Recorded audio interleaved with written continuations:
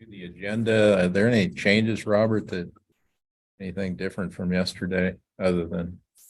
Yeah, we're gonna add in a break and lunch will be provided around 11:20, 11:30. So we'll have a quick break right then and we'll be mindful of the time so that at 12:30, everyone who's attending the memorial service Celebration Live can go see that. If we can get out just a couple minutes early, depending on how the timing goes, we may move someone a little bit later, but we'll be mindful of the time. Also, I passed out new agendas and they have the page numbers. So the first set is the budget book page number and second set is the line item. Thank you. Anything else? All right, let's go ahead and get started with fiscal entities. Dan, you're helping us with that. Thank you. And so we have an hour for fiscal entities here. And there's a lot to cover with the general fund, TRT, general reserve. I'll try to do my best to stay on track, but this also goes through a lot of the budget decisions. So please ask questions and I'll do my best to answer those. So. All right. So the fiscal entities, like I said, is going to be the general fund. We're going to cover the TRT. We're going to cover some general reserve. And then briefly ARPA and PERS fund. We can pretty much think of it as most of our discretionary funds. And also just a note that we did make some changes from the PowerPoint that we had on the agenda. So this is probably the best one to follow. And if you want a hard copy, we can get you one after this presentation. So here's the fiscal year 24 proposed flow of funds. And this is what you would see in the proposed budget. We basically have on the far right there, that general reserve box. That is consolidates the available funds after expenditures from the general fund and TRT, and it uses those funds for debt service on the courthouse, for pay down, for capital maintenance, minimal space additions, and future years operational expenses. And on the left, we have those two funding sources, the general fund, which of course is responsible for operations throughout the county and departments that may need subsidies or facing financial instability. And so the remainder after expenditures from the general fund does flow to the general reserve. And the same is true for a transient room tax, which throughout this presentation will be known as TRT. The transient room tax supports internal operations like the sheriff's, health services, justice court, but it also has paid for external projects, and the remainder after those expenditures flows to the general reserve. And so the general reserve is kind of where we're planning on paying for pay down of the court service debt, if that's the direction that the committee wants to go, or the court service debt, or capital maintenance needs, all those things. Any questions on the flow of fund in the proposed book? So just to be clear, the general reserve is Fund 60. The general reserve is Fund Okay, 60. And I would say that in the proposed, we do have $700,000 of TRT, the remainder of what we project in fiscal year 24 flowing into the general reserve for the purposes of the courthouse. That's similar to the decision that was made in FY 23. But again, that's in the proposed budget, and it's something that can be pulled out, and it is a budgetary decision as we go forward on Thursday. That's 6% of the 7%. This would be the unallocated. So, Yeah, right. It's about 6%. Yeah. Correct.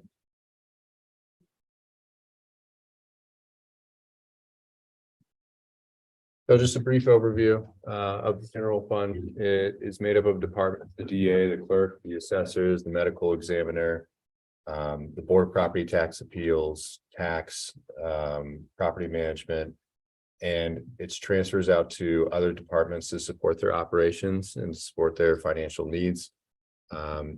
Largest transfers to other departments are health services and community justice, and that's been the case historically as well. They're both at about $6.8 million this year individually. The major source of the general fund revenue is property taxes, and as we kind of spoke about, property taxes are the backbone of kind of the county and be able to support not only the general fund operations but other operations. The general fund also receives smaller grants and some clerk's revenue historically. And the clerk's revenue is down obviously quite a bit, and we've kind of talked about that due to the decrease that we've seen in mortgage applications and things of that nature. Departmental expenditures are the greatest cost to the general fund currently. So Mhm. of the entities that you're listing there, do the property taxes solely cover that, or do you have to supplement that with funding coming from other sources like TRT or? The property taxes would fully cover the entities that are on that top paragraph. However, when you add in the transfers as well, which we typically have about 19 million-ish being transferred to other departments, the property tax wouldn't cover the operations within general fund plus that. So it's hard to say what's covering what. Some of the clerk's revenue covers the clerk, or but we do have state and federal grants that cover for the entire general fund. And then this year, we're going to have $3 million remaining transferring to the general reserve for the courthouse debt. Okay, I would just add to that, this is one of the pieces that we're also looking at in the long-term forecast, because if we don't do something to slow the growth trend in the long-term forecast, the property taxes would not cover the departmental expenses that we have here and our current transfers out. So that's why we're being mindful of the growth in those areas. yeah, that was it, and maybe that would have been a better way to ask the question, but that was where my question was going, was how do we make sure that the county is actually effectively living within its means, and or how is the county giving itself a raise? And we actually have a couple slides dedicated to kind of like long-term forecast where we see that. So the role of the general fund is the chief operating fund for Deschutes County. The general fund revenues are the primary support for operational funds facing short-term financial instability. If the general fund does not have adequate reserves for the county, we can't support our current service levels. We can't support our future debt service, whether it's paid down or more standard. And we can't really support our capital maintenance needs or minimal capital expansion, because that is the role of the general fund, to cover all those things. Historically, the general fund has been the one to cover all those things. Insufficient general funds means expenditures are greater than revenue, and the county would need to make operational or make some kind of cuts to balance the budget at that point in time. For these reasons, the general fund is the cornerstone of Deschutes County finances.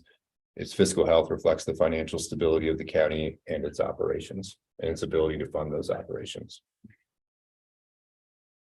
So briefly, let's go over some of the revenues here for the general fund. The vast majority of the funding is from property tax. 4.9% budgeted assessed value, as we talked about, is lower than the historical 5.5%. So there is some resource pressure on us this year. Again, we think that's probably due to inflation, higher interest rates, less building, less permitting. We have the charges for services, and those are primarily the clerk's charges, and those are budgeted to be about $1 million less than fiscal year 23. And again, that's related to less permitting, less mortgages. State grants are budgeted down $500K from fiscal year 23. That's related to the assessor's office. And in general, as I was saying, we just gonna have multiple pressures on our general fund resources, including, of course, the courthouse expansion. Any questions on the revenues? On the expenditure side of things, personnel services increased 8% year over year, which is to be expected. You know, we had the 5% steps for some folks. We have the bargaining unit maximums for COLAs plus PERS. And that's just kind of what we're dealing with inflation. I would say that it's good for the board to know that an 8% across the county on, you know, 168 million is pushing, I believe, around a $12 million increase year over year. And so that's a substantial increase that we're seeing. This is just for the general fund, but when we do have back-to-back inflationary years like that, you can see how it just kind of pulls from our beginning working capital, and it's hard to see it until we look at those macro numbers there. Our budgeted transfers out to the general fund reserve. So this is the remainder that's being transferred out is $3.2 million currently. That's, in the proposed budget, we don't have the increase in the tax levy. That would go up to roughly 4.4 million should that vote be carried. But this is approximately 3 million less than forecasted in fiscal year 23. And I want to point this out because last year was when we started our long-term forecast. And looking at historicals, we look at the 6 or 7 years prior, and it didn't pick up all the inflation that we've been seeing. It had the clerk's revenue kind of being reestablished at a prior baseline. And so going into last year, I think we stood here and we said, okay, we're looking at some financial changes, and now we're really seeing those. And one of the evidences of those is that forecast, which was pretty conservative, ended up being $3 million less than expected. And again, it is because of that decline in assessed value growth. It's because of the state grants being down in the assessors, the $1 million down in the clerk, and of course, inflation. And frankly, we saw higher budgeted or actuals to budget. Our models are based on actuals to budget. A lot of these departments have maybe fill up 95% of their budget, typically with actuals. And this year with inflation, we are seeing those numbers get a little bit closer. So there's less being carried over. And so that's just something to note. So we've kind of been over these, and we'll continue to kind of talk about in the short-term fiscal issues are the inflation, our wage growth, and our operational growth.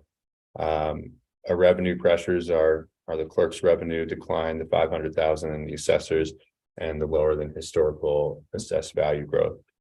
Long-term fiscal issues, our compensation philosophy, it's amazing. It's how we retain and how we get the most talented employees, but it's also it also costs us. There's a cost to having a compensation philosophy that's this good.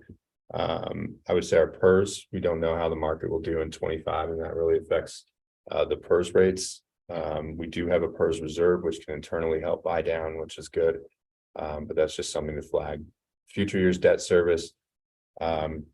That's the courthouse and its debt cost is really, as we've seen through the long-term forecast, pulling funds from across the county to be able to pay for that.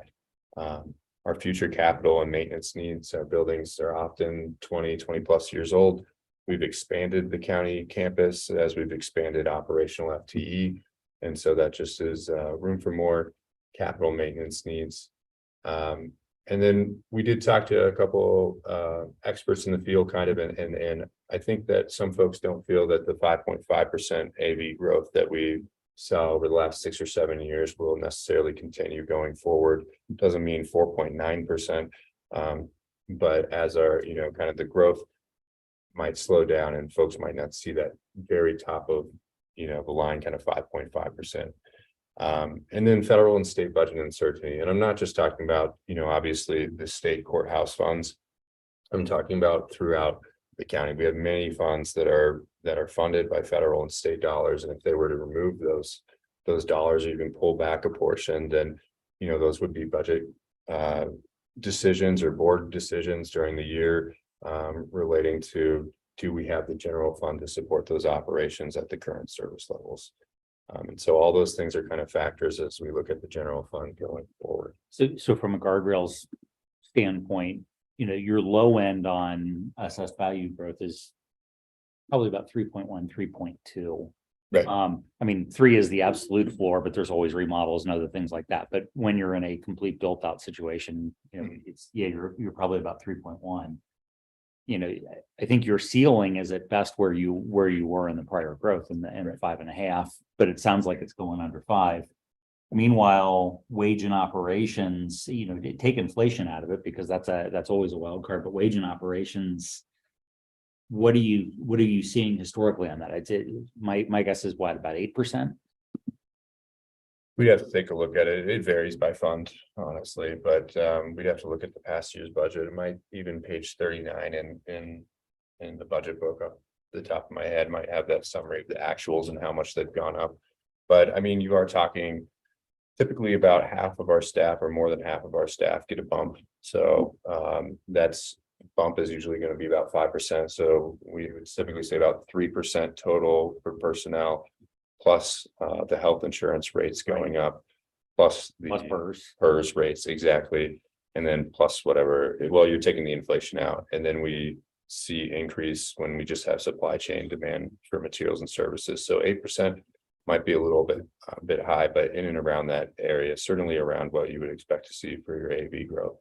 But the reality is that we can't really take COLA out because we have bargaining union minimums too. Right. And when you add that on top of it, we surely go over usually the revenue increases. The relationship isn't this simple, but I mean, another thing we need to think about is if there's less new people moving here, that reduces our AV growth rate, but it also theoretically means that expansion of staffing, expansion of services may not need to be as fast either, right? You know, like new staff that we add, new services that we add is not, you know, only dependent on the growth of the population, but it is in part dependent on the growth of the population. So, Well, I'm going to say, because Dan, I never did get you those numbers because I couldn't find my chicken scratch from last year. Oh, you're But the rate of county employees per population has been relatively steady, if I remember from the last discussion we had. I don't know whether you ever had a chance to pull that together, but Mhm. if not, I'll go search through my books again tonight. But so you're not necessarily increasing a lot of services. I think the county's been very responsible in terms of containing headcount on this. But your wage and operation growth still needs to be able to scale to the services that you have. And I mean, I'm just making the comment that you're pointing to a curve where you're gonna force a crossover. Because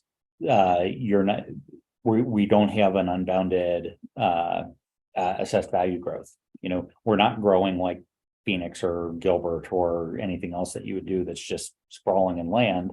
We've got an urban growth container, and we're building more and more within that container. So there are things that you can potentially do to go move that growth boundary, but even then you're going to be doing it in fits, and you're still going to be driving a crossover in this space. I mean, am I off on this? No, I mean, I would argue that there's a fair bit of room to grow. I mean, we have in the latest housing, you know, the buildable lands inventory, there were thousands of buildable lots in the unincorporated county. And we have massive amounts of land in the Redmond UGB, in the LaPine UGB. It's not land supply constraints that are slowing the growth down. There is a lot of land to grow as fast as demand, desirability of this community drives it. It's not Phoenix, Well, that's But- it. I mean, but okay. but I guess what I'm saying is, slowing growth rates doesn't mean stopped growth. And not being at 5.5 growth in assessed value, it's not the end of the world. But I agree with you. We need to figure out how to right size our expectations about revenue and then live within that. And I'm not entirely sure that, okay, I won't say that yet. I'll save that for another day. You do have options a lot of the calculations and that the long-term financial forecast, the one thing that I was thinking that I saw in there was, it was really assuming that the assessed value continues on the trajectory that it does. So if you can find a way to accelerate the way that houses are going or drive that in, the desirability of living here is limited by potentially house prices. But That's true. there's still a desirability for living here. So you can change that AV line. It's just that there's no projections that say that it is changing. And I haven't seen any effort by the county from a policy perspective in terms of changing that curve. So that's the only comment I'm doing. I'm not complaining. I'm just making the comment of if you live with the curve, you've got a crossover coming and you have to address it. The earlier you address it, in terms of trying to drive some of the different entry numbers and exit numbers, is to your benefit. But maxing out rates, and you might hear this a lot today because we're talking about things. Maxing out rates might be the only way that you get serious, but you're being lazy until you max, or you're being lazy by not trying to solve the problem before you max out the rates. Sorry, that was long-winded and a little disjointed. I agree. I mean, that. With my last statement or with I that? think, well, I agree that we need to do everything we can before we max out rates. I mean, I will have a lot of questions for the sheriff's office today. Well, I would say the same thing about the county property tax rates. Yeah, except that the county property tax rates were reduced 6 years ago in a fiscally short-sighted maneuver. And it gave the county an opportunity to get serious in some ways, and in some ways it did. And I'll make that comment in terms of the health department. And, I and don't- we're arriving at this moment It's- with nothing in capital reserves to throw at the courthouse expansion project, and we're going to have to borrow money at a rate of $600,000 of interest payments per $1 million borrowed. That is not looking ahead, and that is not doing business in a smart way. My family doesn't do that. I'm going to buy a house. I know we'll go into it with almost nothing to put down as a down payment. I want to buy a car, same thing. I mean, you don't do that. I have a question on that. Given the federal and state budget uncertainty and the fund forecast, the general fund forecast, is the courthouse like a done deal? Like, is there a way to postpone it or to relook at the time frame? Or when, supply chains and making everything cheaper? I don't know if that's a policy decision that's already been made, or if it's something that the Board of County Commissioners would look at, postponing till a later date. Or if we couldn't get the 25 million from the state, or I don't know if that's something we want to discuss here, but I just thought it may help if that wasn't on the plate of the county at this time. So I support proceeding with the courthouse at this time. I think we're talking about $10 million up front, aren't we? Possibly. I'm scraping together $10 million. It's 40 and then it's 65 with the debt. Well, but $10 service. million is 25% of a project. Right. In hand right now. And I would, With the choices we need to make this week. Legislature is going to do something, hopefully we'll see where that goes. There's a commitment to, I support, getting courtrooms for the new judges, have an elbow room for the deputy district attorneys, because there's some people with stand-up desks in a closet over there, literally. And we're in that growth time. We've taken on some big steps with the North County campus in Redmond. So we're spending capital and growing right now. This is that next step. And it's just time to do it. So I wouldn't think of, let's just delay it. That's not where I'm at this point in time. It is a little bit unknown, as we've taken a step 1, 2, 3 out into the future here, we don't know exactly what's going to happen. But we have, it's great that we're looking at the long-term forecast. We took time very specifically a couple of weeks ago and say, okay, lines crossing 10 years from now. Okay, let's not do that, right? That's what we don't want to do. So we have time to work through this process. and I would Thank you. just, I did want to just ask the question because I know it's 65 and then if there's cost overruns, so I did want to just ask the question. Although, just to follow up on that briefly, the 10 million buy down is something I know we're going to discuss, but you're taking a lot of other stuff off the table and focusing on one goal by purely going on that. So, I think there's some discussion that needs to be done around how much of that buy down is, and we'll get to that at some point. I recognize that. Sorry, Patty, go ahead. I was gonna say, I think we spent probably close to 12 million. I know it was at least 11 on the north campus, buying those couple buildings up there. Like, and they're not even ready yet, and they were remodels. So, and you know how remodeling goes, it's extremely expensive. But the other thing is, some construction costs are actually going down now. And the slower we get ready for those bids, I think we're gonna be in a better shape. I've heard from people in the industry, and they're like, don't be in such a rush to get your costs, to get your bids in, because things are decreasing. We see that with a lot of bids that the road department puts out. A lot of them have come in better than what we could have imagined.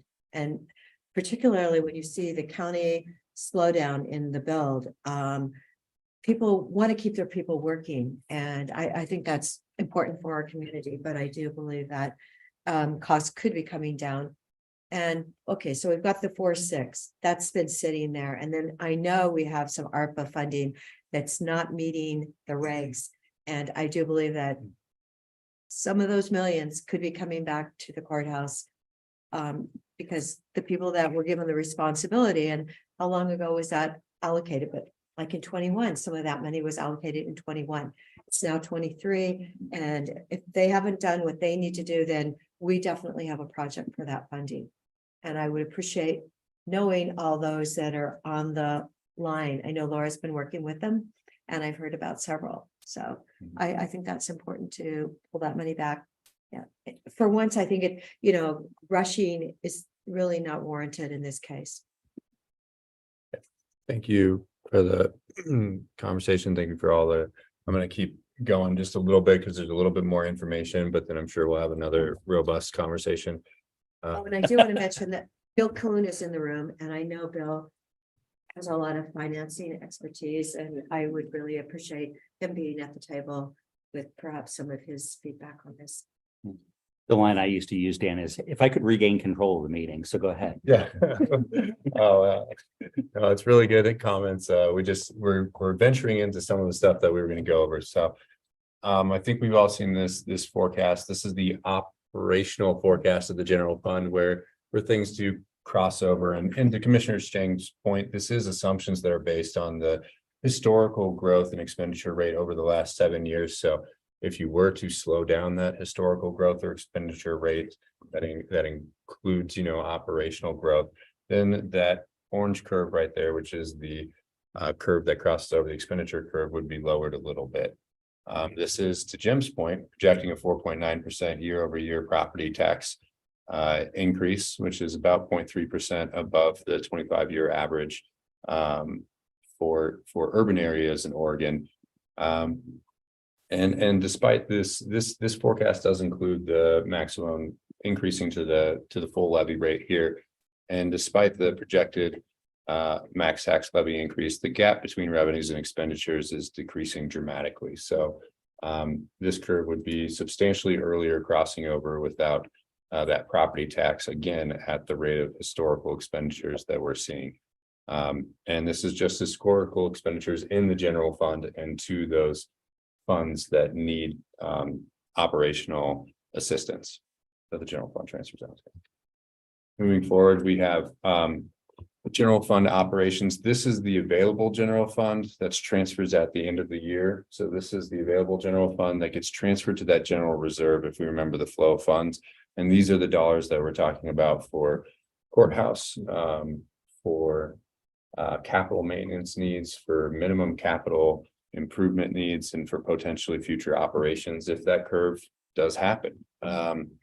And so this represents the revenue over expenditures in the general fund. It is transferred to 060.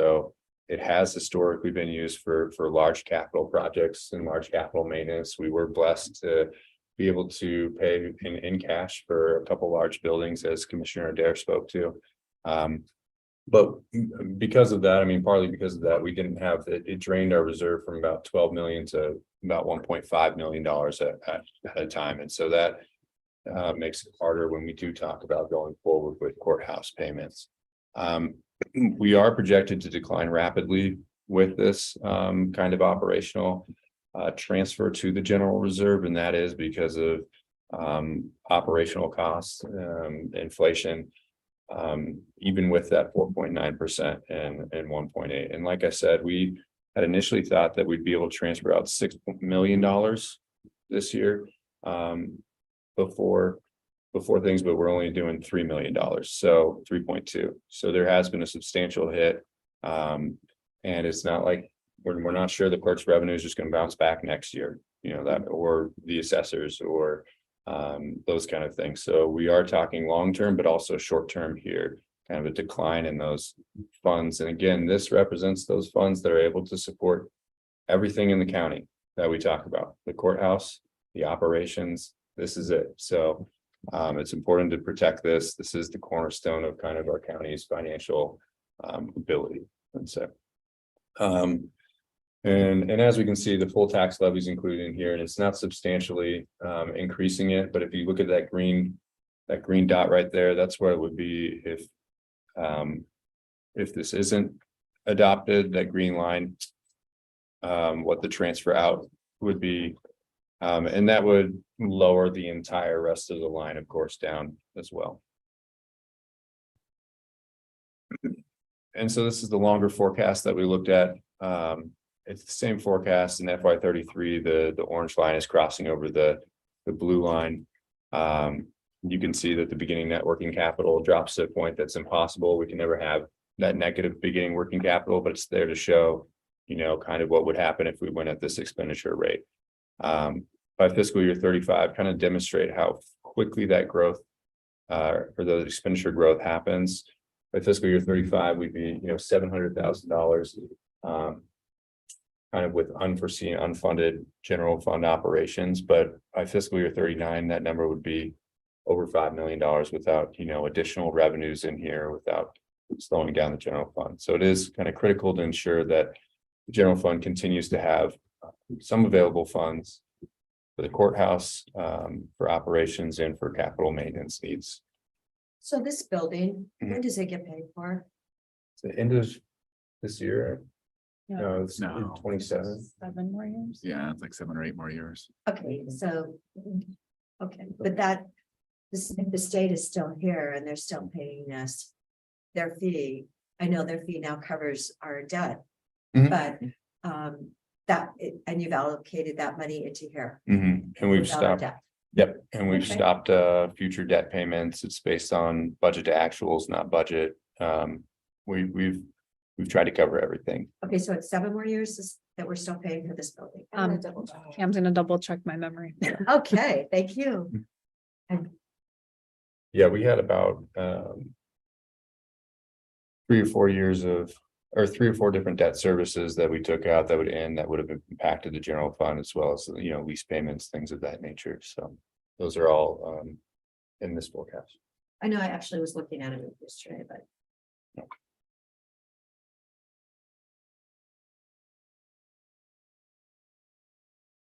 So the districts, this building was the one we refinanced. It was a 2012 series. We financed it last year, or in 2021. And so the new maturity is 2032. 9 more years. Did you refinance it to get a lower interest rate? We saved a whole bunch of money on interest, wasn't it? $1 million. It was, yeah. It was huge. And I would just say that on this graph here, as the expenditures in the general fund go over the revenues, the you know, at that point in time, then there isn't the funds to support other operations. Any questions or? At some point, I would love to go back to the slide where you reviewed which departments are most dependent on the general fund, because where, you know, if one of the things that people are interested in is you know, tightening up on certain departments, it's important to actually understand which ones are the ones that we need to be looking at. I mean, Jim threw out health services and When health services is one, and community justice, and it was one of the big ones. Health services is you know, I think driving some responsible decisions in, at least in terms of the start, stop, continue methodology. I'm not gonna hold them up as the, you know, as the solution. I mean, it's really important to understand that health services consumes, a significant amount of general fund, but $6 or $7 million. But relative to the overall size, budget of that department, the general fund contribution is tiny. Health services, I mean, and we can talk about it during health services, but health services is effectively returning as much money to the general fund this year as they're drawing from the general fund based on the reserve thing. I mean, or at least it's close. They're returning about $1 million. And they're drawing about 1.7 or Are you 8. talking, you're talking about behavioral health? Yeah. As separate from public health, right? Yeah, they're keeping the match funds, right? Because that's a requirement. Yeah, so I mean, there's there's some responsive. I think some of the organizations are being relatively responsible in terms of what they're doing. The encouragement that that I will hopefully be offering to the other ones is to do the same. Obviously, it's up to the commission and the administration to then drive that policy. As far as I can tell, we're not actually coming back to health services this week. Yeah, we are. I don't see it on the agenda.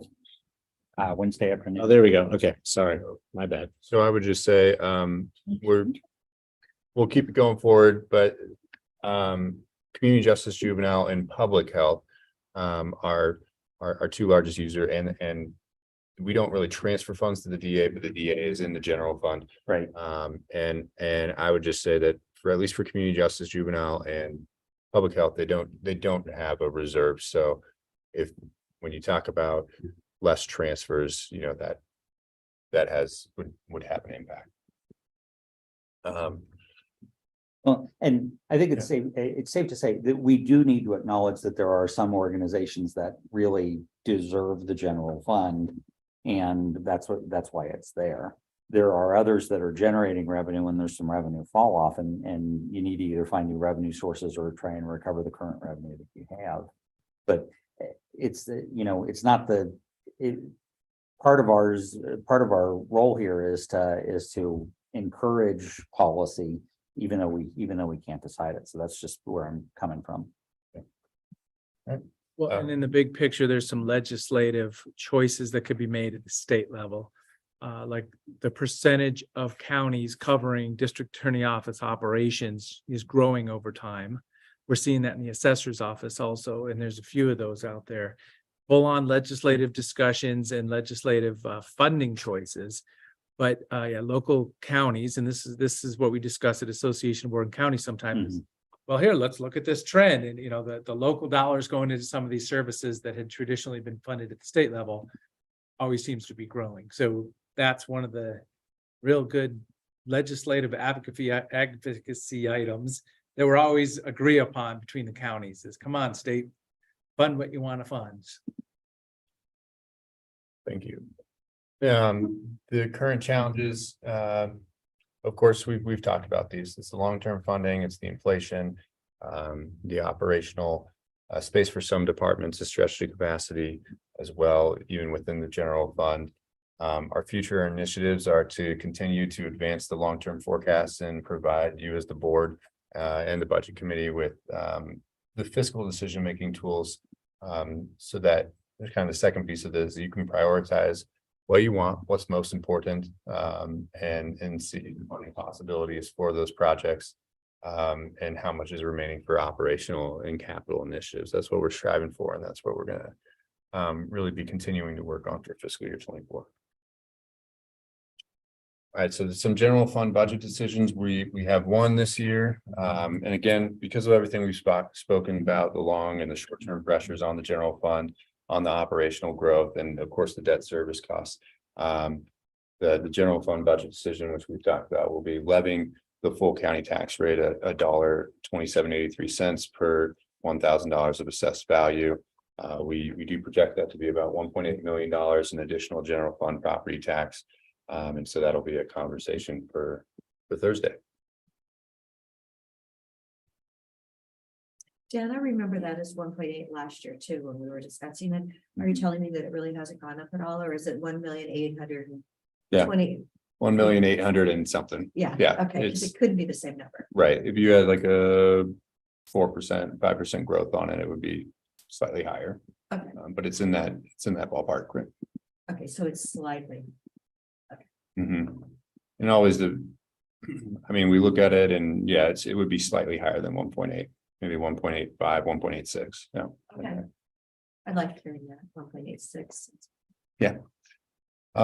Quick overview of the transient room tax. The transient room tax predominantly funds tourism promotion facilities and the provision of general government services. It's highly variable. It is difficult to forecast, as we've discussed. We have a 6%, of which 20% goes to Visit Central Oregon, 80% is unallocated and used for internal operations, and has also been used to fund Sun River, Mount Bachelor, and the Shoots Trail Coalition, and some community projects there. In 1988, we did a new 1%, which is fully allocated to Visit Central Oregon for their marketing and tourism efforts. And then we did the new 1% for the Fair and Expo. At least 70% of that is allocated to marketing and tourism for the Fair and Expo. They are an enterprise fund. So that's really helpful. And then 30% is unallocated, historically used to support the Fair and Expo capital maintenance requirements. And you can ask Jeff about that, but their buildings are, over 20 years old, and that's what they've been saving for. And that'll be a budget decision that we'll talk about in a bit here.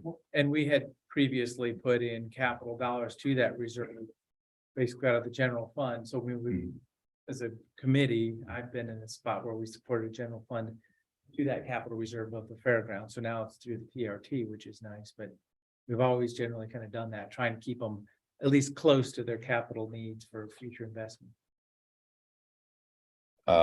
Right, and so, yeah, and I'm sure Jeff can speak to that more as well. The transient room tax forecast, this assumes a 2.5% revenue and expenditure growth, and it's difficult to forecast. That's our best kind of guess at this point. We have unallocated internal operations to health services. The sheriff's office receives the largest of those, of about 3.6 million, and justice court, and administrative costs as well. TRT does not cover debt in the early years. That's that little green bar right there. And so it would need to come from the general reserve, which is worth noting. In the future years, when TRT would cover the debt cost, the general reserve is projected to not be able to cover capital needs, capital maintenance, or operations. So they kind of cross over at the wrong times in some way. And then I would just say, I would just say that it's important to note that when the general fund is forecasted at the current historical expenditure rate to not be able to cover itself, that's right about when TRT is forecasted to have enough money to start, definitely funding the debt every year and having some remainder. When we look at the available funds forecast, which we've talked about, in the past, we know that when we look at all the available funds and we add it up, it crosses over. TRT and general fund don't have enough to cover the debt service, at least through the standard issuance. Another big picture historical item, general obligation bonds for capital. We're not even talking about that, so a school system, a library system, a fire district, when they need to buy the next rig or whatever, they go out to the voters, and we're not even talking about that. So we're still in a very positive situation relative to our capital needs over the long run. The fairgrounds was 20-something years ago, and that's fully paid off. Remember about 2006, we voted on a huge jail public safety campus expansion, which failed, which is probably good because Multnomah County built their big jail facility, never even opened it. So, I mean, the voters' choice at the time was just the right thing. So, jail populations just switched gears right after that. So, we should be celebrating that we're not thinking, how many tens of millions of dollars do we need to ask the voters for a capital, general obligation bond? We're not even talking about that. So it's a wonderful position to be in, and we do have plan B, C, or D out there if we ever had to. Well, one of the big concerns is that the sheriff's office is planning to do its major remodel of the jail, going out for a general obligation bond. I have grave concerns that will fail when they try to run that. And I actually think that the courthouse expansion might have been a better one to go out for the general obligation bond. Not that, that's talking about mixing sheriff's office districts and our general fund district, but just, in terms of large capital projects that need to get done, that there will be a significant general obligation bond proposal to the voters that is for facilities that we really need and which may not be very successful. So, Well, and as an elected commissioner, the justification we put out there, we'll all agree or disagree that it's time for it, and that'll be a community conversation when it comes around. yeah, but if we had thought about running the courthouse as a general obligation bond, I'd be in a different position to be able to help when that jail remodel comes up. Well, the simple comment on the TRT is that you have a fair amount of it obligated, which is fine, except then you're looking at it as the single opportunity to go do a bunch of other things. And that's not just in this room. I'm sure that you're aware that there are plenty of places that are saying, oh, but you've got all this TRT and we make all this TRT for you, yada, yada. It's not really unallocated. There's very little that you actually have in terms of free with that. So that drives the conversation of, do you find some way to be able to drive more TRT, and maybe there's some votes that you could do on that, or do you start to rethink how you're spending some of the TRT as is? And those are much harder conversations. I mean, obviously this afternoon, we're going to talk about, operational capability that that law enforcement has in the county, and what we need to do to respond to that. We taught, or at least you heard, a week ago, in terms of, how to be able to draw travel and tourism, and the necessities that organization felt that it needed. You have to decide whether that's what you're doing is sufficient, whether what we're doing with this is too sufficient, or whether we just don't have room with this with this fund. Yeah, no, I mean, I have to say that I think we should be prepared for a scenario where TRT flatlines, rather than growing at a 2%, 2.5%, or whatever assumption. 2.5 is we pretty use. flat. I think that, in my opinion, the seasons that people want to come here, we are pretty saturated. The seasons that people don't want to come here, we can do all the marketing we want, but to some degree, you can only push a string so far. The seasons when people want to come here, we are saturated. I mean, you cannot find a little patch of the river, a chunk of beautiful trail, or anything else where there's not throngs of other people. So Then maybe you could save on some marketing dollars.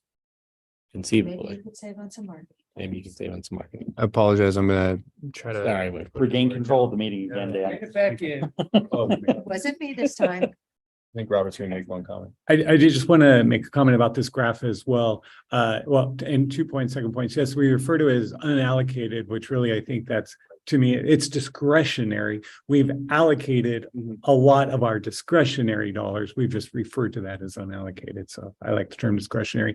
Anyway, this forecast does not include the budget decision package that the sheriff's office may ask for about increasing the TRT. This forecast does not include that. It also does not include the most recent current year negative balance, or forecast revenue in this year. So I think that still kept assuming we were going to reach a higher revenue forecast than what we're going to end up this year. So it's a great representation, but it's probably a more conservative than where we'll end up with actuals. Thank you, Robert. And so I'm going to breeze through this. The TRT issues continue to be inflationary increases in operational costs. Future expenses, we have budgeted through fiscal year 25. And as Commissioner Chang and Robert have pointed out, if TRT was to decline, we would have a negative. The reserve would not be able to cover what's in TRT, wouldn't be able to cover what we've already obligated to Sun River. And so in that case, we would have to spend general reserve because we have no other funds. At least for 1 year, maybe TRT could pay it back in the future, but we would have to pay with that with general reserve dollars. Should that happen. Revenue pressures down over 8% over the last quarter. In April, we were down 31%. Again, I think we heard from Visit Central Oregon. April's not exactly the time when a lot of people are coming, but some of our projections, at least the 12.6 million that we projected, are based off of the downturn, kind of a moderate downturn in the last quarter. I'm just being kind of conservative there. Long-term fiscal issues, as we've talked about, it's difficult to forecast. And the fund is not able to support the debt service as well as capital maintenance needs with the revenues that we have now and with the historical expenditure rate that we're looking at. So there are some TRT operational budget decisions. The sheriff's office is requesting a $500,000 increase in TRT in fiscal year 24. That moved them from about $3.6 million to about $4.1 million to support ongoing operations. And as we know, they'll be presenting later, so you can ask them questions exactly on what that's going towards. Additional TRT budget decisions focused on allocation of funds in the courthouse buy down specifically, where debt service will be presented at the end of the general reserve presentation. So we're actually cruising that direction right now. Again, this slide right here is the FY24 proposed flow of funds. Again, I just want to reiterate, general funds that are remaining go to the general reserve. TRT that's remaining in 23, there was a decision to go to the general reserve, and right now in 24 we have estimated 700,000 going to the general reserve for the purposes of court pay down, operational expenses, capital needs. So now we're going to cover the general reserve. And this is really important. This reserve is 060. It's the county's reserve, and it's funded by the remaining revenues and expenditures in the general fund and TRT. The general fund is an aggregation of the general reserve of the vast majority of the county's available funds, and it represents our ability to maintain current services as well as capital needs and debt service. Fund 060, the general reserve, will fund the debt service on the courthouse expansion, whatever that debt service may be, by potentially accumulating remaining flexible resources from across the county. These are discretionary resources that would be the general fund, TRT, the LATCF funds, the LACTIV funds, which Commissioner Dare spoke to, that's $4.6 million. Potentially ARPA interest or returned ARPA funds and payment in lieu of taxes or PILT. And those are going to be the FY24 budget decisions, which this committee will be focusing on to allocate those different funding sources to the reserve for the courthouse debt service options. And let's talk about the reserve budget real quick and just kind of what's made up of the reserve. Currently, there's about $9 million total in the reserve. That blue at the bottom is $1.5 million. That's what our general fund was at proposed budget last year. Essentially, we had gone from 12 million to 1.5. And there was a decision, as this fund is responsible for covering the capital maintenance needs of the county, the operations as well. There was a decision made in conjunction with the courthouse that orange bar would be transferred as well. And that was $3.5 million of unallocated TRT, which then bumped our general reserve up to a manageable level of about $5 million. This year, that gray bar is the 3.2 million we have transferred into from the general fund this year. Again, we expected that to be closer to 6. It's not. And then the 700,000 is the FY24 proposed TRT. So that's how we're coming up with the 9 million total that's in the general reserve right now. I think we can move on from there. Again, I recommend you look at the long-term forecast. If you have questions about the long-term forecast or assumptions, please reach out to me. But again, when we look at the available the cumulative overlay of revenues and expenditures. And we think about it from a historical expenditure. We think about all of our debt needs, all of our minimum capital maintenance and capital needs. Out in fiscal year 38, if we were to do the standard debt, those expenditures would cross over all of our revenues, and that includes TRT, general fund, and in this draft, but not in the proposed budget, is the LATCF, $4.6 million. So that'll be a budget decision as well. And I think it's important that this is not the same graph as the general fund operations graph, which we see crossing over in 33, and the orange line here, the expenditures line, does not include those expenditures. You know, if it did, then in fiscal year 39, the year after it crosses over, if we recall from the general fund presentation, there'd be a $5 million gap potentially. So without other revenue sources or a decrease in operational growth, debt and capital needs are not met in the standard around fiscal year 34. We've gone over a lot of these general reserve fiscal issues. They're the same fiscal reserve issues that we're facing, you know, throughout the rest of the county. So I'm not going to go into too much depth with that given our time. But we do face some budget decisions here. So these are where the vast majority of the budget decisions are going to concentrate. Due to the forecast projecting the county cannot continue at the historical rate of expenditure and support future operations, courthouse, debt service, minimal maintenance, as we've talked to, and space needs, the budget committee may consider the following budget decisions. First would be the pay down of the courthouse expansion debt service. I'm just going to go over some of the financial savings there. Paying more upfront for the courthouse saves the county money in the long term. The county can save approximately $6.2 million in interest costs if we pay down the debt service by $10 million in fiscal year 24. And that's over a 20-year period. Correct. However, even if we did the 10 million with where we're at right now without state funding, it would still fail to meet the debt service obligation in fiscal year 42, which is 4 years longer than if we didn't do any buy down at all, right? But that's a consideration. So we will be asking for a directional decision. We needed to confirm that we'd like to go forward and go through the rest of the budget decisions and consider those for pay down. What I mean by a directional decision is it's not a specific dollar amount decision, because we don't have the state funding yet. And as a finance team, I don't think we can give you guys the optimal spend down and the optimal amount to leave the operational reserve with until we know exactly if there's state funding. So it'd be a directional decision that confirms, yes, there's financial savings. Yes, we'd like to go forward with this.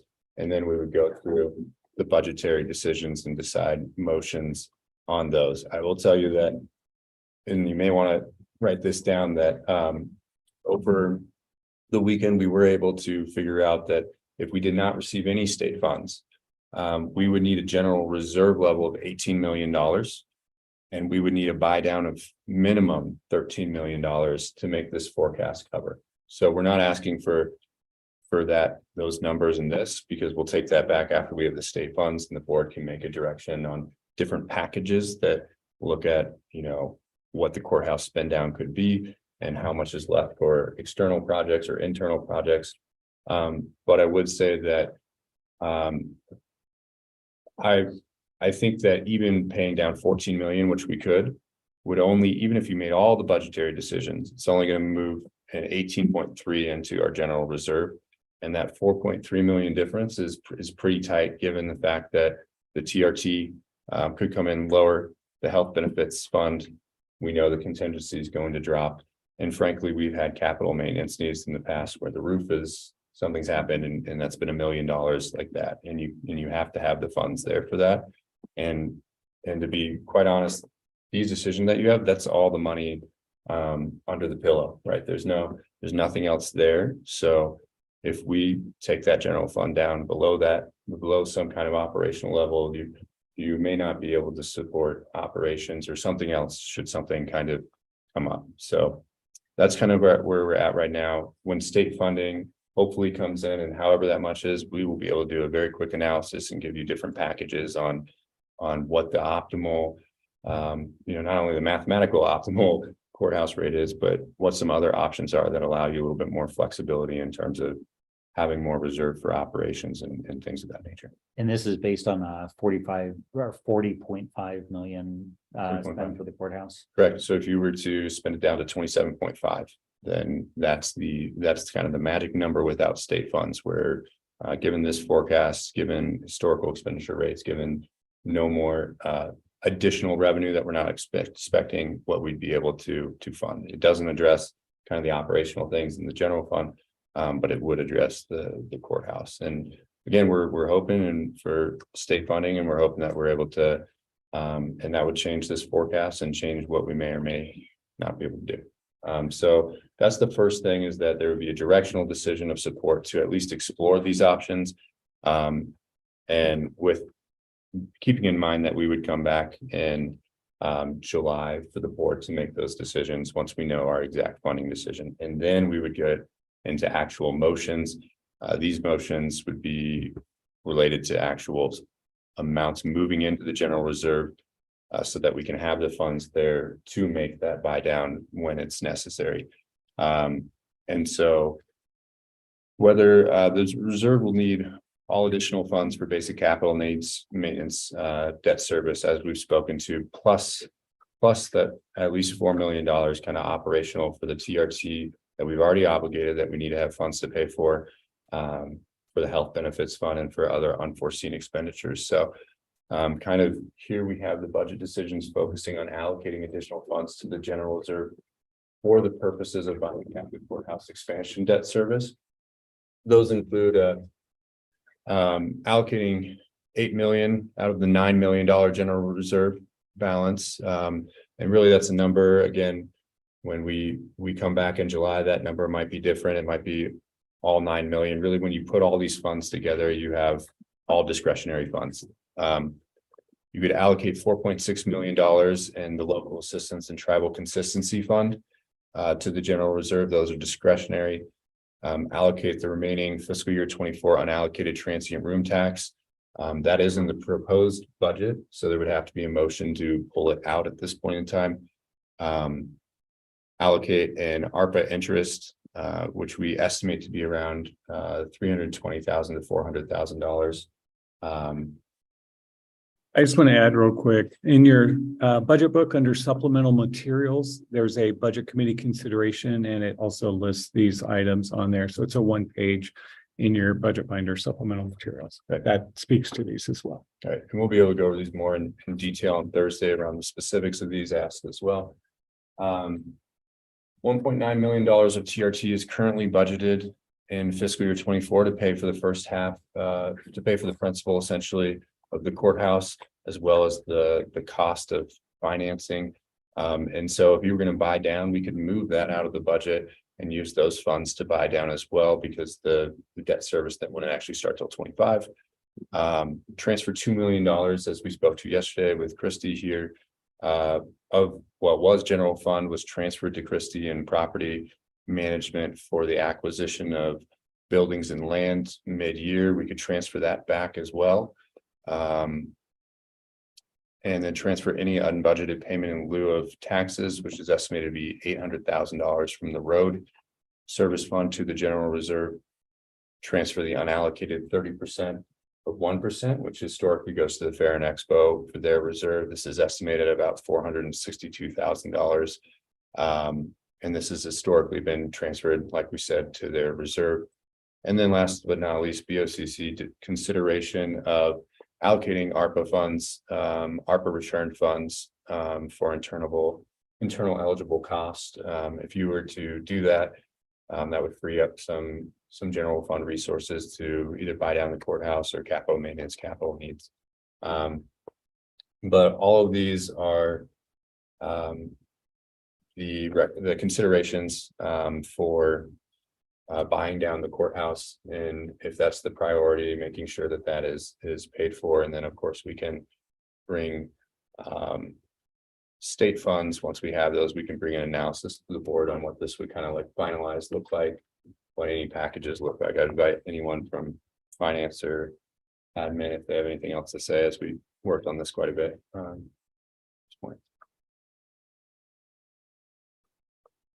Covered it pretty well, I guess. So if you make those decisions from a budget standpoint, and you do get funding from elsewhere, or you do find a tenant to help supplement the courthouse or any other variety of things, you've already made those decisions and you can't unwind those. Is that a fair statement? You could certainly, I mean, if we received a ton of money from the state funds or something, then those money, all of this money is discretionary, right? And that's the key link between this. The TRT, the ARPA, the general fund is all discretionary. So in this case, the board with our packages, we could certainly have different packages that say, hey, we know we're getting this amount of money. Would you like to return this? Or the board as a body can make any choice they want to use those discretionary funds to fund internally, externally, or to fund what they were originally used for in the past. So it's not like because it goes to the general reserve, it can't be moved back technically because those are discretionary funds.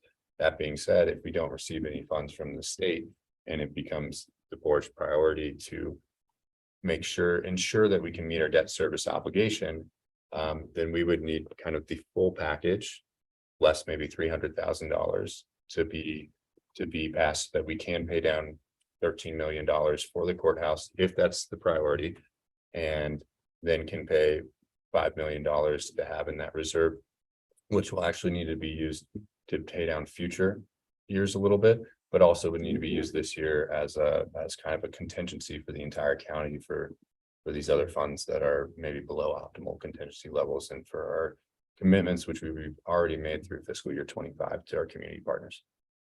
My concern is and I understand why you need to, throw everything at that single option, but then you're removing a bunch of other options from the table, including some organizations that have done a pretty reasonable job, like Fairgrounds, in terms of their own planning. Now you're starting to say, well, okay, thanks for planning, but we need some of that cash anyway. Yeah, there's an That's opportunity. that's painful for them to hear, and it's actually punishing them for good behavior. It's that, it's neither a good thing or a bad thing. It's a thing, but that's not very motivational to an organization to plan well. I think there's an opportunity cost to every decision in here, and that's the board's and the budget committee's direction. How would you like to vote in that? Because if the priority is the courthouse, and that's the priority, I wouldn't say it's punishment. It's just that we need to siphon funds to pay for the courthouse, if that's the priority. If that's not the priority, then the funds remain where they are, and that's really a board decision and a budget committee decision. And I don't know if you want to speak more to that, Robert. Yeah, I'll just, sorry, I Commissioner. could Chang. also just say, doing planning with a specific fund source in mind, and then having that fund source fall through doesn't mean your planning is wasted, because there are often other opportunities that present themselves. There's been a bunch of other counties who've been lobbying for capital dollars for their fairgrounds this year, and I haven't felt like we needed to be part of that group, because Fair and Expo was telling me, oh, well, this bill passes, it'd be good for them. It's not so meaningful for us, but it's good for them. But we can redouble efforts on that, and add to the coalition next year to get state funding for certain capital projects for the fairground. So doing that planning and having the first source of funding that you were thinking of fall through, it's not wasted effort. And I mean, I didn't say it was wasted effort. I just said it's demotivating to have a direction and then be told, okay, again, because I've spent budgets in the past, and I've done it to people in the past. It's helpful to try and give some consistent guidance again, and that's the responsibility of this committee, is to make sure that we're giving consistent guidance rather than changing our minds, based on legitimate but immediate need. Jim, I would just say that as a finance, we want to be flexible. And when it goes back to the priority list that we're talking about, if things change, if we receive way more funding, we are planning on coming to the board. In the past, we've kind of had disparate people come at different times, and there's not always a full list of priorities and how much funding is remaining. And I think going forward in fiscal year 24, we really want to have that full priority list. And that would include, funding the fair's reserve capital. And then you could get that clear direction. These are the board's priorities, and this is how much money is remaining after those priorities. Can we fund those things? So we want it to be a transparent, open process where whereby we can give that information so that if there was an influx of cash, then discretionary cash, then the board can say, yeah, let's move it back to the fair. Let's move it to, wherever, public safety campus, we have adult parole and probation, CDD, we have operational needs that we'll have in the future as well. And so it is for that flexibility. These are just saying that it's the number one priority right now, or the top priority is to find a way to make sure that we can meet our debt service obligation. This is how it would be accomplished. We're a little bit over time on this subject, so I know we'll be winding down to move on, but I just want to add a couple comments as well. As you all know, it was a priority of the board. It is a priority of the board right now for the courthouse. So this budget does reflect the courthouse payments. And again, until we know, we have to assume that there is no state funding until we actually receive it. And so after we receive, just as Dan mentioned, after we receive state funding, but it's after the budget's already adopted, right? Then we'll come back to the board at that time and we can revisit some of this imbalance. What's our reserve versus what can we pay for this? And as far as other departments, as far as contributing from the general fund, we also have to remember there are different economic cycles or different business cycles for some of the other departments. Our ebb and flow of finances isn't always at the same level, where maybe the fairground may be up one year and down another year, but that may be different than health services that may get state funding one year and down another year, right? They're not always in direct correlation there too. So as those business cycles change, also the funding need from the general fund changes for those as well. And so I just want to reiterate that too. I'm going to cruise through the rest of this because, David Doyle's here and we have community justice outside and they have some really important presentations here. So this was the flow of funds.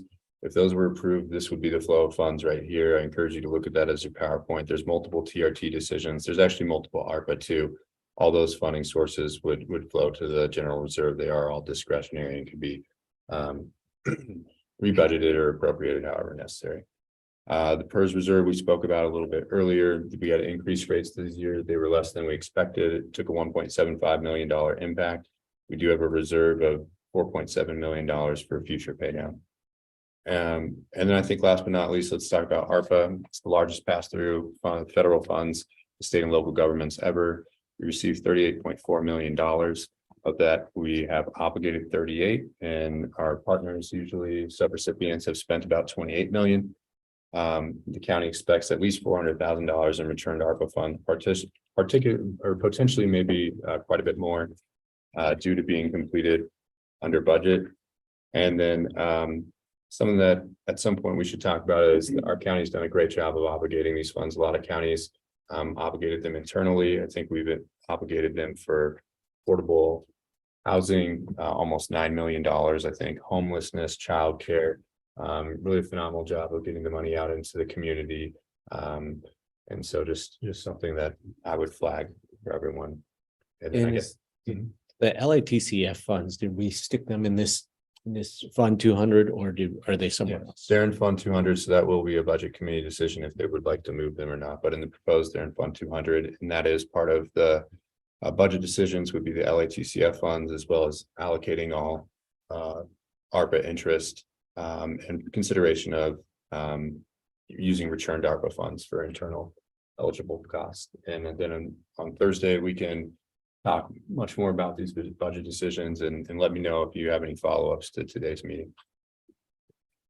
Thank you so much for defining the options, right? I mean, there's a lot of variables in there, but A lot of variables.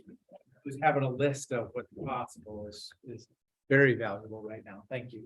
I mean, I'd also just like to say, I mean, to go to Jim's point, there was a lot of opportunity cost up on that, those couple of pages. And we are in a position where we really need that courthouse, and we have, that's everything that's under every seat cushion on the couch, right? Which concerns me, but yeah. And that is the position that we're in, that we searched every little nook and cranny of the couch under the cushions. That's what we came up with. And that's, if we want to make a down payment on our courthouse, that is where we're at. That's what we have to do. Just going back to, and I know Dave's got to come up, but just going back to your analogy in terms of, you want to make sure that you're saving appropriately to buy a house. You also want to make sure that you're not throwing everything into the down payment and not having any type of contingency if the air conditioner breaks. Well, So- if we had saved appropriately for the house, we wouldn't. Well, We okay, wouldn't have to, but that's the That's- position we're in. that's the past. That's what we got to deal with. Yeah, I think we're well aware of that theme. So Dave, come on up.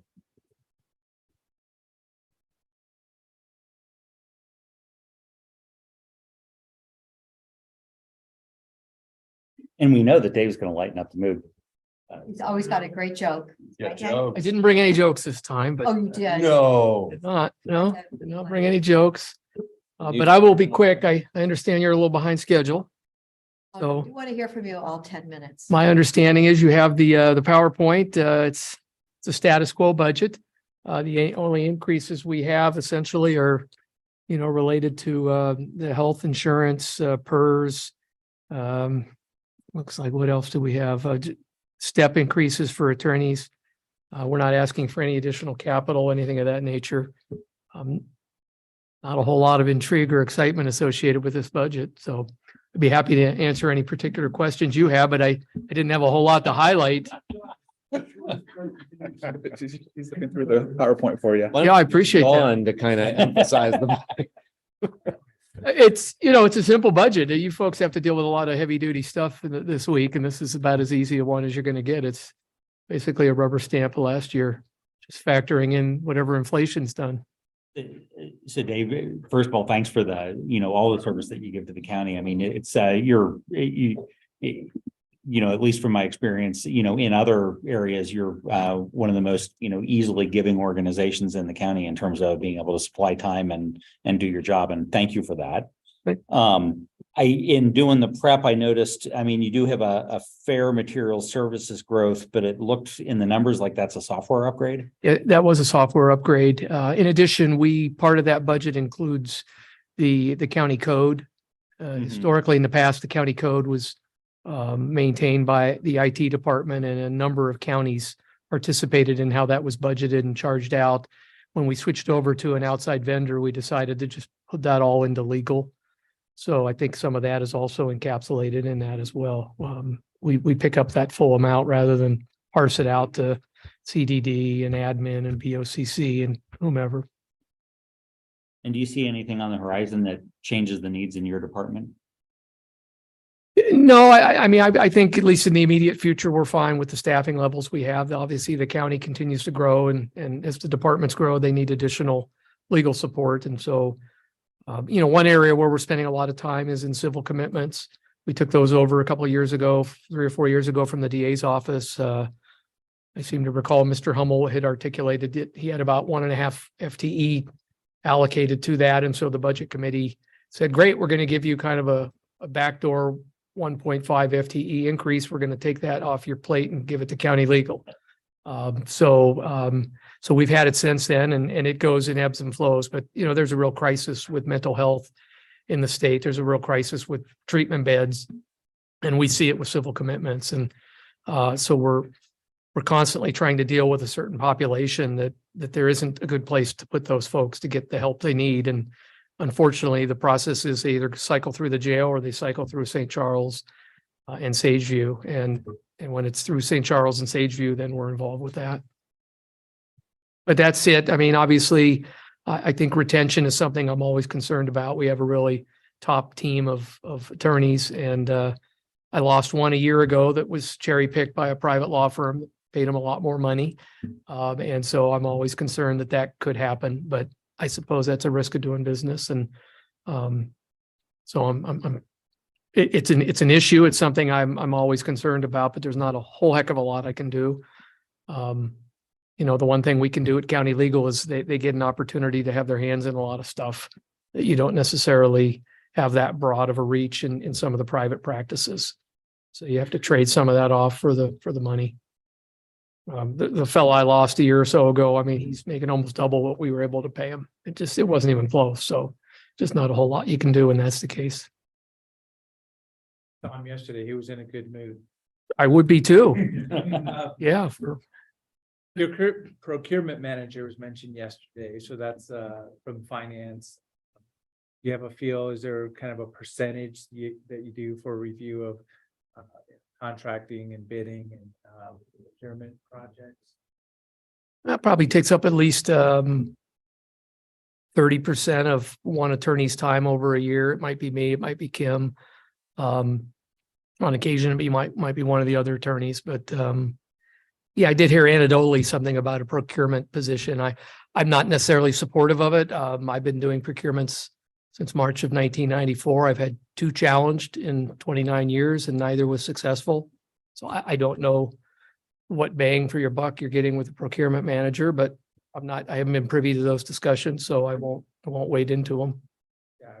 Yeah, I didn't think we'd go there, but I mean, it's just the option of kind of optimizing the system and it was justified that it generally could pay for itself just in really looking at the big picture, but. Yeah, like I say, I can't speak to that.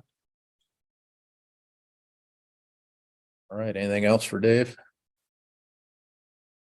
All right, Dave, thank you, sir. Thanks, folks. Before we get to community, Jessica, we take a 5-minute break? Yes. Thank you. Thank you. Thanks, Bruce. I will say that. We'll have to go out the door as fast as possible. And, you know, you know,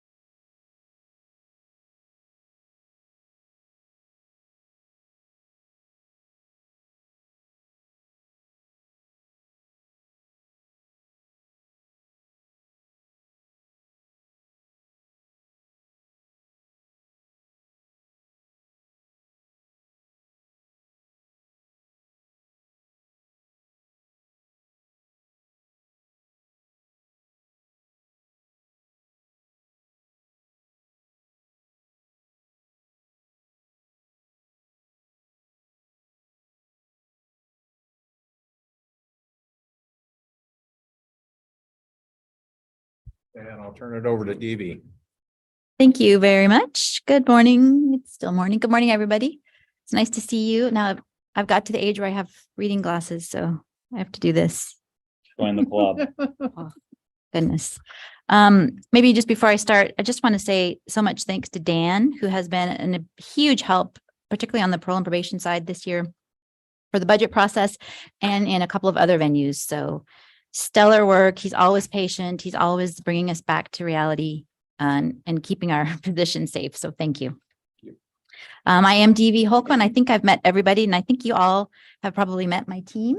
But with me is Trevor Stevens, to your right, who is our business manager. Sonia Little Deer Evans, who is the deputy director for the juvenile division, and Tanner Work, who is the deputy director for the adult parole and probation division. So Trevor, we'll kick it off. I don't think we will be as fast as Dave, nor do we have jokes, which should have made a note to myself on that. Yeah, no, have jokes. Got it. Really super quickly, we are two divisions, as I just kind of mentioned. Juvenile Community Justice, which is Fund 030. Our mission is to repair harm, reduce risk, and create opportunity. Our Adult Parole and Probation Division, Fund 355, very similar mission: protect the public, repair harm, hold clients accountable, and facilitate pro-social thinking. Very quick reminder, we work with people from 12 on up who are on community supervision for being involved in the justice system. Usually on the adult side, mostly felony convictions, and on the juvenile side, kind of everything from soup to nuts, because the juvenile division has a lot more leeway. Next slide, please. All right, so juvenile. So we did just want to share out a few key metrics that really highlight just some of the work this past year. Definitely, the last year has been, a time of dynamic economy, dynamic public health and public safety outlooks. And despite that, we've continued to maintain public safety, victim reparations, and risk reduction, and client behavior change. So in the graph, I'll just go over what you're looking at. It's, kind of a 5-year trend, but in 2022, we did have 72% of young people successfully complete their supervision with our department. And 79% of young people were able to reduce their risk while they were on supervision with us. And then 28% of young people were closed out as unsuccessful. So those blue and green lines are kind of the group that was successfully completed, and the green line is the group that aren't successfully closed. And what that basically means is, we have youth that get closed out and they might not have been able to complete all of their conditions. They're usually low-level technical conditions that aren't worth continuing to keep them in the system for. Or if they have some sort of moderate or serious technical violation in the last 6 months, they can still be closed out, just not successfully. And we track that. But our risk reduction levels are in line, with our previous years, and definitely starting to increase back up. And then just a couple other additional metrics that we track. So 70% of our young people paid their entire restitution to their victims, and 78% of young people that we worked with completed their community service obligations, which that was nice to see that come back up, because during the pandemic, our community service program was shut down almost entirely. Partnerships with stakeholders and community partners. So we have continued to really partner with folks in the community, including school districts and some community-based organizations around creating restorative principles within school settings and other youth-serving organization settings that create a welcoming environment. And what we know about youth being successful in those environments means that they're less likely to come to us during their adolescence. So a few examples of that are restorative justice and equity, culture of care, and Better Together are some of our community-based organizations that we partner with in a lot of different ways to do that work, not just with the youth that we work with, but wider in the community. And then also this past year, we've continued to just innovate and engage, especially internally within our department. We have a couple, areas where we've really realized that we've needed to dig in and figure out. One example is substance abuse disorder. So treatment services for that in our community, the quality and quantity is lacking. And for our population, it's a little bit more specific. And so we have started an internal work group where they are assessing those services and coming up with a recommendation and proposal for what can we be doing for these young people that we're serving that need to get those services while they're involved in our department. And that has actually been some really good work, and hopefully we'll have something to move forward on with that here in the near future. And then also just restorative practices. So internally, we have a restorative practices team in our department. And what they do is they lead and facilitate restorative circles within our department around our 10-year strategic priorities. One example of that, the last 3 years, we've been doing some really extensive work on working to eliminate the racial and ethnic disparities that we see in our juvenile justice system. And that work starts internally with us and realizing the decisions that we make, that we can change that, that can actually reduce that. And that's part of our 10-year strategic priority. So that team has done some really amazing work within our department with our own staff. So Do you have any of that data packaged up? I know a bunch of organizations that would love to know what your best practices are. yes, we do. We love data in our department. I was going to ask this 28%. Do you know if that is in line with other counties or state or national statistics on the unsuccessful completion for young people?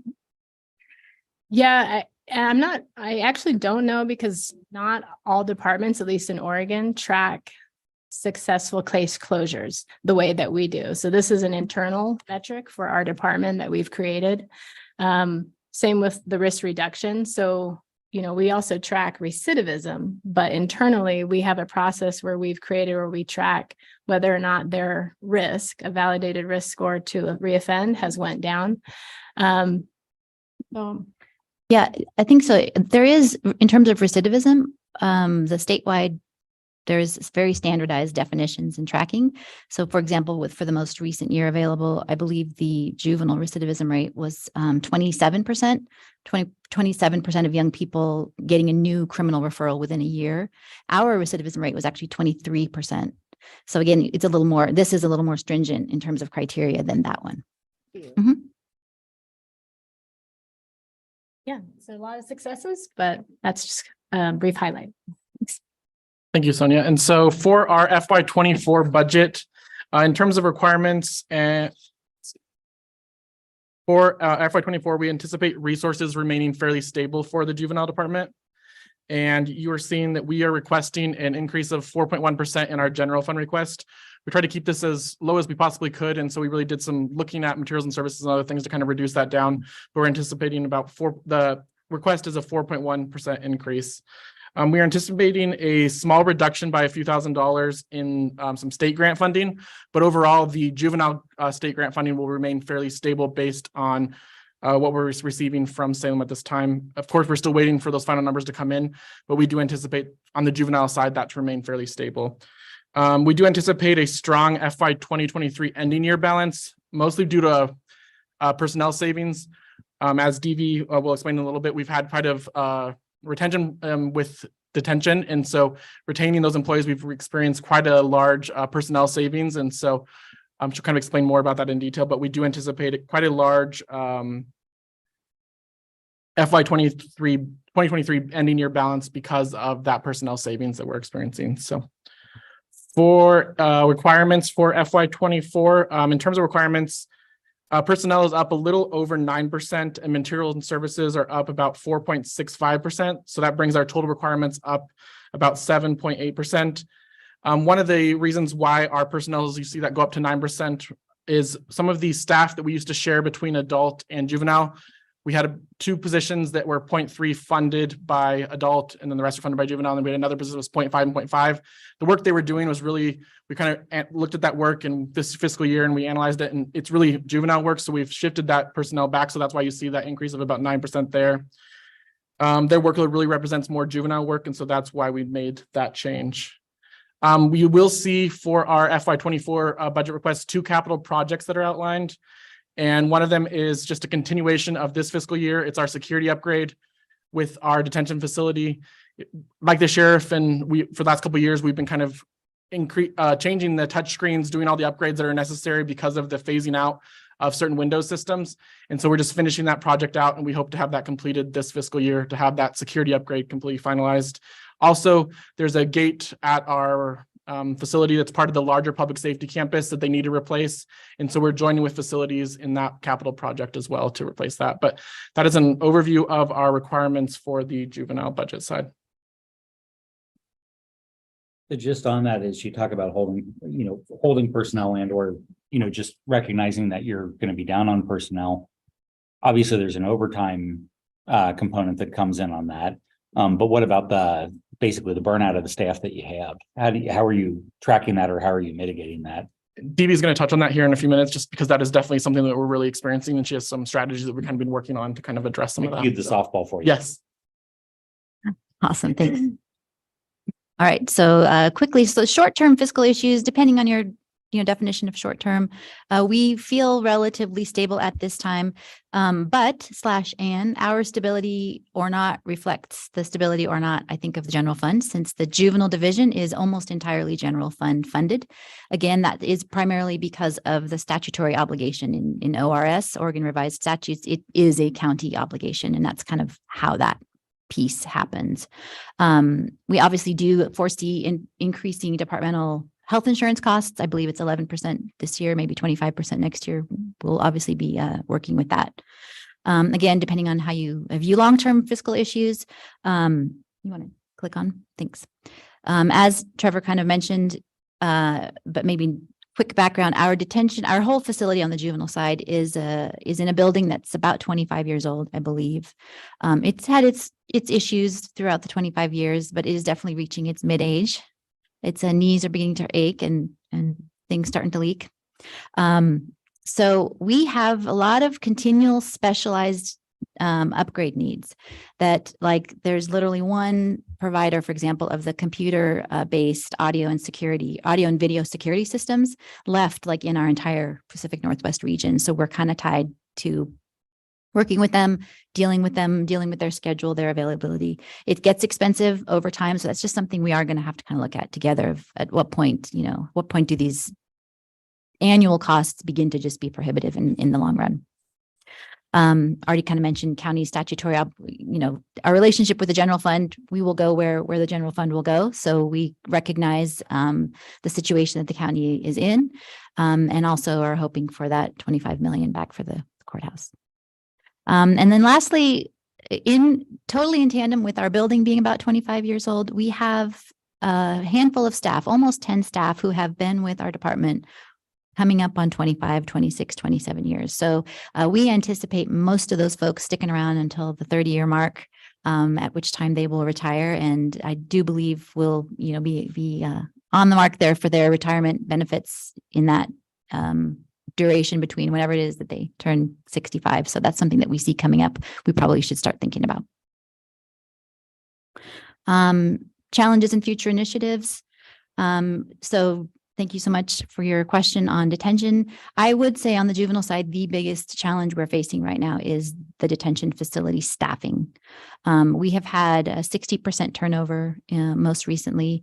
I think 85% of our staff have been there 2 years or less, maybe even 18 months or less. We have 5 vacancies right now. We have not been fully staffed in 3 years, 4 years. Why? It's everything that everyone else has seen in terms of the pandemic, sort of this just huge flux in the labor force, but also maybe especially hit shift work is shift work. It's in person, show up. This is your schedule for the next 4 months. There's no deviation. And that's an interesting message to hear and understand of the workforce that primarily tends to be interested in these positions, which is somewhat entry or mid-level. So we just see people really not understanding that, not grasping that, getting in for 6 months and saying, oh, I don't have childcare in the evening. I can't do that anymore. So cost of living also comes up with that lower or middle wage kind of level. Housing is tough. We've definitely had people want to come here, cannot find some place to move, and decline the offer to move here. So we have been working with staff, with HR, with county admin to kind of explore all possible options. We understand that, creating a good working environment starts with us, and we are doing that work, kind of what Sonia mentioned before, doing some restorative work within. We also are hoping with the county, depending on how things go, perhaps a bonus, recruitment and retention bonuses, perhaps. That would obviously come at the approval of the county. Different training, different onboarding. Could we look at shift differential pays, that kind of thing? So just what can we do to incentivize working and keep it an environment that people want to be at? But it's a real challenge right now. That answer. Overtime, just quickly on that, I don't actually think we're probably going to spend out our overtime this year in FY23. We have not done that for a while. One thing that's really fabulous is a lot of our probation staff who work upstairs actually came from the detention staff at some point in their past career. So we have had tremendous teamwork, partnership, where we have people from upstairs, the upstairs people going to the downstairs people, filling in hugely so that we don't have to keep asking folks to take overtime shifts. We have begun to see staff saying, no, thanks. I am not going to take that overtime shift. I actually need a day off. I need one full day off with my family. So yeah, it's tough. Just a comment, it's if you want to get creative in terms of how to do incentivization or other things like that, knowing that you actually have personnel budget left over does give you an option, at least in terms of what, because I've seen other organizations do that. Yeah, exactly. Right. Yeah. Or even term them, right? We'll have this in place until such time as we no longer need it. And we'll know we no longer need it because our personnel savings will no longer be there, right? We'll be fully staffed. Yeah, I love that. Thanks. Yeah, let's see. Future initiatives. The juvenile administrative space, when you walk in our building, I don't know how many have been there. It's on the public safety campus plan, which is that second bullet point, is kind of noted that in the next, I think 5 to 10 years, we need a revamp of that space. It's very not client friendly, not consumer friendly. It's confusing when you walk in of where you're supposed to go and what you're supposed to do. It's got this real huge, ceiling with like just space that's not being used very efficiently. So I think that's on the bill for maybe 5 to 10 years with the campus safety plan. And then lastly, Sonia kind of mentioned this, but we do expect to see, hopefully through some creative partnerships, not necessarily additional requests for funding, but we really do need more effective substance use treatment for young people. And that's something we're working within, as Sonia mentioned, and also in partnership with others. We hope to sort of capitalize on and help lobby the state to increase the ballot measure 110 funding for young people. Young people were really, really left out of that funding stream. They weren't thought of, and we definitely see it. You realize that Rimrock has a facility in Prineville with 24 beds, but they only have staff right now for 6. Exactly. So if there's any way that someone's listening that would really, help our young people, it would be amazing if we could staff that up to 24. Yeah, agree. I know it's the same staffing issue, same exact problems I mentioned, but probably even worse because I'm quite sure the benefits and the pay the county offers are much higher than what Rimrock is able to at this time. So yeah, we hope for things there, and I kind of try to see opportunity, not just sort of loss and frustration with the situation as it is now. Things are changing. We see that. We want to be a part of that, and I think that we're really well placed to do so. Are there ways to use, a substance use disorder sometimes needs to have a residential component? Is there ways to use some of your existing detention facility space or other space in ways that support that mission? The detention space, no, due to its prohibitive cost of remodeling that you would need, because it's a close custody, secure custody setting with airlock doors and the whole shebang. So and currently it actually is fully utilized at the moment with J-Bar J, who has a residential program who utilizes half the facility, and then our detention uses half the facility. And I would just add for the substance abuse, services, the majority of youth actually can be served at the outpatient level in the community and never need residential, but there's a lack of that right now. There's waiting lists and youth aren't able to even get assessed in a reasonable amount of time. So that's the pileup effect is happening. Great. And I think that closes out juvenile, unless there are other questions on Fund 030. Awesome. Thanks. Okay, on the adults accomplishments, first thing I'd like to highlight would be the 87% comprehensive risk assessments that we are doing right within 60 days within the state. Oh, sorry. With the 87% comprehensive risk needs assessments that we're doing, we're leading the state with getting those done within 60 days. Prior to that was 90 days. One of those things, you can't do proper case planning until you know who you're dealing with. And with our population, it's a pretty hard population sometimes just to get in the door. So we're pretty excited about that.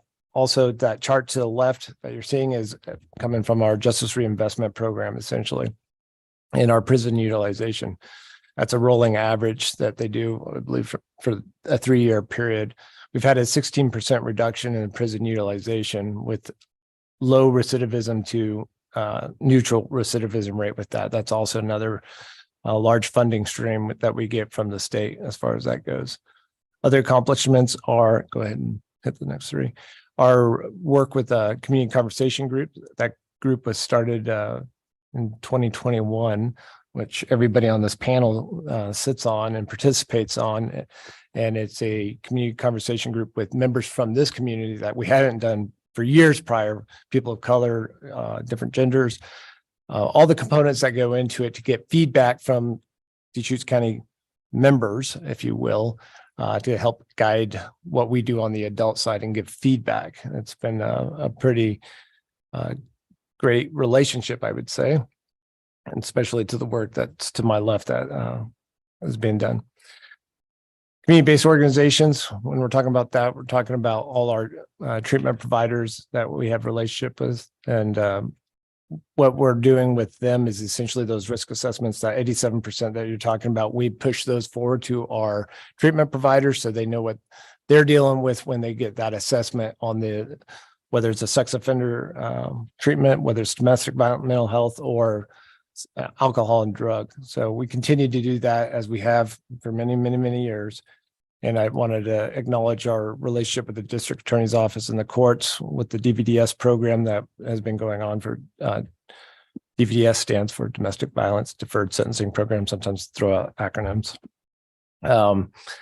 Essentially, we've been working with that program along with the Justice Reinvestment Program. They have a downward departure district attorney that we coordinate with on planning for our program associated with that grant. And of course, with the courts, we continue to work with. What's innovative and what we're engaging in right now, we just completed or in the process of completing a gender responsive assessment. And we are getting feedback. We're in the very mixes of that feedback right now. We've learned, we will be learning a lot, let me just say that, and we'll be deploying a lot of things here in the very, very near future. It's a program that has been facilitated with the National Institute of Corrections. So we have some technical advisement with that. So we'll be doing that. That's one of our big things on this coming year. And then, as you'll hear in the future, talking about our nimble and flexible human resources setup.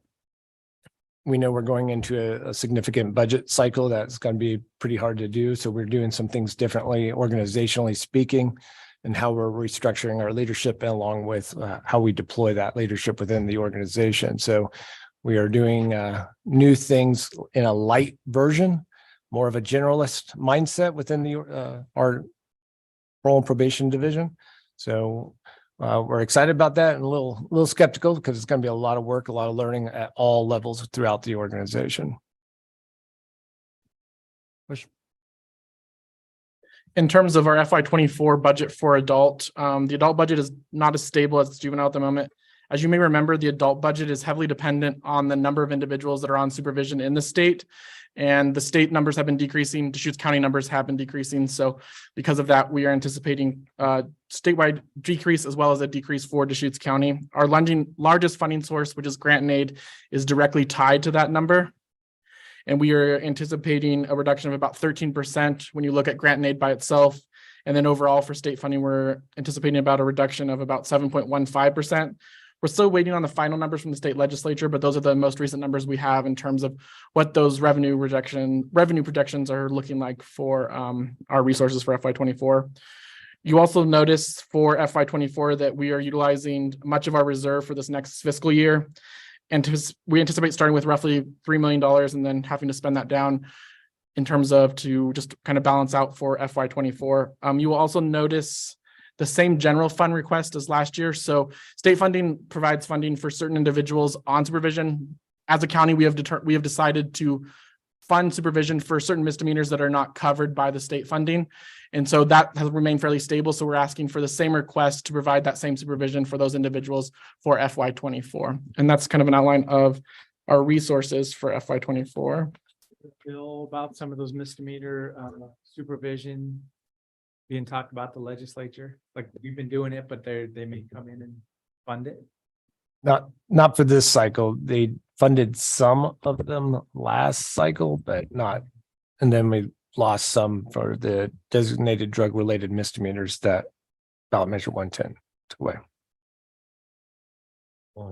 For the grant and aid program, is there basically like a set rate per person in supervision, or Yes. have a pot of money and they say, well, we have this much and we'll give you this much per person, in which case, if you could grow that pot of money, you would get a better rate. Correct. It's a formulated base. So essentially they take all the high, mediums and lows and local control individuals and they collapse that. They do 3 snapshots, October, November, December, and then they compile that. Then they check your population and then they do a capitated rate, which is about $13.84 right now of everybody in that county that meets that funded supervised criteria. So we are at 4.11% of the statewide population. So that's how we'll be able to determine once they give out what the legislatively approved budget is for community corrections. We'll get 4.1% of that 4.11. Is there, we just received this revenue forecast that's almost $2 billion higher than anticipated. Are there opportunities for the pot that you get your 4.1% out of to be bigger? Historically, no, unless they add it to some kind of legislative amendment, but you haven't heard anything on. No, yeah, it's the priorities for that funding have been announced for sure by the governor. And you'll notice if you look at that community corrections is not a priority kind of agency at the moment. And in fact, there's a piece of ballot measure 110 that requires that any cost avoidance that occurs as a result of ballot measure 110 needs to be taken somewhere from the public safety system and invested back into substance use treatment and other ballot measure 110 related priorities. So we have been told that there's currently the community corrections budget is $40 million less than it was last biennium. We've been told that it wouldn't go lower than that, but kind of scrambling and fighting for some scraps with the other agencies and other initiatives that have priority is going to be an uphill climb. With the number of people under supervision going down, have there been opportunities to say like, well, we're not, this person has left, we're not going to refill that position. Like, is there some right sizing of the staffing at LPNP going on in relation to that? We are always doing that. One of the things though that has been problematic is historically you've had fewer POs to do the proper case management. So the beautiful thing in this drop in population, I will say, is it gave us the ability to do the work as prescribed. So our numbers, that's why we're at 87%. We were able to take advantage of that, and I believe we did as a county. But now we've hit that bottom and we're starting to see those, which is good budgetarily wise, but you're starting to see those caseload sizes start just to increase in the last 2 months. And so then you get yourself back into that spot, prioritizing how are we going to do our case management and deploy those individuals at the best ability. it looked like there was somewhere in the range of about a 1 year or 18-month lag in terms of if the population does rise up, which somewhere I saw a graph that you were predicting, or that was being predicted. So that funding is going to lag by at least a year, if not more. Exactly. There's pressure on the organization to try and do that. So good job doing the reserve.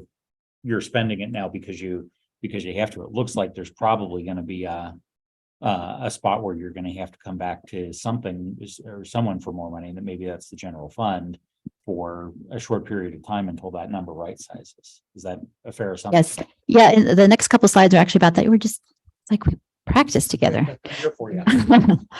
Yes, we are in the midst of a experiment. We are in a wait and see mode, taking a very conservative posture about what we see ahead.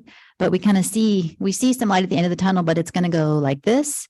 So our plan is to kind of hunker down, wait and see. We'll kind of talk through that now. You can go to the next slide and wait and see. Oh, sorry. So in terms of our requirements, given our current budget projections, we really took some time to really go through those materials and services and other expenses and made reductions where we could. And so overall, requirements have been reduced by 7.15%. And in terms of materials and services, they're down 14% total. Our biggest reductions were in areas such as like alcohol and drug and client housing and other stuff. Our goal being that we're going to provide support because of Measure 110 monies that are out there. We'll provide some support to help other agencies use those monies for our clients.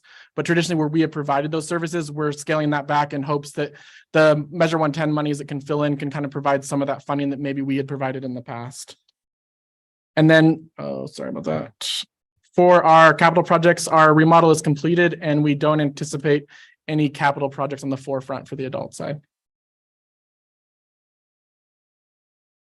Okay, so yeah. Moving from that kind of posture, this is what we're at. So short term, and if we did actually provide that handout, I think that's what you're referring to. It kind of looks like this. There are two charts. Yeah, it's in the back. That's Yeah. It's behind supplemental materials tab. Thank you, Dan. That's an amazing memory and recollection. If you could take a look at it, I might reference it during this piece of our presentation. So yeah, the short-term fiscal issue is the FY 23-25 biennial revenue forecast is bleak. It's impactful, and we have to do something. It's definitely there. We are extremely happy to have had those reserves and appreciate our previous director who also counseled that we just take it easy with that and let that build. So we will be spending down. Yes, Dan. All right, DV, I see people's looking for it, and I realize that I should say it's the first one after the long-term forecast, the sheet. It looks like this. Thanks, Dan. Sorry. No problem.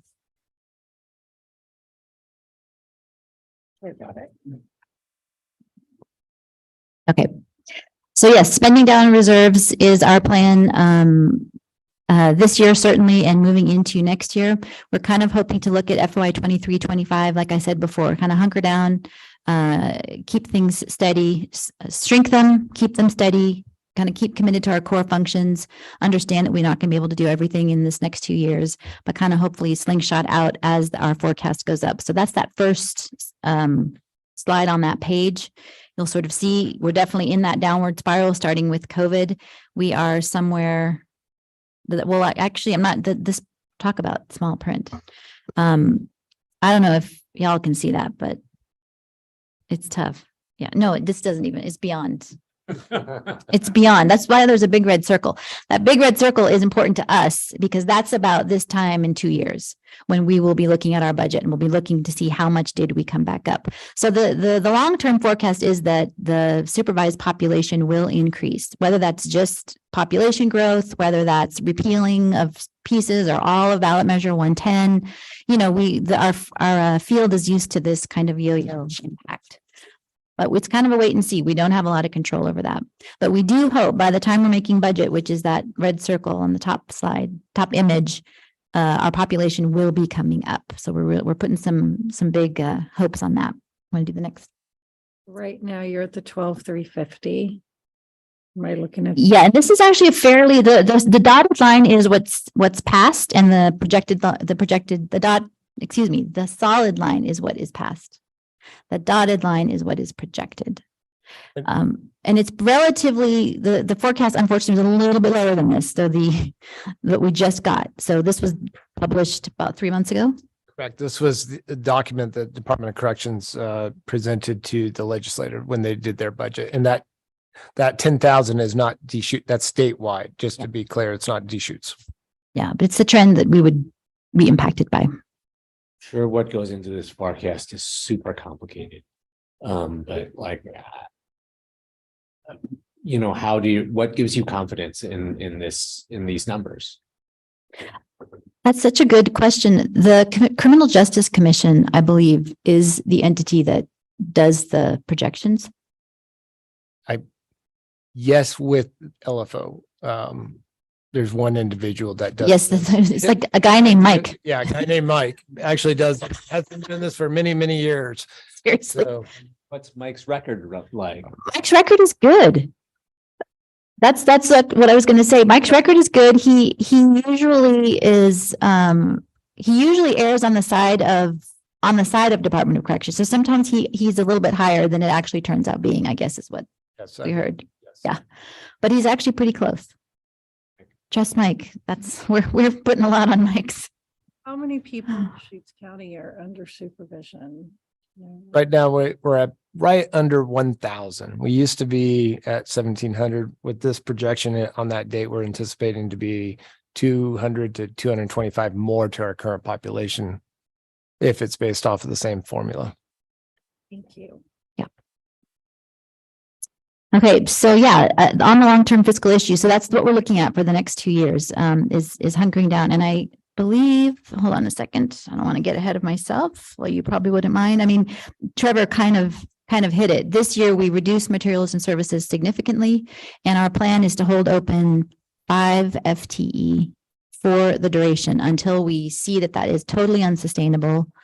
The trends really shift in our favor, or we really have to make some kind of different decision. We don't want to give those FTE up right now because of what we hope is coming in 26, and beyond.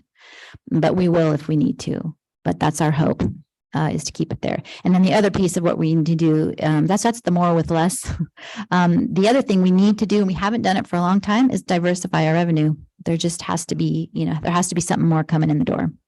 So we are trying to look at that as an opportunity as well. There's a lot of money in the community for homelessness advocacy and prevention, elimination. There's a lot of money coming in the community from ballot measure 110. We do not need to be the ones to be generating revenue, but our folks are really high users of any system that's coming to support substance use or homelessness. So we need to build partnerships, be at the table, build relationships, apply for grants, and just kind of start thinking a little more entrepreneur-like, I think is how I would put that, and work together with our partners. And I think we're really well placed for that. That's one reason why in our budget narrative, if you noticed, we put a lot of emphasis on community and engagement. We cannot do this alone. And when we were flush with money, we could. Here's a $500 housing voucher for a month in a sober housing treatment. Sure, here's 10 nights in a motel because you have restrictions that prevent you from being around minors. It's 2 degrees below zero, and you can't stay at the Lighthouse shelter. So sure, but we can't do that anymore. So that's kind of what we're looking at, and that's that nimble and flexible. If you want to move forward, this word nimble and flexible, we're hoping it takes hold with staff. I'm not quite sure if it's yet taken hold with staff. But we're going for it. The challenges and initiatives are just kind of mirroring what I just said. It's just a volatile time. We're waiting and seeing. There's a lot of stuff flying around in the law, social expectations of our field, what's going on in the culture related to drug use. Just everything is shifting really, really fast, and we've got to kind of shift with it. Balancing caseload sizes. This is that thing. If we're down 2 POs and the caseload sizes begin to be so big that we cannot do our core work, we're going to have to rethink things, right? So we're just going to have to keep watching that as we go. And then affordable housing, huge expense. Most of that 14% that went, much of it was for money that we provided for housing. And so we are really going to be needing to work hard on that. It's a challenge, particularly with the caseload I just referenced, when you have folks with sex offense histories and registration requirements, they become public enemy number one. And we tend to think of them as, only the risk they pose to others. There's quite a bit of risk to themselves if they are, vulnerable out in the community, totally ostracized, as well as, again, that only increases their risk to others. So we just kind of got to work with that. Future funding opportunities, we're looking for those, responding to different changing demographics. The county is changing, and we need to sort of be able to understand, assess, and work respectfully and effectively with everybody who comes in our door, and build systems that are built for everybody, not just for certain segments of the population. And that nimbleness and flexibility is the name of the game, we're hoping. So that's kind of what we'll be looking at. Any questions on that? Evie, could you speak a little bit more to the, of course, this is the population trend, the first one, the one below. I don't know if you were going to or not. I actually just want to flag this graph for the committee because, these are the kind of operational things that we're talking about that could be future years priorities in the general reserve, to be frank. And so I just wanted folks to have this in the back of their mind. Obviously, community justice, juvenile, adult parole and probation are some of the tightest budgeters that we have when we look at budget to actual, and they barely, they're cutting materials and services and things like that already, and they're looking for new grants and stuff. But if for some reason, that revenue didn't come in or something like that, this, kind of speak to this graph, and Yes. just want to flag that for everyone because that potentially would be a use of general fund. Yes. There's Dan grounding us again. Thank you. Yeah, I hate this graph. I love this graph. I hate it mostly. It's an area chart, as you can kind of see, looking from FY24 out to FY27. In blue, you see our dwindling beginning net working capital or reserves. In orange, you also see dwindling grant and aid, which is our primary source of funding, as we described. And then the gray is the other sources of state funding that tend to follow the same trend as grant and aid. And then the yellow is that small portion, including county general fund at the moment, of other revenue. So this is worst case scenario. This is why we are taking such relatively drastic and conservative steps right now, is in fear of this chart. So the red circle there and the red circle kind of, they go together in the same time frame. You begin to see a real problem with budgeted expenses moving into starting in FY26. And you also begin to see a problem with actual and projected expenses even. So, I mean, that's the time at which we can't even hold open those FTE because our budget won't balance if we do. So yeah, we really want that chart above to come into play. That's just one of the factors that really could alter what you see on the chart below. But this is kind of what keeps us up at night and what helps us to make some of the hard decisions that we're having right now. And hopefully will guide us when we're talking to staff about why suddenly no more fancy pens. I just For wanted example. to flag it really revenue perspective. Of course, you guys are talking about the expense perspective, but the revenue perspective, that if this is a priority, as we talk about preserving current service levels, then that would mean, additional general fund dollars, which is part of the discussion that we've been talking about. So really flagging it from that revenue perspective. I mean, again, I'll make a comment. I appreciate that you are trying to build the reserve to cover for that, but it sounds like you're going to miss just a little bit on it, given the worst case scenario. Yes, worst case scenario, yeah. But I think we're early days yet, and I think there's actually a lot of opportunities out there. There is, like as we know, there's $2 billion extra dollars in this state than we thought. Some of it's coming here, some of it's going to be in social services. We just need to be good partners and work with people to utilize that and have benefit to us so that we don't rely solely on county general fund. Sonia, do you know how many youth are at the J-Bar J part of our facility? I don't. They usually run with anywhere from about 10 to 15. 10 to 15? What's the capacity? I think it's 18. 18. 18. Of course, their issues are the same as everyone else's. So Exactly. they've downsized a little bit. For future funding issues are probably pretty similar as well. Yes. No special requests on the parole and probation side. We greatly appreciate the work with facilities and our beautiful new building. It's been wonderful. We do not have any moving forward into FY24, and I believe Unless you have other questions for us, we are finished. Thank you. All right, thank you, folks. Thank you for getting us back on schedule. Appreciate it.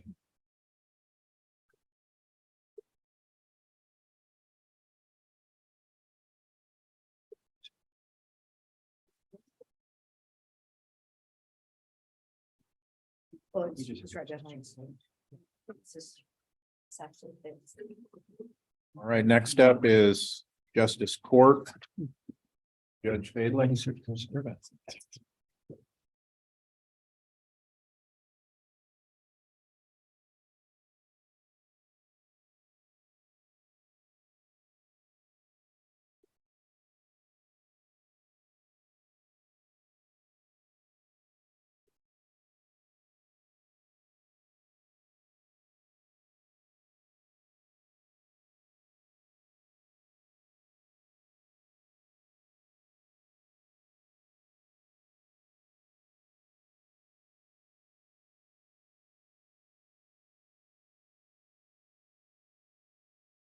Good morning.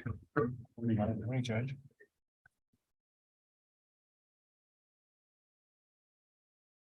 Well, we don't have anything to add to the materials that we've sent you, so we're here to provide information and answer questions, mostly from Jody.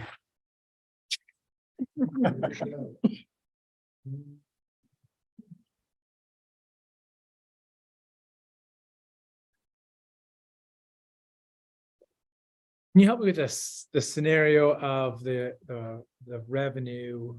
And this is just big picture, you know, the court fines and fees is the revenue line for 421 or maybe 525 now, this proposed budget, but are there other funds going other places in the big picture? You know, I'm just thinking, officer stops somebody, traffic violation, they end up there, there's a fine.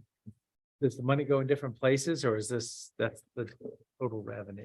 It's not the total, and Jody can tell you the There break. you go, she could help. It depends on the agency who issues the citation. If it is a county agency, then we get the majority of it. But if it's a city agency, such as City of Redmond, then the state of Oregon gets the first cut off the top. And then we divide the rest of the revenue with the City of Redmond. So if it's a sheriff's ticket, the state of Oregon gets the first $65. They get the first 65. Get the first 65 off of any ticket written by anybody.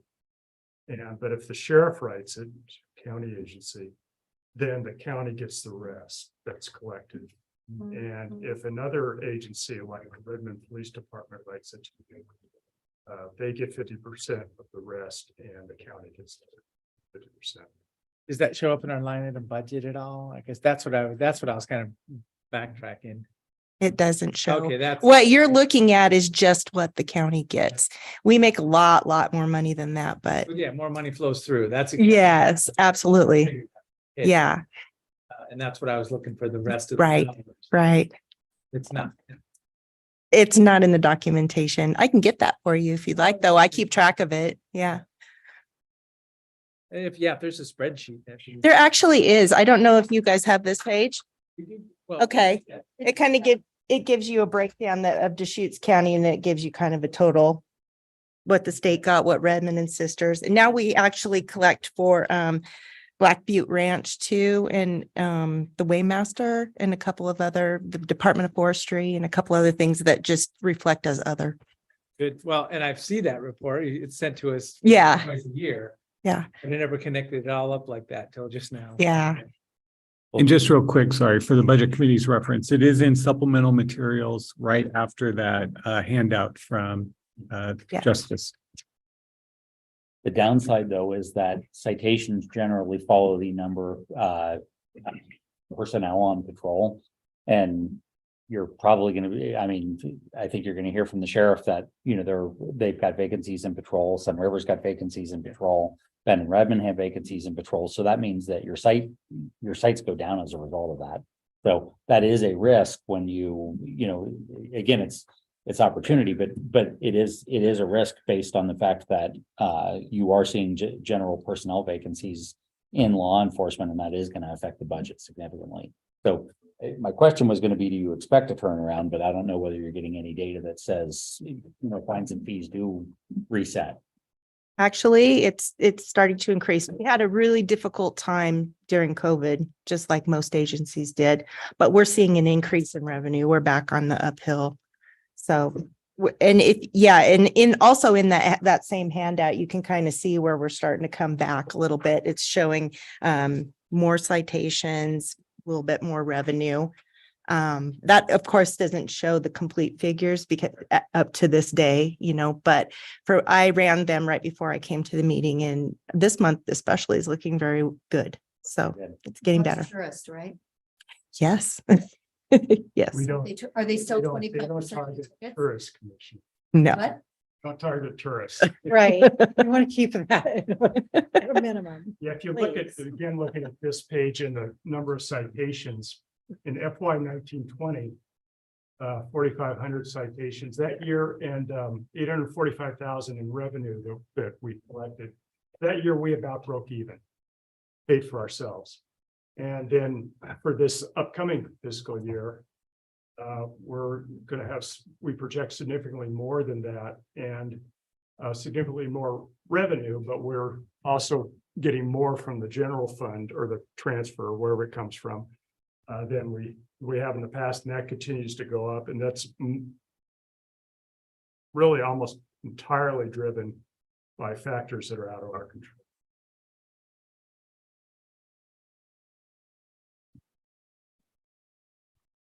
Such as.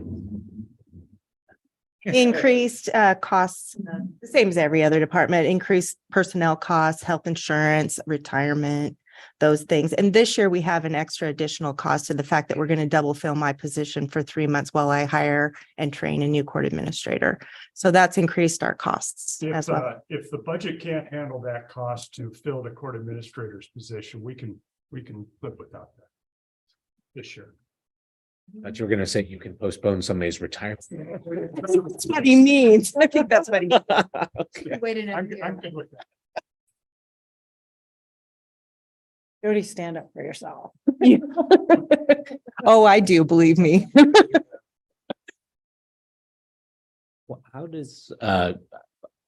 do you pay for the small claims court service or function? I mean, is it I mean, the people who come into court pay a certain amount, or? You want to address that, or do you want me to?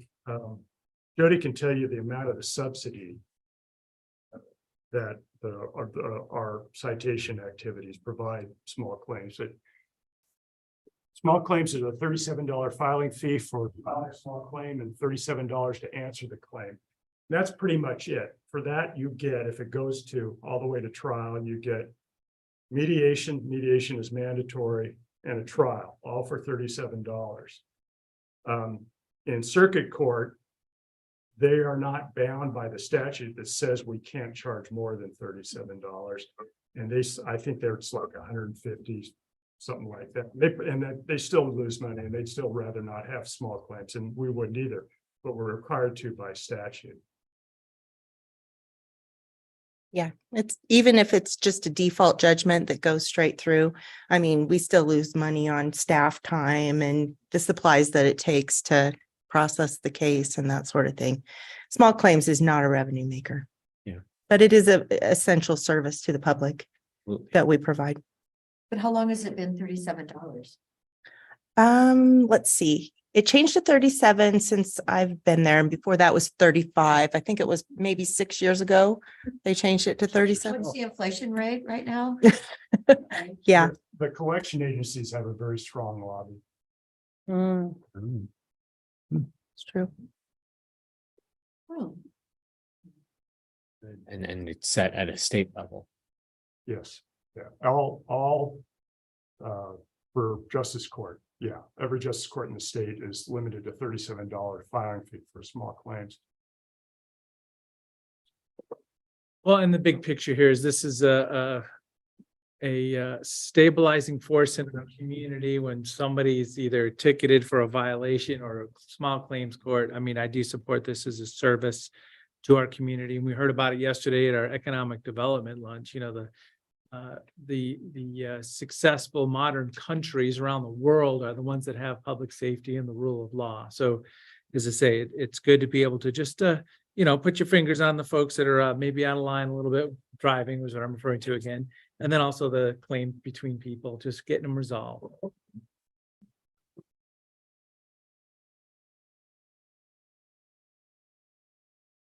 More than $37 would still be good. Yeah, $37 is. Yeah. We'll work on that in the next legislative session. Great. Thank you. All right. Thank you, Judge. Thank you, committee.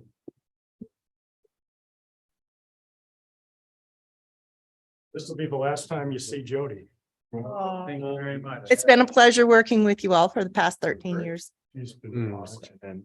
Oh, gotcha. Can't be replaced. 13 years, very 13 years that I've been with Judge Figley. Good job. Thank you for keeping the justice you. court running. It's been my pleasure.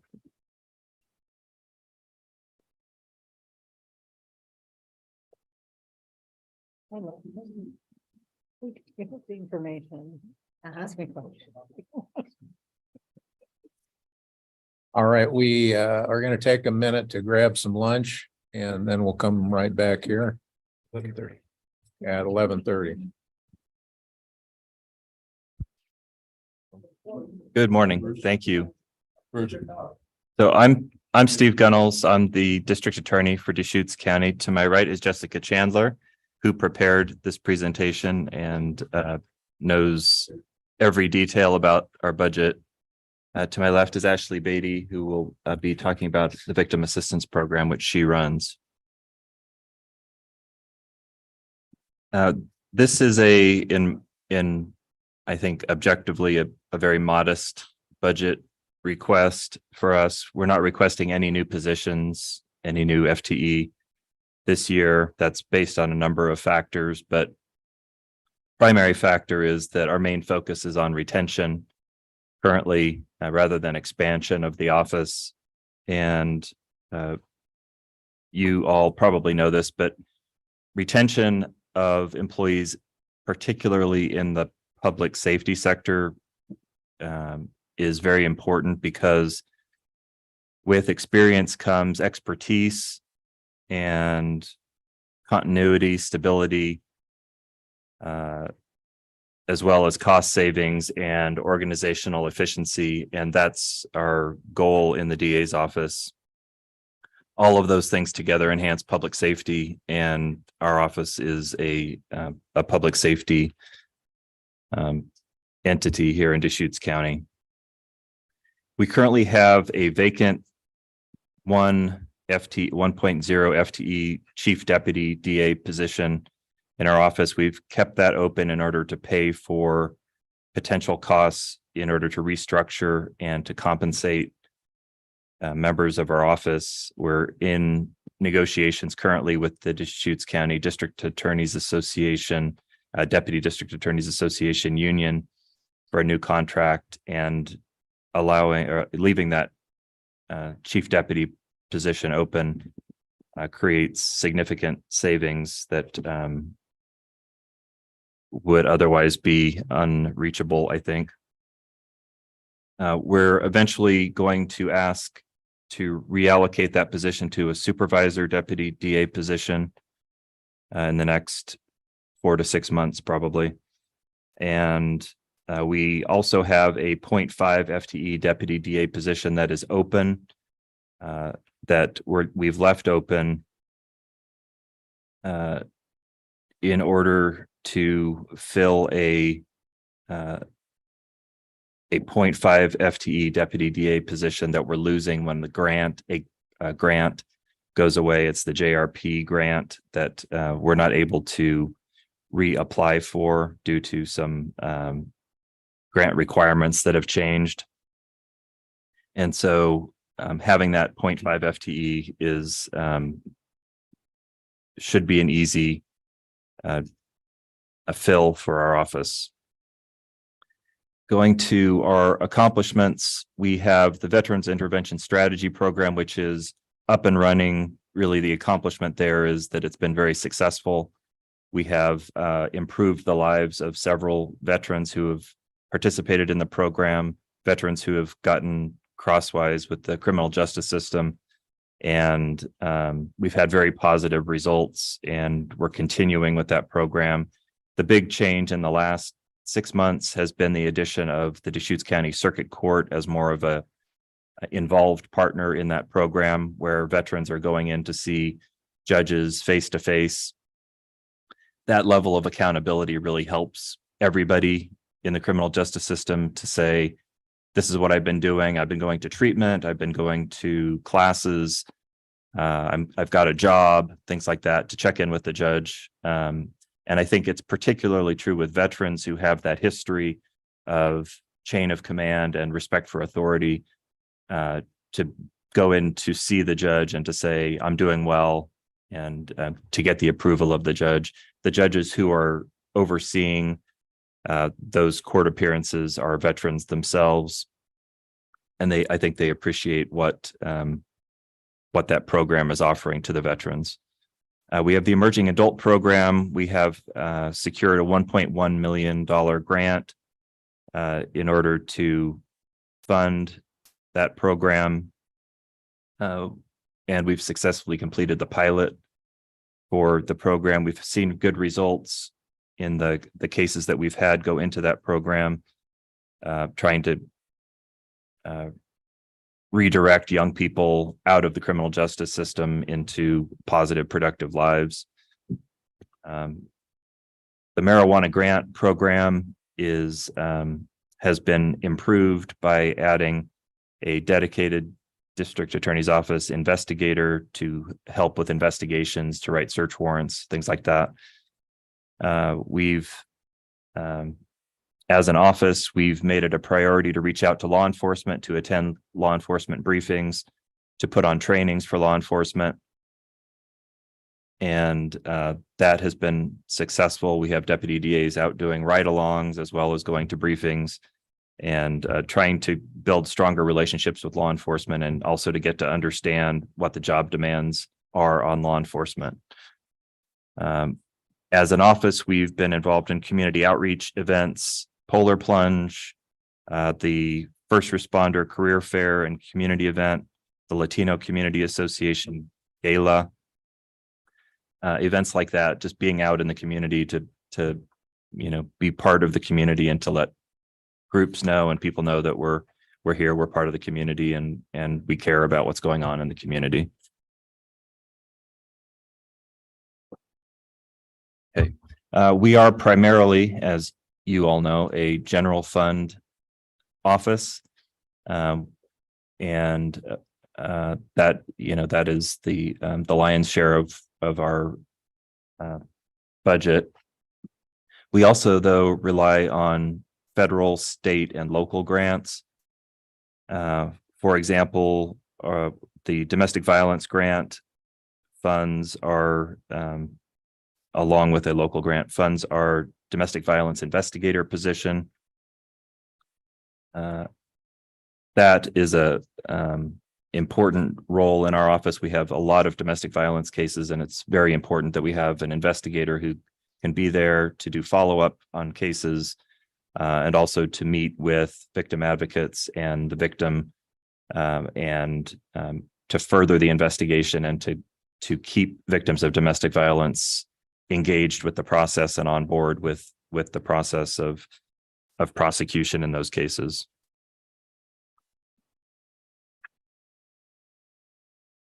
You'll notice in our budget request, we have some changes, some increases in our requests, and those are in the areas of overtime and on-call, which that's really a function of the deputy DAs being out with law enforcement more, our investigator being out with law enforcement more, and going out to crime scenes when major crimes happen, which takes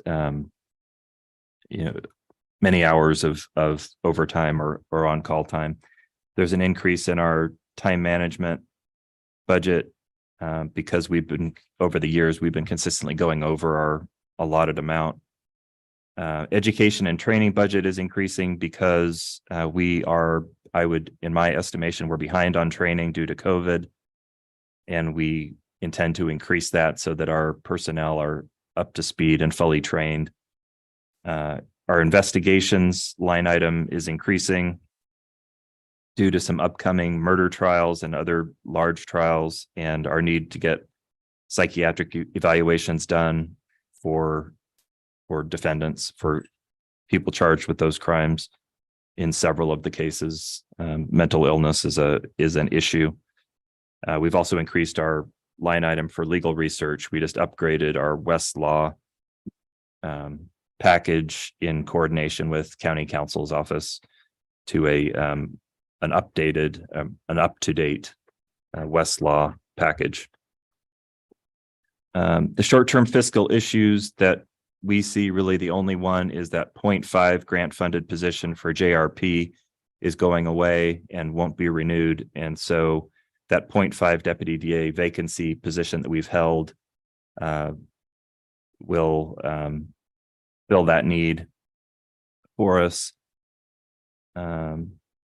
In terms of long-term fiscal issues, we still have the Prosecution Center for Excellence recommendations for full-time equivalent employees that would have us adding 2 deputy DAs, 2 trial assistants, 1 HR professional, and 1 victim advocate, which would cost at a minimum about $1.5 million.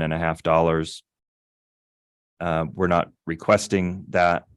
As I said, we're looking to retain people rather than expanding right now. But those recommendations are out there, and at some point, if the numbers of cases go up or the numbers of high-level cases go up, we may come back at a future year and ask for those positions. The domestic violence grant that funds the domestic violence investigator will end in September of 24. And so likely next year we'll come to this group and ask for funding to fill that if we can't replace it with another grant, because that's a very important position in our office. DA, excuse me, we had a question. If you can clarify on the expenditure part of revenue, you receive a stipend from the county, but there's also a state portion. Does that state portion of salary, does that flow through the county, or is that just directly? It's as far as I know, it's directly to me. I get a separate, okay, not right. check, but I get a separate electronic check. Right. So that's not part of your, just clarifying, that's not part of the state grant revenue. No. It doesn't flow No. at all. No. Thank you. And the further we can stay away from any stipend talk, the better, given the recent press on that. Just joking. It's fine. As I mentioned, retention and recruitment is our highest. Those are our highest priorities. We've had extremely high turnover in our office in the last 5 years, and we are doing everything we can to retain experienced people. And doing so will enhance public safety. We have seen an increased caseload in the complex cases we have, sex abuse, murder, and so on, and as well as increased administrative duties, including expungement duties and public records request, which the numbers for those are off the charts up due to changes in the law, and DA's offices everywhere around the state are struggling to keep up with those requests. Sorry, do you view that as kind of a one-off, as everybody's trying to get the records expunged or get that jury or get the trials redone? I think there's a rush because of the change in the law, but but going forward, it's going to be higher than baseline anyway, because Your steady state will go up, but you. right, now I you're think we're on blowing Pretty big. yeah, I think we're on the peak of a wave because people who previously couldn't expunge are asking to expunge now. And Senate Bill 819 is another law that allows people to set aside convictions. And so we have those applications as well. Those will continue and at a rate higher than we've seen before, but I do think it will calm a little bit. For future initiatives, we are seeking to continue outreach to law enforcement and community partners and the court with trainings, crime scene assistance, and so on. And internally within the office, we are trying to develop a more efficient internal structure to handle the caseload that we have and to provide supervision for everybody in the office so that cases can be handled efficiently, but with oversight and supervision. For special requests, this is a picture of the what we call the penthouse. It's the fourth floor of the old courthouse building, and it is haunted, which is cool, except if you're up there at night, then it's not.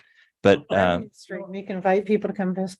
I'm thinking that'd also be a great little steakhouse location too. You and the county. it does because of our ability to do whatever we want with the location. It is a beautiful location. If you ever get out on that roof, it's kind of breathtaking up there. I've been out on the roof. I've looked out the window. The cell windows. Yeah. You're not the first. You're not up on the roof for any particular reason, are you? The only time, oh no, not that. The only time I've ever been up on the roof is during the eclipse. We went up there to look at the eclipse, and it was kind of amazing, even though this wasn't a full eclipse area, which was disappointing, but it's a beautiful view.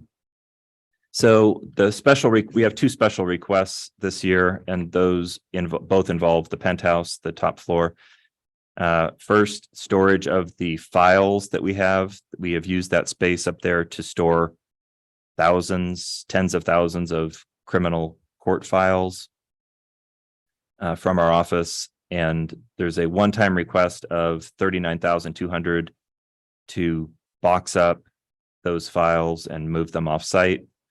And then there will be about a $10,200 storage fee cost going forward, starting next fiscal year. That will allow us to make that space more usable potentially. And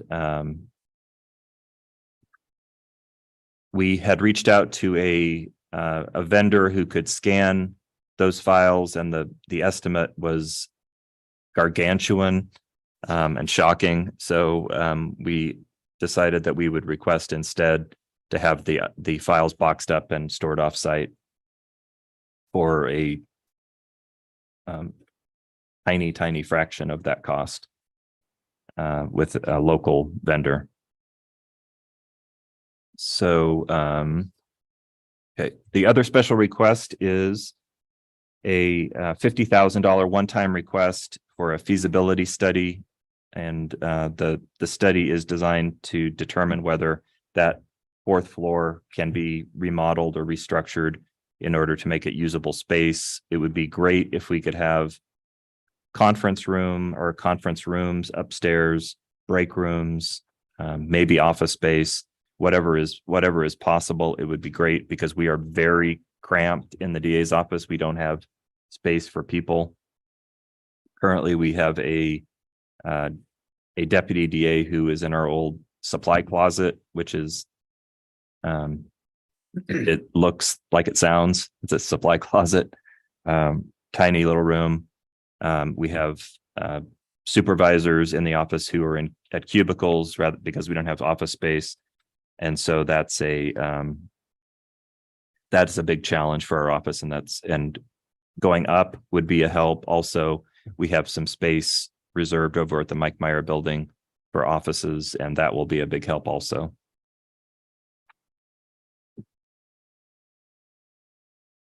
Okay. And if anybody has any questions, I'm happy to answer. If not, I will turn it over to, oh yeah. Question, the escalating costs of the DA services, and you were just talking about expungements. These are choices at the state level. As a district attorney in the District Attorneys Association, is there ever talk about, kind of the unfunded expectations at the county level? Because as I say, we want to provide this level of service, but we're seeing a number that's going from 7 to 8 to 9 to $11 million over the years, which, as I say, we want to support the office, but is that balance back to the state? Is there any discussion at the DA's level? Yeah, there is discussion. Those concerns didn't make the priority list for legislation this year for the District Attorneys Association.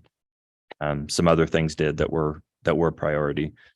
But I think, realistically going forward, that's just reality. I think those kinds of things get put on DA's offices to do, and the funding just isn't going to happen. That's my belief, having watched it for 30 years. I mean, what's the position of the DA's association? Is it, look, does that group advocate for no unfunded mandates? I mean, because that's what AOC is all about. Let's do great work, but don't tell us what to do, so we have to pay for it. Yeah, I don't know that they've taken a position that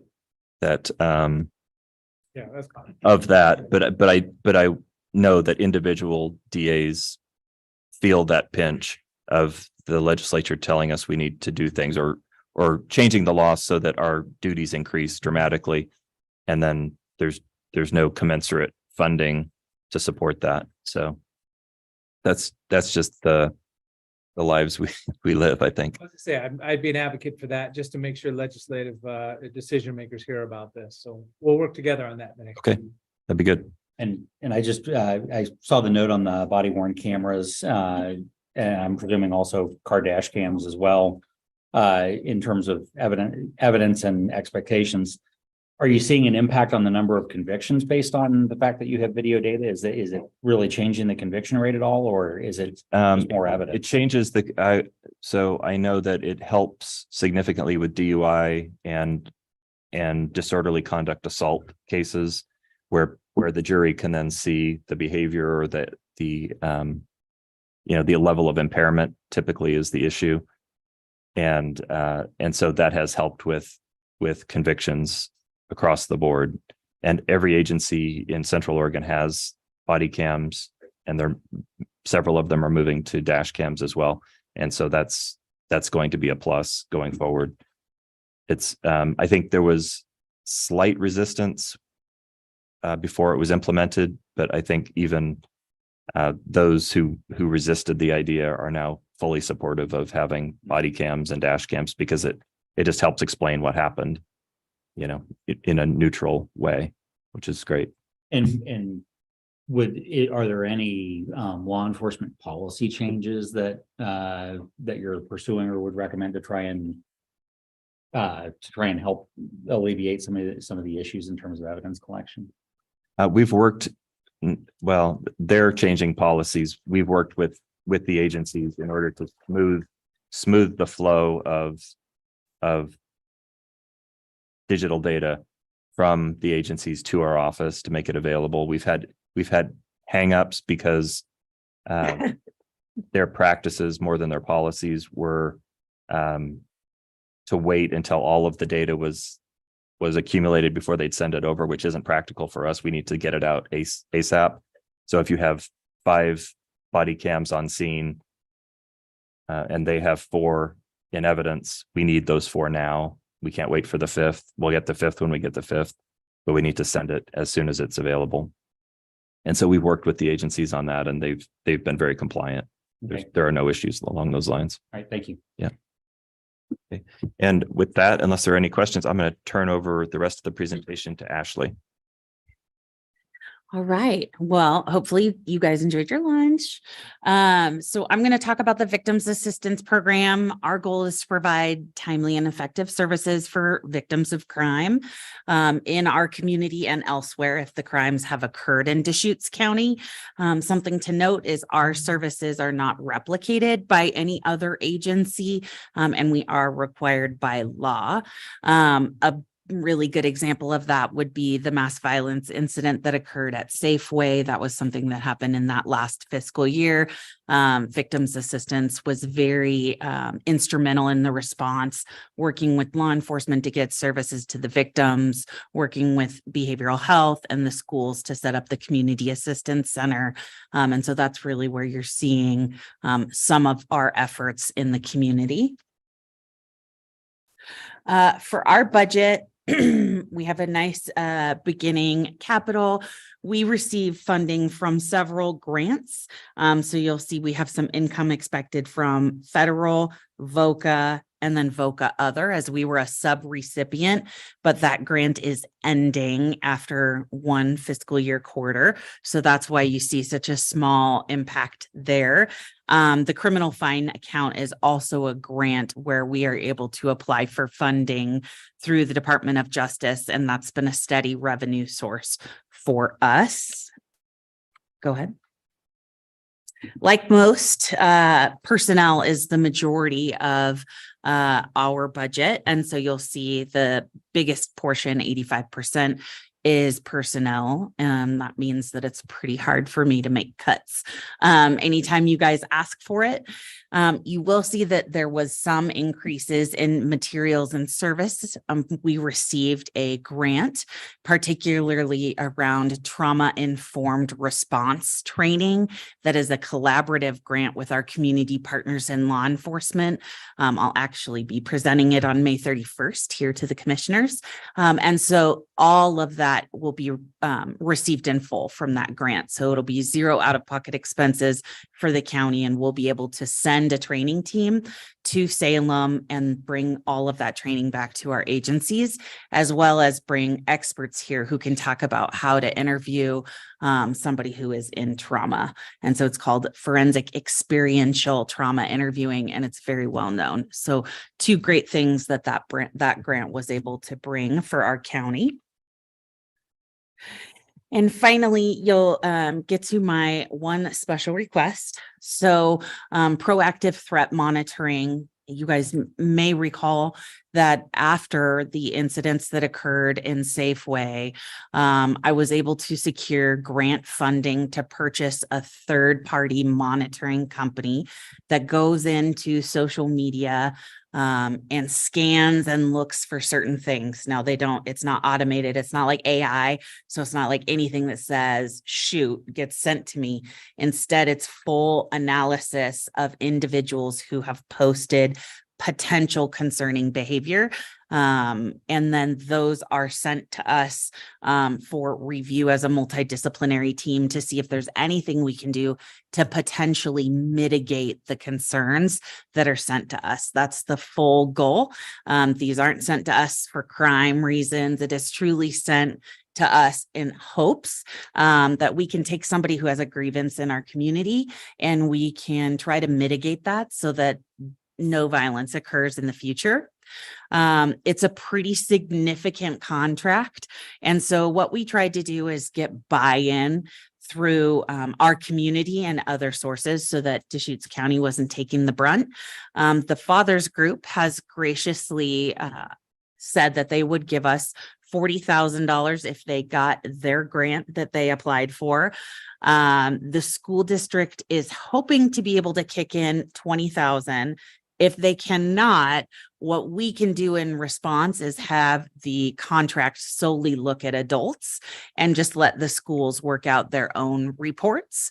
And then law enforcement would hopefully be able to come up with 15, which puts VAP, so Victims Assistance, my request at $12,200. And yes. what law agency, what enforcement agencies are you asking For the grant. Bend PD, Deschutes County Sheriff's Office, and Redmond PD. There's a lot of stuff in social media. I mean, it's a massive stream of information and how effective or successful are these kinds of efforts? Because I think I've heard about efforts like these in other places, but how successful are they at picking the needle out of the haystack and actually identifying threats? So far, what we've seen is identifying things that could be gang behavior. So people who are posting gang associated behavior and potential violence or collaboration for violence against a specific group of people. Maybe it be a, bias type target or law enforcement. So that tends to be what we've seen so far in our community. Also some outward postings of cries for help, significant mental health issues, in which case we're looping in our behavioral health partners to see if there's anything they can do to support that individual. Would you mind going back to that last slide for a second? Yeah. Your original request was 87,200, and the bottom line, it said, so your new request, I know those all said pending, but just for clarity, on Thursday, when the budget committee is voting on this item, are you suggesting that you're asking for 12,200 now and not the 87,200? That's correct. Okay. My hope is that if funding for the other agencies were to fall through, that I would either be able to modify the contract to say, like, if the schools were unable to pitch in, then we would just say, we're going to do this for adults only until the schools are able to pitch in, or we find additional funding. Right now, there are lots of grants out there. There just haven't been any that fit our specific need at the moment, but I'm always looking. Oh, absolutely. Thank you. Thank you.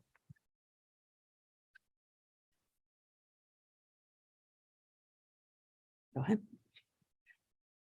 And that's all we had. Thank you. Thank you. Thank you.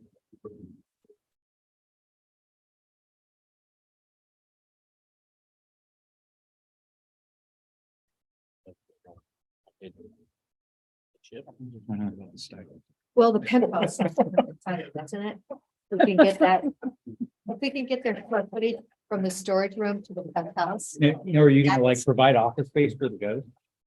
If you read. They don't need it. They go right through the walls. The offsite, like moving down all that stuff offsite. Where offsite is it going? Do they actually have storage? Okay, so at this point, we'll take a break. That's our scheduled 12:30 recess. We'll do that a little early now and reconvene at 3:45.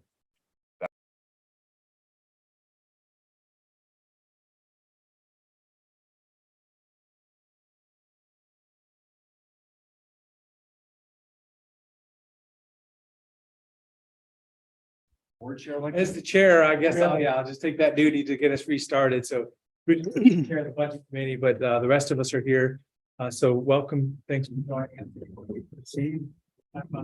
Budget. Thank you, sir. I appreciate everybody's time.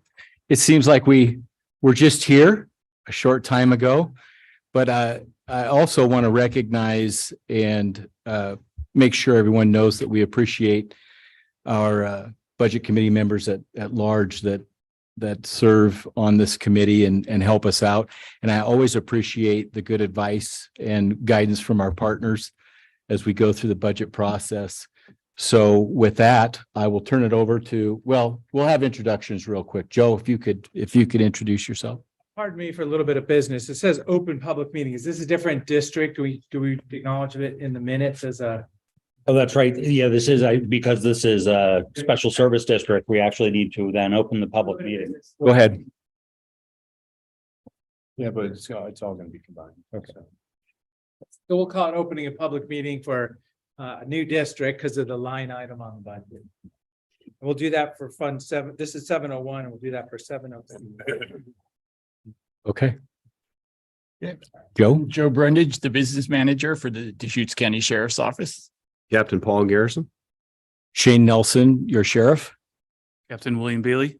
And Captain Michael Schultz. Go ahead, Joe. All right, we'll just dive right in. For the fiscal year 2024, our proposed budget is $65.2 million. That's 9% up from the 59 million of last year's budget.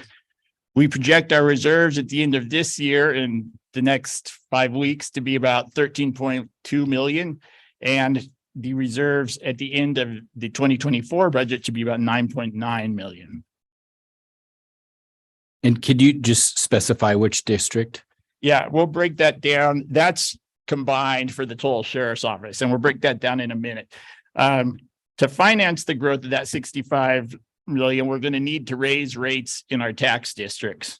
So we're proposing an increase of 17 cents in the countywide district to 125 and a 12-cent increase to 155 in the rural district. Now, those are the maximum rates, and that shouldn't come as a surprise to most of you because we've had some back and forth talks about this. But for those of you who weren't part of that, I'll kind of walk you through how we got to this point. Last year, we increased the rural rates 9 cents. And even then, we knew the budget was going to be really tight because of the need for growth in the patrol division that is funded by the rural tax district. Last year, we had a 5% increase in personnel, just in base wages, plus a 5% step increase added to all the sworn personnel, all the deputies, which 60% of the deputies reached this current year. So they had a 10% increase in their pay. This year, we'll have another 4% COLA, and another 27% of those deputies will reach that other additional 5%. So they will have a 9% increase. Add to that the increased 2% in PERS costs and health insurance, which has increased 11%, but that's not really a dollar for dollar comparison like the others, which are actually 2% of total wages. On top of that, we've been getting less money from the state than we did both pre and mid pandemic. And we continue to support the Stabilization Center, having given almost $2 million since the inception. We're in the middle of the public safety campus master plan process. And we've also remodeled Station 10 upstairs and substations in Sisters and Lapine. Add to that this year, we're going to have in FY24 a 30% increase in food costs to the jail. And if this wasn't enough, the rural rate already in FY23 is underperforming our expectations by almost 0.5%. And when I reached out to Scott Nichols and said, hey, why was that? That wasn't just my projection. That was yours too. How'd we miss this? And he said, well, the question isn't why did the rural district underperform? The question should be, why did the rural district ever perform as well as the countywide district in the first place? It should never be performing as well. And performing meaning growth, increase in assessed value of property taxes. Yeah. The reason being that there are state ordinances that require a certain number of permits to be approved within urban boundaries or urban districts. And that has to be a percentage that and it can't be, I think, below almost 90 or something is what Scott told me. Nevertheless, it had been performing well because of large developments coming online all at once over the years that I had been there. And we had reaped that benefit without knowing that, yeah, that's not going to continue regardless of what we think the economy is doing today. So that's kind of how we got to why we need to raise those rates. But I also want to put the maximum rates in the context of the tax district original plans. In 2006 and 2007, when we were coming up with the idea of the law enforcement districts and how we would sell them to the public and how they would fund us along with the Sheriff's Office strategic plan, we decided that we would start at 95 cents for the countywide and $1.40 for the rural rate. And I think that also has to do with the amount we were splitting off from the general rate at the time, because we used to be part of that.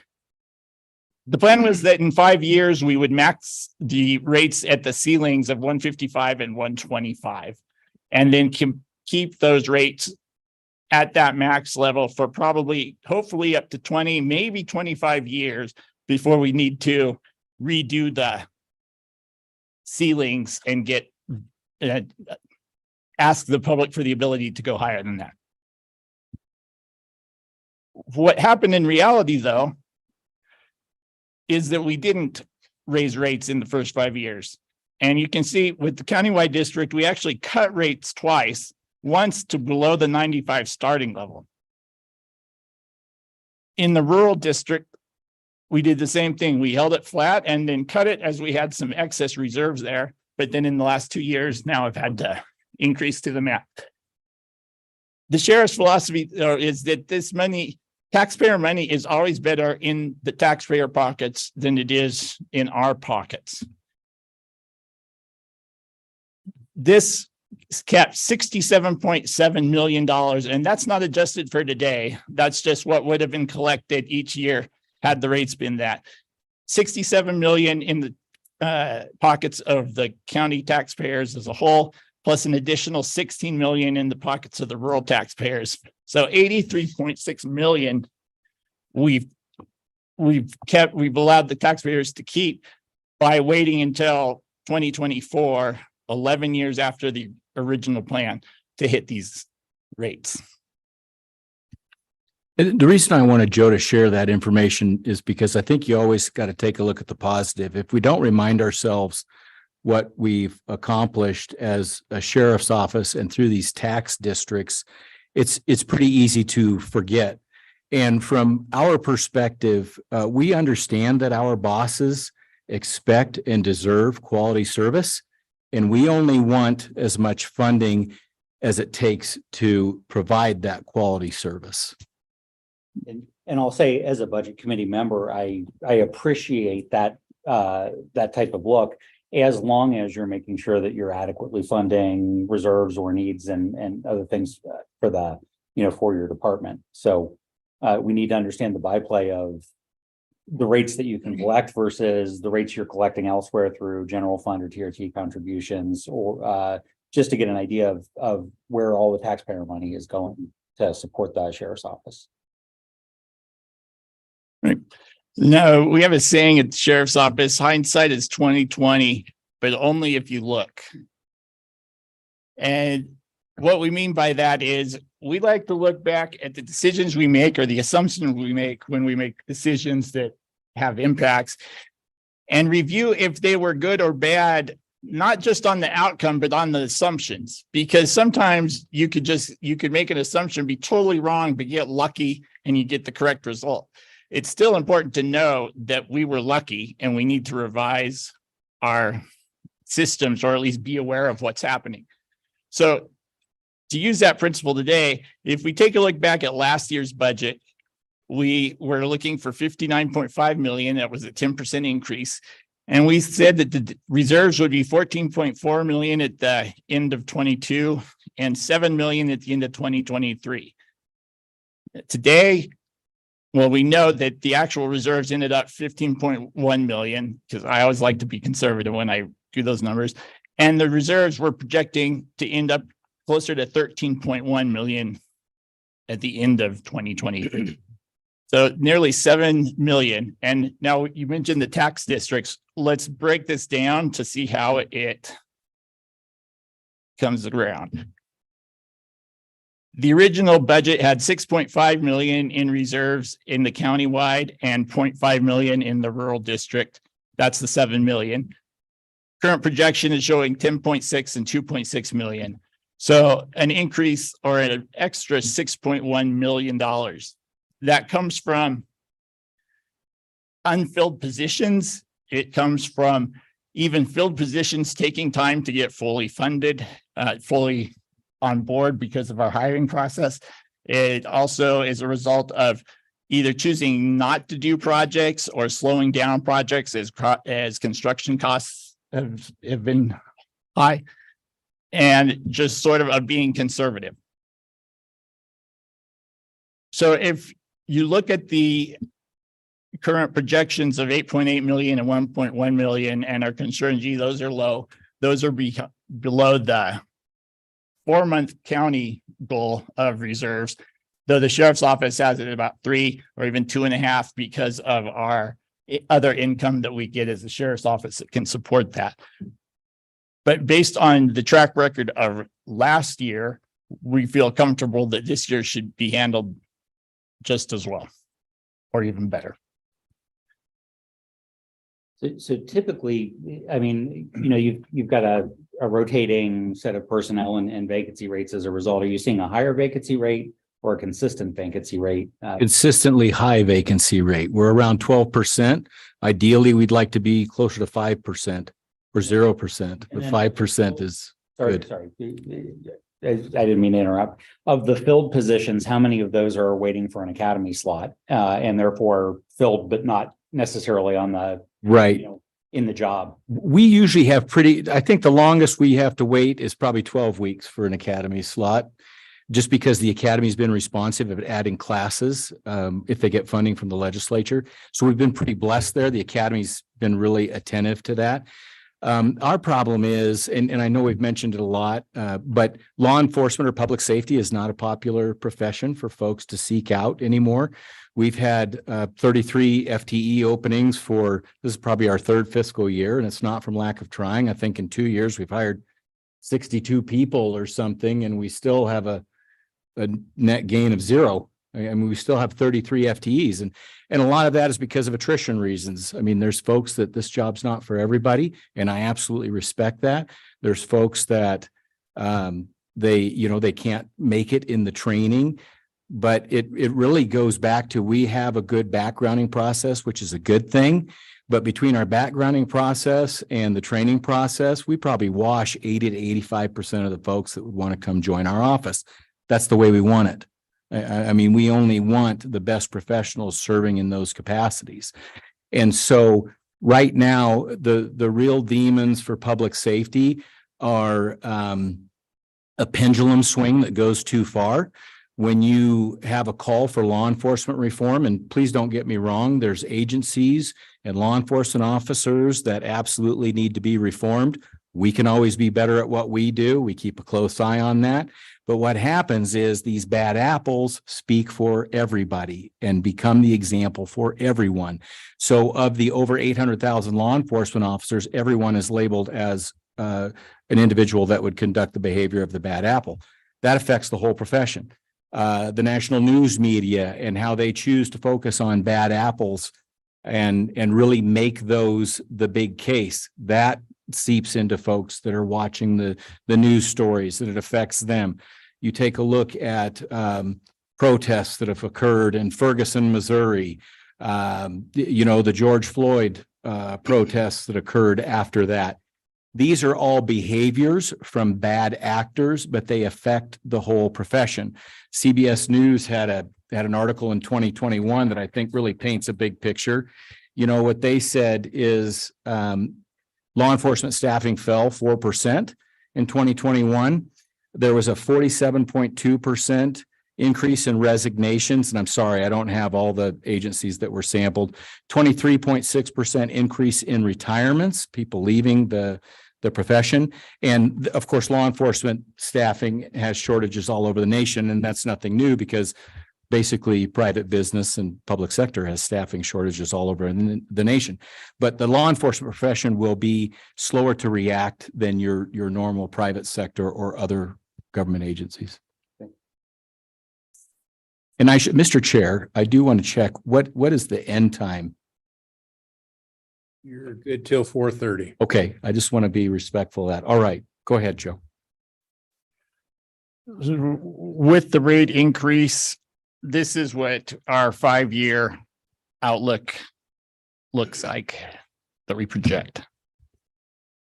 Now, I would like to go back to, with this struggling item here is always District 2, and you can see how it lags, and we need to take care of it. And a big part of that is because of the expenses related to tourism. The transient room tax that we received from the county was 59% of our patrol budget in 2001. Today, it's 23%. And you can look at that orange line over almost a quarter of a century is very flat compared to the transient room tax that we've received. And Nick and everybody, I pulled out Fund 170, so this is just 160 for a more appropriate look. 2.3 million, which is what we were receiving in 2001, would be worth about 4.1 million in 2024. The patrol budget, which was 4.9 million, is now 16 million. But I don't want to say that there's just because the transient room tax is up and our patrol budget is up, does not necessarily mean that there's a correlation or that that's really driving our activity. So I like to make sure that we're in line with other things. The population seems to be going right around that same slope upwards. And if we were to increase our staffing at a CPI rate, we would be at 292 today. But instead, we're currently at 265 and we're asking for 7. So that's an increase of 7. All right, we're asking for 7 to 272. Do you have a comparison like that with the unincorporated county population growth? Or I mean, I guess you could include Lapine and Sisters, since DCSO is serving those communities, but a lot of the population growth in the county is in areas that are served by their own police departments. So You are right. And I can give you an informal response to that. 8-10 years ago, rural population we served was probably 60,000. It's probably 68 or 70,000 now, Commissioner. So that, that's a fair question. I would offset that a lot of the services our offices provide, I'm mandated by law to do it. Happy to do it. It's the right thing to do. But at the end of the day, my job description is set by ORS. So some of those activities we do aren't necessarily just centered around rural population, our law enforcement presence, so to speak. some of the duties that the patrol has to do.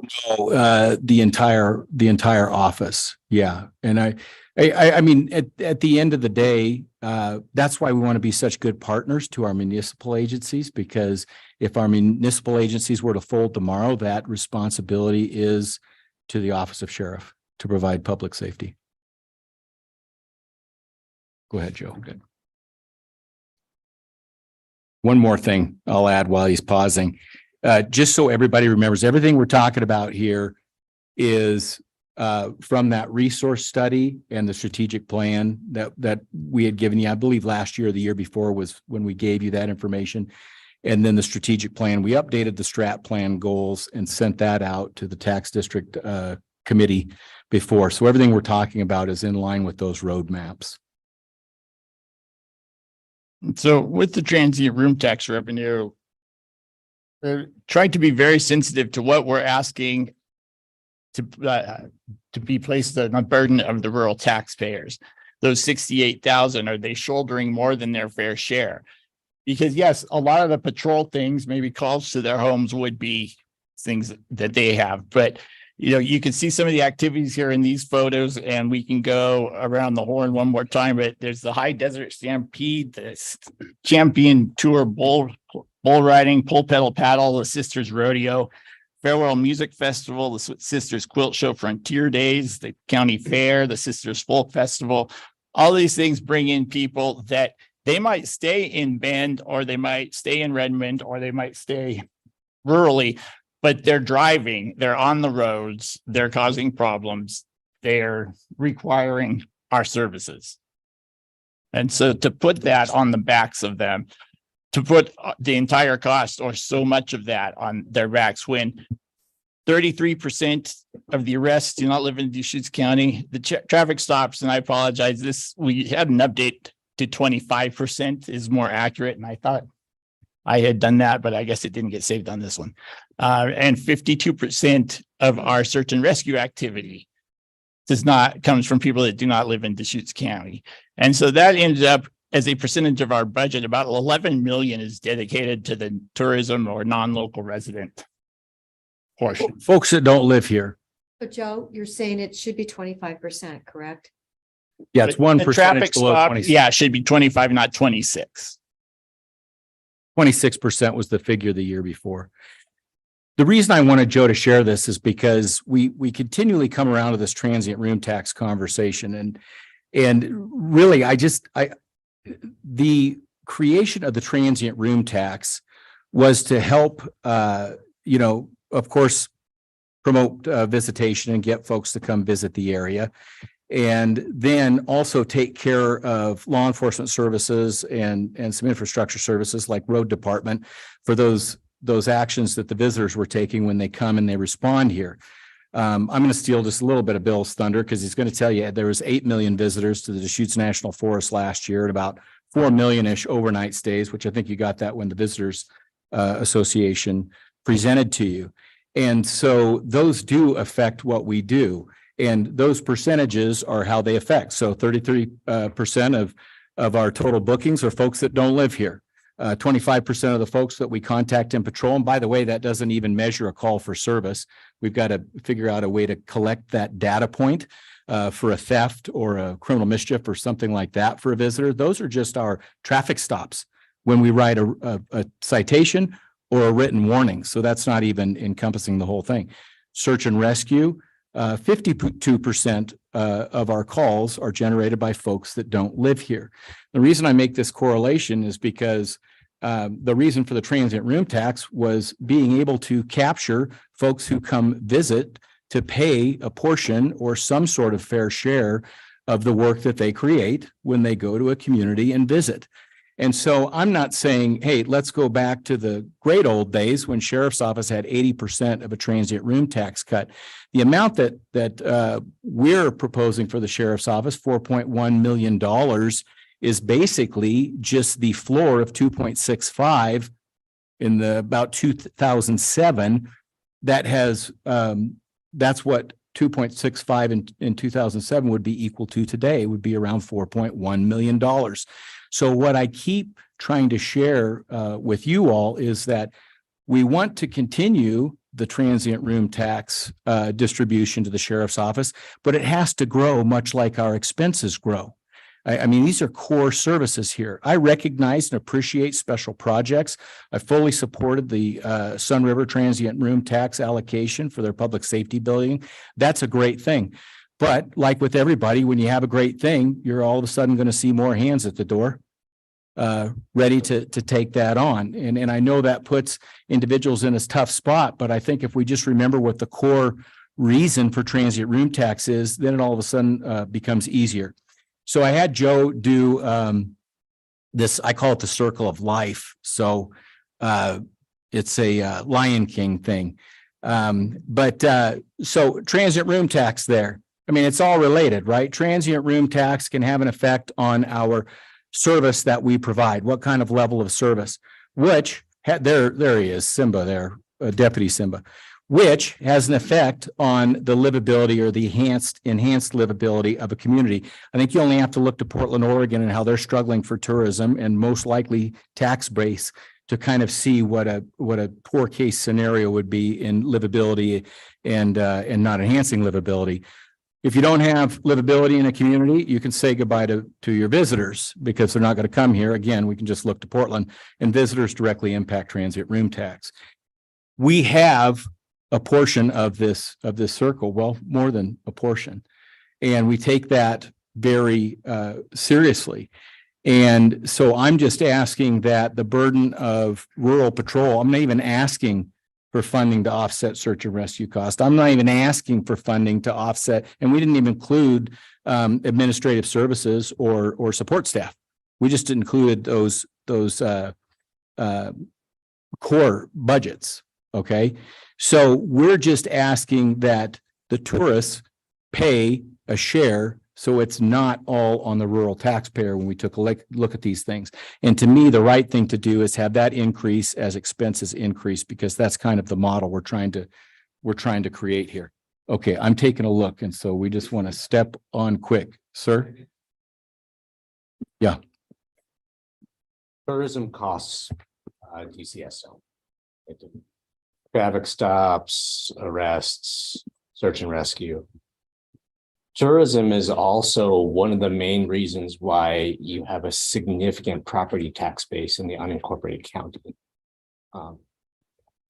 People who are farming, who have EFU tax deferral, not paying a whole lot into your taxing district. Sun River Resort, destination resorts, which have grown up around second homes. I'm guessing most of those people who own second homes and destination resorts are not Deschutes County residents the rest of the year. So while it's definitely important to think about tourism, think about the impacts on the sheriff's office, and think about the fiscal impacts, you also have to think about the entirety of tax base and revenue that tourism generates for the sheriff's office. And so I would, to go alongside your TRT kind of argument, I would really like to see a breakdown of property tax revenue in the unincorporated county, and how much of that. I mean, you got a winery and they've got, weddings and other events. Yeah, that probably causes traffic stops and maybe arrests and things like that, but it also is possibly fundamental piece of the property tax base out in the rural county. Yeah, I'm not sure I totally track with you, Commissioner, but I would say if the person sampling at the winery doesn't have an address in Deschutes County, then I'm interested. Those are the folks I'm talking about. Those are the folks with addresses that don't live here. I think all tax contributors are important to this office. I think the three highest are corporations or an electric company or something. Robert can probably share that information, but it's all business is important. All of the community members are important and their contribution. The folks that are from out of town that own properties here, absolutely important. What I'm talking about is the folks that don't have an address here that are staying in the hotels. That's the only link I have, that's the only way I can tell. What I'm trying to draw your attention back to is that the winery itself is a property tax payer in the rural district. Right. Yeah. So you don't have a winery without tourism. So, right. That businesses, that property owner's ability to pay taxes is dependent upon tourism. So we need to think about both the impacts of tourism in terms of arrests, search and rescue, traffic stops, but we also need to think about the impacts of tourism in beefing up the assessed value that you rely on for your taxing district revenue flow. Oh, and I understand what you're saying, and I think that's important. I'm just saying we've got visitors coming in here. They should be paying a load of the share, so it takes the burden off the rural taxpayer. I guess, the winery is charging these guests somehow or selling bottles of wine, to your point, and I don't want to interrupt that business practice. We want to support that by having excellent public safety and livability here. So hopefully I'm tracking with you, but okay. I'm not like advocating for cutting off TRT funding. Yeah, I'm just saying you really need to think about all the ways that tourism contributes revenue. Well, yeah, and I think I'm tracking. On the one hand, I think you're agreeing with what the sheriff's saying in the circle of life of the better service level we provide, the more livability, the more visitors. So the more attractive we make it for those wineries, the more people come. That tourist enhances not just TRT, but property taxes. And so I think you're saying in a way they are paying their fair share because they're receiving the value of their property based on the tourists. So tourism is contributing to the sheriff's office through the property. through the property tax base. But then with the example of Sun River, then it would be the exact opposite because they're not paying property taxes into us, but they're still using all those services because they don't stay in their district. So Eagle Crests, Black, Yeah. not Black, Eagle Crests, Pronghorn, et cetera. Yeah, no, I just mentioned them because they would be an example of someone who's wanting the TRT, but is not part of the, wants to benefit from the TRT, but is not part of the rural tax district paying people that we're putting to. That's all. But Similar to that, because I think it gets to the heart of it. TRT, I mean, whether it's 3.6 or whether it's 4.1 or however it goes, it's a significant portion of the total TRT. And there's actually, we were discussing earlier, there's actually very little unallocated TRT left. I think we're talking about 700,000 maybe this year. So there's really not a lot of room for growth in TRT, and you're also proposing maxing both your rates. So if you're looking at a budget where you've maxed both your rates and where you're getting as much of the TRT juice as you can, where do you go after that? Well, and that's where we need to be mindful about having to go to the voters and ask for a ceiling increase on the tax districts. And we want to have about a 2 to 3 year window as we start coming to expect that, because we want to be able to have a grassroots campaign and make sure all our bosses are completely educated about that. So that's something that's always on the forefront of our mind. And we just will evolve as we move forward. So we're already having that discussion right now about what does that ceiling look like? What does the future look like in accordance with that? And there's a number of factors, and I'm wading into everybody's presentation here, but there's a number of factors. I mean, there's discussion about adjusting Measure 110 so that it has more teeth into it, because frankly, it needs it. That will significantly affect the folks that get lodged in our jail, just like it'll affect parole and probation. And so Measure 114, the firearms permit process. Personally, I don't think it's going to be found constitutional. It doesn't solve the problem of folks with mental wellness going out and murdering people. But in my mind, in looking at that response, if the state law stands, it's going to require our office to add 7 full-time employees. And that's just a best guesstimate, because we've been doing testing and seeing how these processes can work and trying to streamline it as best we can. But you're talking about 7 full-time employees that may or may not be supported by the $165 fee. There's a lot of different conversations there. Frankly, that $165 fee as it stands right now, half of it is sucked up by the Oregon State Police for their part of the process. So there's a lot of conversations that have to be had. What we're sharing with you today is just how it looks today, but don't think we're not thinking of these other alternatives and what's going on and how we might have to be bendable and move, because frankly, every time the Oregon legislature meets, you don't know what type of a bill will come out that will affect the function of law enforcement. And so just as a profession, we have to be resilient. As a sheriff's office, we have to be really resilient because we have the only jail in Deschutes County. So I think you're next, right, sir? I think so. I apologize, but can I give you 1 minute? And then we'll do 1 minute and just try and capture what we. I just looked at the schedule again, because we have the 2 service districts. We do have until 5 o'clock. Oh, okay. Well, take your time. 2 minutes now. Yeah. Go ahead. Take your time. Well, and just to go back to that, the TRT is unallocated. And we understand that. It's frustrating because in the original part of that graph, it was allocated to the sheriff's office. It looks like 79.3% automatically every year. And then we paused that when both the sheriff's office and the county felt that there were adequate reserves and we didn't need to. For the last 3 years, this is the 4th year we've been asking, hey, this really needs to be adjusted to 4.1. It was nice. You were kind enough to adjust it 500,000, but we're just asking for that portion that wouldn't have been everything. Now, there's also the PILT money that comes from the federal government for federal land that's not subject to property tax, which is specifically noted to be used by law enforcement and roads. And that has been increasing the last few years significantly. 500,000 could be moved, used for that, which is one of the intended purposes. If it's because too many hands are already in the TRT pot.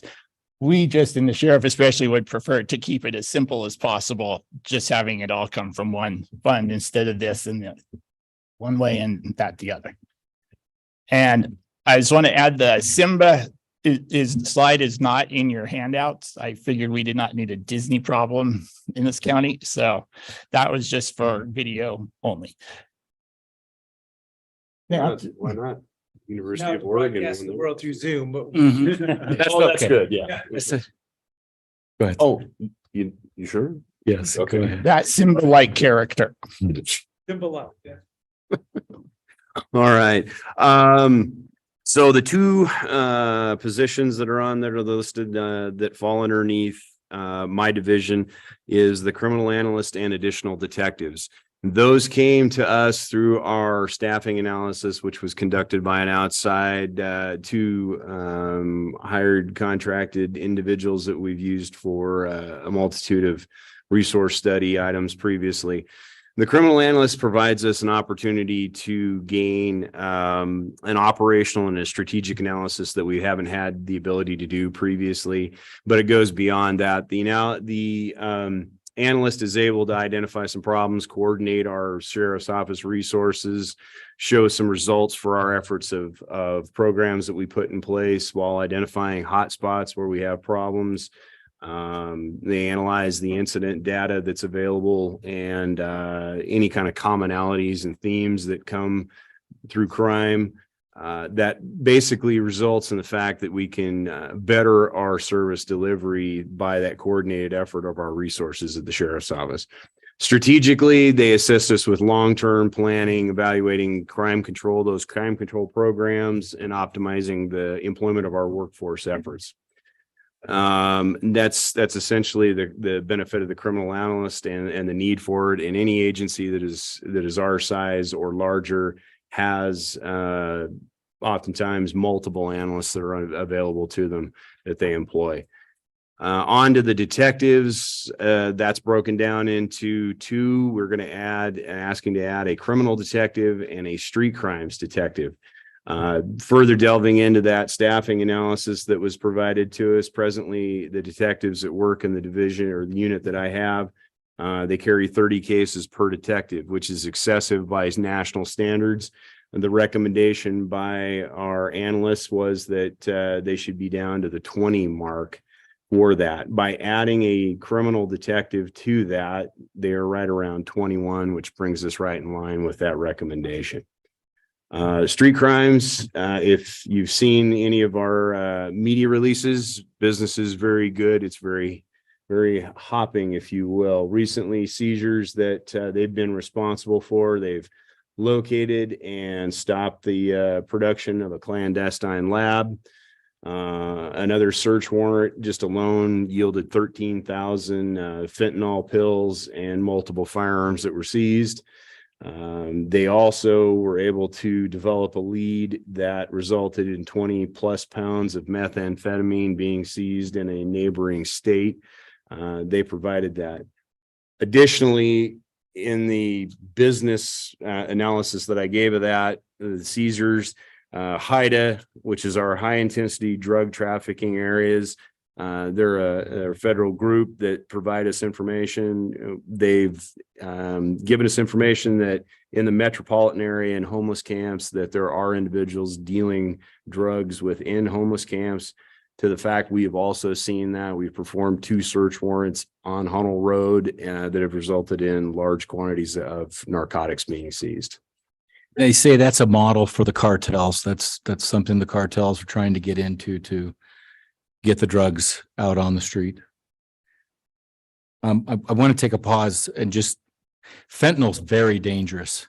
And I'm sure you've all seen the news. We're seeing less heroin, more fentanyl. It's less expensive. It's highly addictive, 50 times more addictive than morphine. And I think the amount of fentanyl as 5 grains of sand has the potential to kill a person. It depends on their tolerance level, how often they use. So an amount that a 100-pound person might use, that might kill a 150-pound person just because you have different tolerance level. So I think in 2022, the DEA seized enough potential fentanyl lethal doses to kill every American. In 2022, Customs Border Patrol seized 50,000 pounds of fentanyl, when in 2021, they seized 11,000 pounds of fentanyl. And this is all coming over the southern border. 2 pounds of fentanyl has enough potential lethal doses in it to kill 500,000 people. On I-84 a month ago, the Oregon State Police seized 2 pounds of fentanyl on I-84, along with 100,000 counterfeit pills. So it's what we can do to kind of have a dent in the trade and send a message that, look, we don't want these operations going on. We don't want this activity going on. And so I just want to put that out there. Go ahead, sir. Concluded, sir. Oh, okay, sir. Just a brief question on that. The detectives, since they're effectively street patrol, so they're going to require vehicles as well, right? Yes. Okay. But the street crime detective will be paid for out of the countywide district, the criminal detective out of District 2, the rural. Okay.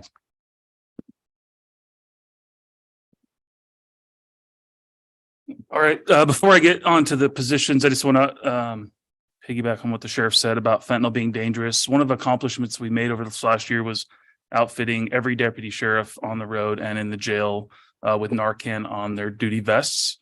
What we're finding is that it's taking multiple doses. In fact, there was an overdose last week just across the street from the sheriff's office on Homer Road. Took 5 doses of Narcan to get the person breathing again and hand it off to medics. And so not only is it important for the safety of our staff when they're being exposed to and around that dangerous substance, but because the deputies have it in their cars and on their vests now, we're able to multiply the amount of Narcan that we have so that we can save lives in the community. Because oftentimes the deputy sheriffs are first on scene and are deploying that life-saving medication before medics get there. I want to thank the sheriff for commenting about visitors, because it is a significant portion of patrol response. We respond to in 2022, 70,630 calls for service in Deschutes County, made 11,777 traffic stops, made 178 DUI arrests for alcohol and 33 for drugs, and responded to 1,363 mental health calls. In addition to that, we responded to 2,808 animal control calls, and I'll bounce off that to the field law enforcement technicians that we're requesting in this budget. And the way you see it there laid out, it shows in the second position, we're requesting 2 field law enforcement techs, and then down in position 5, we'd ask for another one.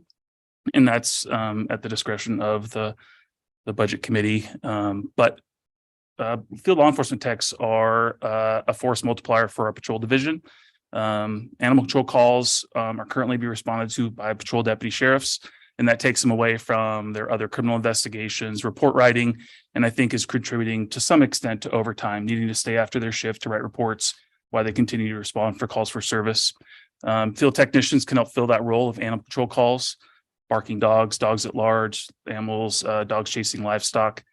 They can also support the patrol division when it comes to a second resource, let's say the traffic crash. Instead of having 2 deputy sheriffs, we can have a deputy sheriff and a field tech, and that could free up the deputy to go and respond to other calls for service, reducing call response times, helping with overtime. And then they're also able to support with some of the cold non-priority calls, cold theft, no suspects. And so they're a force multiplier. I'll refer to our staffing study that was conducted in 2022. It suggested we have 2 deputy sheriffs for every 1,000 residents. Currently, we have approximately 68,000 rural residents that our patrol division responds to, which would be about 136 deputy sheriffs. That we currently are at 68. So we're about half of what the recommended staffing study is. And so we're sitting pretty good right now from our current hiring process. We have 3 deputy sheriffs in training, 10 more in background, which we hope to be all on board by the end of the year. But in the short term, the field techs, they don't have to go to the academy for 4 months. We can get them on board sooner, quicker. They're less expensive from a standpoint from a deputy sheriff, and they can help support the patrol division in the short term until we can get to a point where we need to start adding deputy sheriffs. And the wellness coordinator, in 2019, the sheriff made it a priority to revamp our peer support team and really look at wellness as a whole in the sheriff's office. And I've made a list here of the current different things, and this is probably not all inclusive because there's so much, but as you may know, we had Sigma Tactical come in and do health assessments on our staff to get an overall assessment of their overall wellness. We've had a very healthy peer support team that is busier than ever with keeping up with the health and wellness of our teammates. We have added an exercise facility at our La Pine substation, and by the end of the year, we'll have exercise facilities here and out of the main public safety campus, as well as Terrebonne and sister substations, to give the deputy sheriffs an opportunity to get on a treadmill for 30 minutes and help improve their overall wellness. We looked at food and diet, so the deputies are eating healthy and giving them healthy options.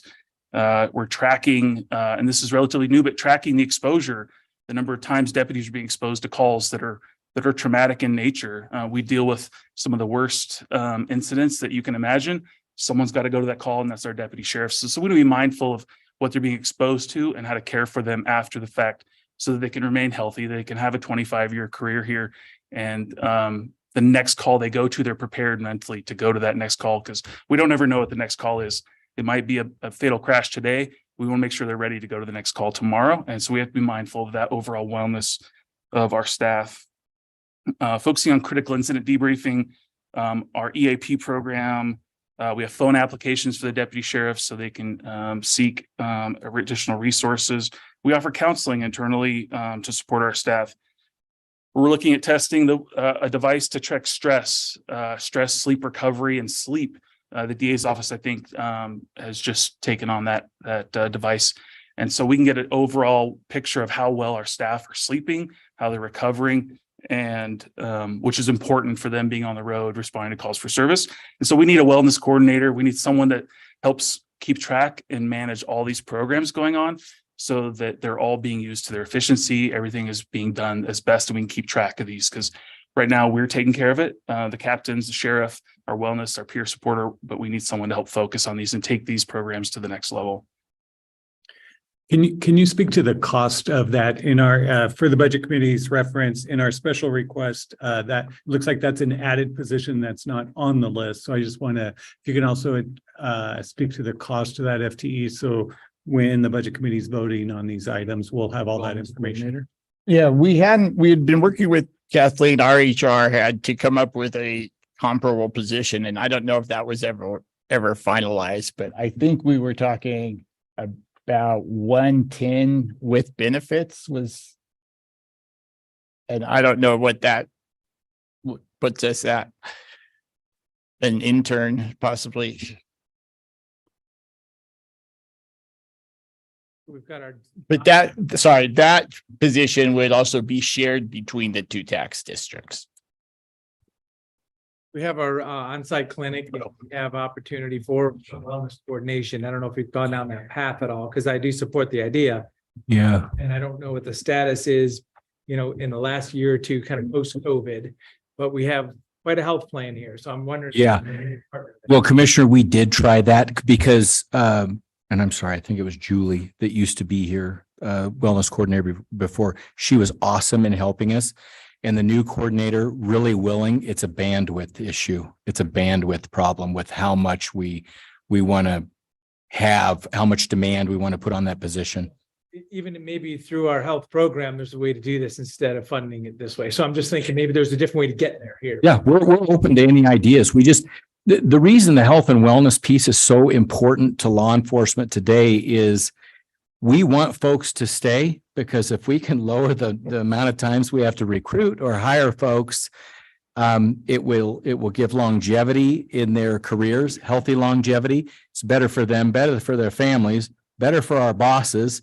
We don't know the number of uses of force that it reduces, or fill in the blank, right? It's all of these unknowns. We know that eventually it will have a long-term impact on the health plan itself, a good one. And so that's that's really why we're trying to get all of this encompassed, because notoriously shift workers, regardless if you're law enforcement or not, what do? Well, when you're working night shift, you go eat at 7-Eleven. I think they have nachos and hot dogs. Maybe now they have pizza, but it's not stuff that's very, very healthy. And you're we're trying to just be a positive influence, but good point. Thank you. And before we go, I just want to try to answer one question just in case it's asked later. It hasn't been asked yet. But in 2016, we did eliminate the field law enforcement technician positions we had. I think we had 4. We converted them to deputy sheriffs. And so if the question arises, well, why did we do that? And now we're going back the other way. At the time, we had realized we were understaffed, even not to the point that Captain Bailey referred to of the 1.5 to 1. And we were needing to hire as many qualified candidates. And so converting those positions and allowing those people to go through that hiring process just helped us expedite that. In addition, in 2016, nobody was saying, why are you sending someone with a gun to an event that doesn't need a gun? Now they are saying that. And we agree that if we can have people that aren't carrying guns go help the community in these animal control issues, it's cheaper and safer, and the community appreciates it more. And so that's why we're switching back. So just on those, the items 2 and 5, those are also going with take-home vehicles as well, right? I just want to make sure that we're encompassing. Wellness coordinator will not. Wellness coordinator won't, but the 3 field technicians. Yeah, the field law enforcement technicians, and we haven't really fully vetted that. It may be a vehicle share option. So they drive in and share one vehicle depending on schedule. But yeah, those will have a vehicle of some sort attached to them. And just while we're on it, when I was going through the detail, looks like your auto costs, just auto purchase costs are up 17% is what I saw. And that just, is that just cost of doing business? The way they're trending now, yes, the expense of the fleet has gone up proportionate to inflation as well. Sometimes it's in excess of that. And at this point, though, we're beginning to see the dividends of the vehicles lasting longer there when we implemented that. Right. And not only that, year by year, you might see a higher increase in vehicle costs because sometimes it takes us a year or more to get a vehicle. So we have cars that we want to put on the road next year. We won't get them next year, but we can get them now. So we've got to spike that cost, absorb that within our budget to pay those prices. So it's a combination of all of those things. Well, and then the other thing I noticed is new car prep supplies and then the new car labor up. So that must be upfit is up 75%. So, that's an increase of $1 million. That's close to 2% of your budget. That hurts. Is that a change in the way that you're doing upfit, or that's passed down by the vendor Lear that we contract with to do that. We have about 3 options in there that by far the most technically proficient to prepare vehicles for that. I have a question. Is this wellness coordinator actually a special request? Because I don't find it here. That's what I was mentioning. It's not on our list or in the book, but it's a late They ad. just brought it today, so that's why I was asking on the amount, so we Okay, so know we can put the amount in and get a sheet on it. So if We'll get a revised special request page. yeah, and if you could provide that background information on the special request form, we can provide it to the budget committee. That'd be great. Okay, Captain Schultz. Okay. Our budget is not changing. Our budget, we're not asking for any additional FTEs. We're more planning for the future. Of course, our budget's going to go up about 7% with the raises that we're getting, and our food service costs, as Joe said at the beginning, is going up about 30%, along with medical costs and medication and things like that. But we're averaging about 7% increase with no extra staffing. So let's talk about the future of the public safety campus. As we know, back in 1994, that's when the jail was built. And in 2014, they added the commissioners, the sheriff's office, the public added an extra 144 beds to combat overpopulation. We were kicking out hundreds of people each month to go on the street because there was no room for them. And at the time, a great decision, and they did at a very great cost. But still, as they increased the jail beds, the infrastructure in the jail was not increased at that time, which leads us today. Before COVID, we were operating about 320 inmates, which is critical for us. That gives us about a 10% out of 365 beds left to be able to move people around. Today, though, after COVID, because of a number of levers that have been changed, we're operating about 220 persons in our jail span. And levers are where the Chief Justice Senate Bill 48 came through and allowed us to be having a more robust pretrial release program to really keep the individuals that need to be in jail, keep them, hold them accountable, and those that can make court and follow the court process, find a way that the judges can feel safe putting them back in the community, which we implemented our pretrial release plan as we go through. And also, with 1145 money, Measure 45, when, sometime in the past, it was about equal 50-50. Where I came here, it was about 35 to 65. And then the sheriff just recently, about 2-3 years ago, switched 1145 money to 20% is which we get. And PMP gets the rest of the 80%. And we did that because we wanted PMP to be healthy. So back in 2017, when we knew the stabilization center was a thought process, and we all met, many of us in this room, some of us in this room, talked about what is the first need that we need to keep public safe in our community. And we sat down with Gobi, it's a Greater Oregon Mental Health and NAMI, people of National Association of Mental Illness, a number of advocates for individuals who are vulnerable came in together, and we decided that Stabilization Center was the number one support. And we got there, but we only got there because of the sheriff's office commitment to make sure they were funded at about $600,000 a year. We've spent almost $2 million since their time that they've been operating. And that program is clearly a success. It helps our community, helps people in District 1, District 2, Bend, all the cities coming together. And we're proud of that fact. But we're not done yet. The jail still needs help. We knew that at that point, we were struggling with crowding. We knew, I was talking to the sheriff, we have to get our matrix population together again because we're getting overcrowded. But instead of giving money to the sheriff's office to build more jail beds, we wanted that stabilization center, and we created a path for PMP to be healthy by building them an area that they could all come together and get our stabilization set, knowing that eventually the sheriff's office is going to need to put money in our facility. Now, I did say I was going to talk about the future, right? Okay, so that was all the past. All right, let's talk about the future. So the future. We spent $300,000 last year to do a public safety campus plan. We just didn't do it for the sheriff's office. We came in with all of our partners because we need to be a good partners, because the levers of the jail depends on our partners to be healthy. If the courts are not healthy and they don't have a plan to be able to kick individuals out, where do they come? They come into the jail.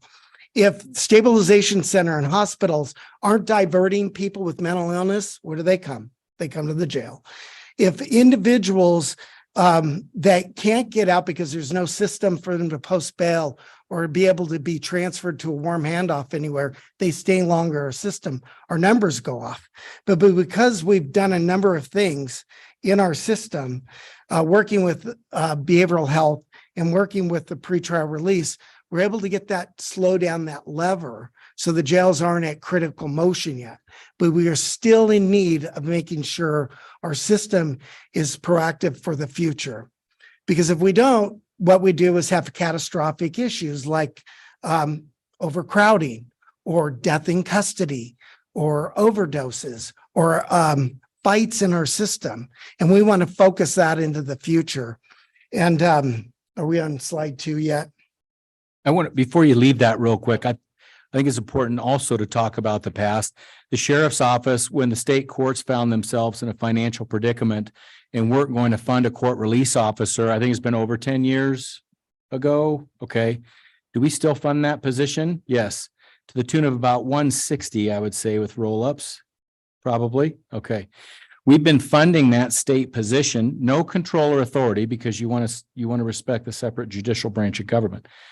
But we have been providing the funding to the state courts for that court release officer. Why? Because it's the right thing to do.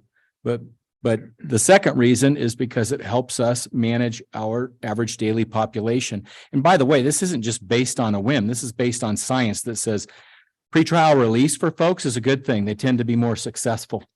And so that's why we want to support that. The other thing that we did, we have grant funding for a pretrial release deputy sheriff who has a caseload of about 90. That's 90 folks that aren't in our jail. Otherwise, we'd be right back at 310 or 300. So just, I wanted to throw those things in there. You were probably covering them on slide 2 and I couldn't help myself. Okay. No, and that's great. I'm glad because that's the future, right? Look at our levers, keep our system healthy so that we can move and have a healthy jail system, because currently we're booking in about 5,000 to 6,000 individuals each year. When prior to COVID, it was about 7,000. We know our levers are helping, but we do expect to see our numbers to continue to increase. Length of stay has always remained the same, about 12 to 14 days in our system as they cycle through.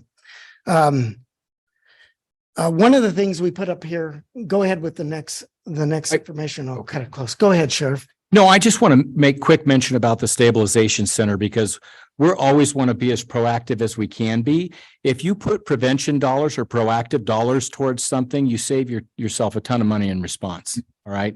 So not only is it the right thing to do by our bosses and our families, you save yourself the tax paying public in response costs.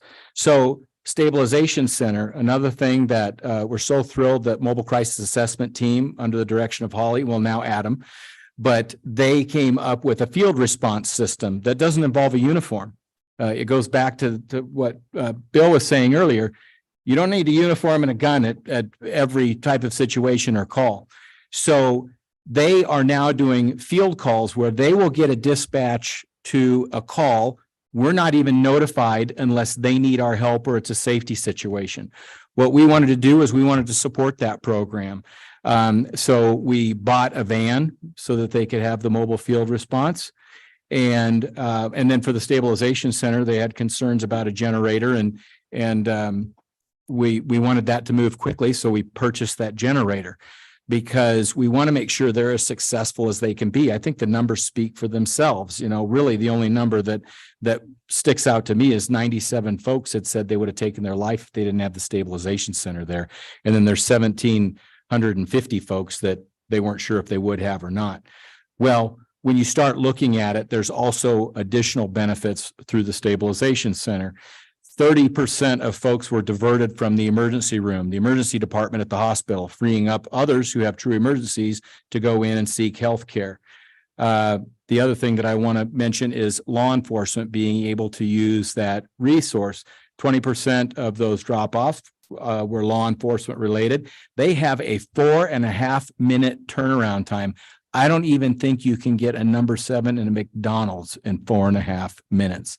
The reason that's important, that 4.5 minute turnaround time, is because that means more law enforcement response out in the field versus hours spent waiting for an emergency room bed at no fault of the hospital, and those types of things. So it's really affecting a lot of different things. Thank you, Michael. Go ahead. Oh, no, I appreciate it. Yeah. And the sheriff is right. One of the reasons why we put stabilization numbers up there, because those are our clients as well. They come into our custody, we try to help them, but that is the true way we can truly divert individuals. So we need them fully functioning. When I look at this public safety master plan, because what we need to do is save for our future. And that's what we need to focus on in our budget going forward, save for our future. When I look at it, though, we've already started the public safety campus plan. Stabilization center is there. I know they're looking at moving, growing. We know pro and probation is there. They're getting settled in their new offices, bringing everybody from the county into one area. And now we're the next piece.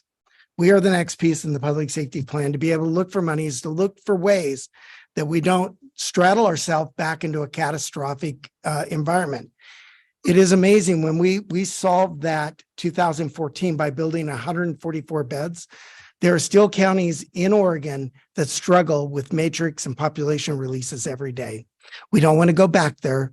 We want to work on our levers to make sure that all of our system in the public safety plan is operating so that we can have a nice trauma-induced design place that individuals, not only for inmates that can come and get better when they come to jail, but also our staff that can come and do this very difficult work so that we're not putting them in post-traumatic stress from coming into a dungeon and working. They're working with professionals to be able to make our community better.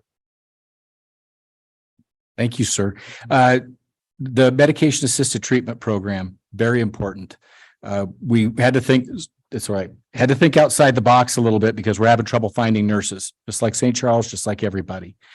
And when we start looking at that, Michael came up with an idea that we'd use LPN. I don't even remember what that is. Licensed practical nurse. Thank you.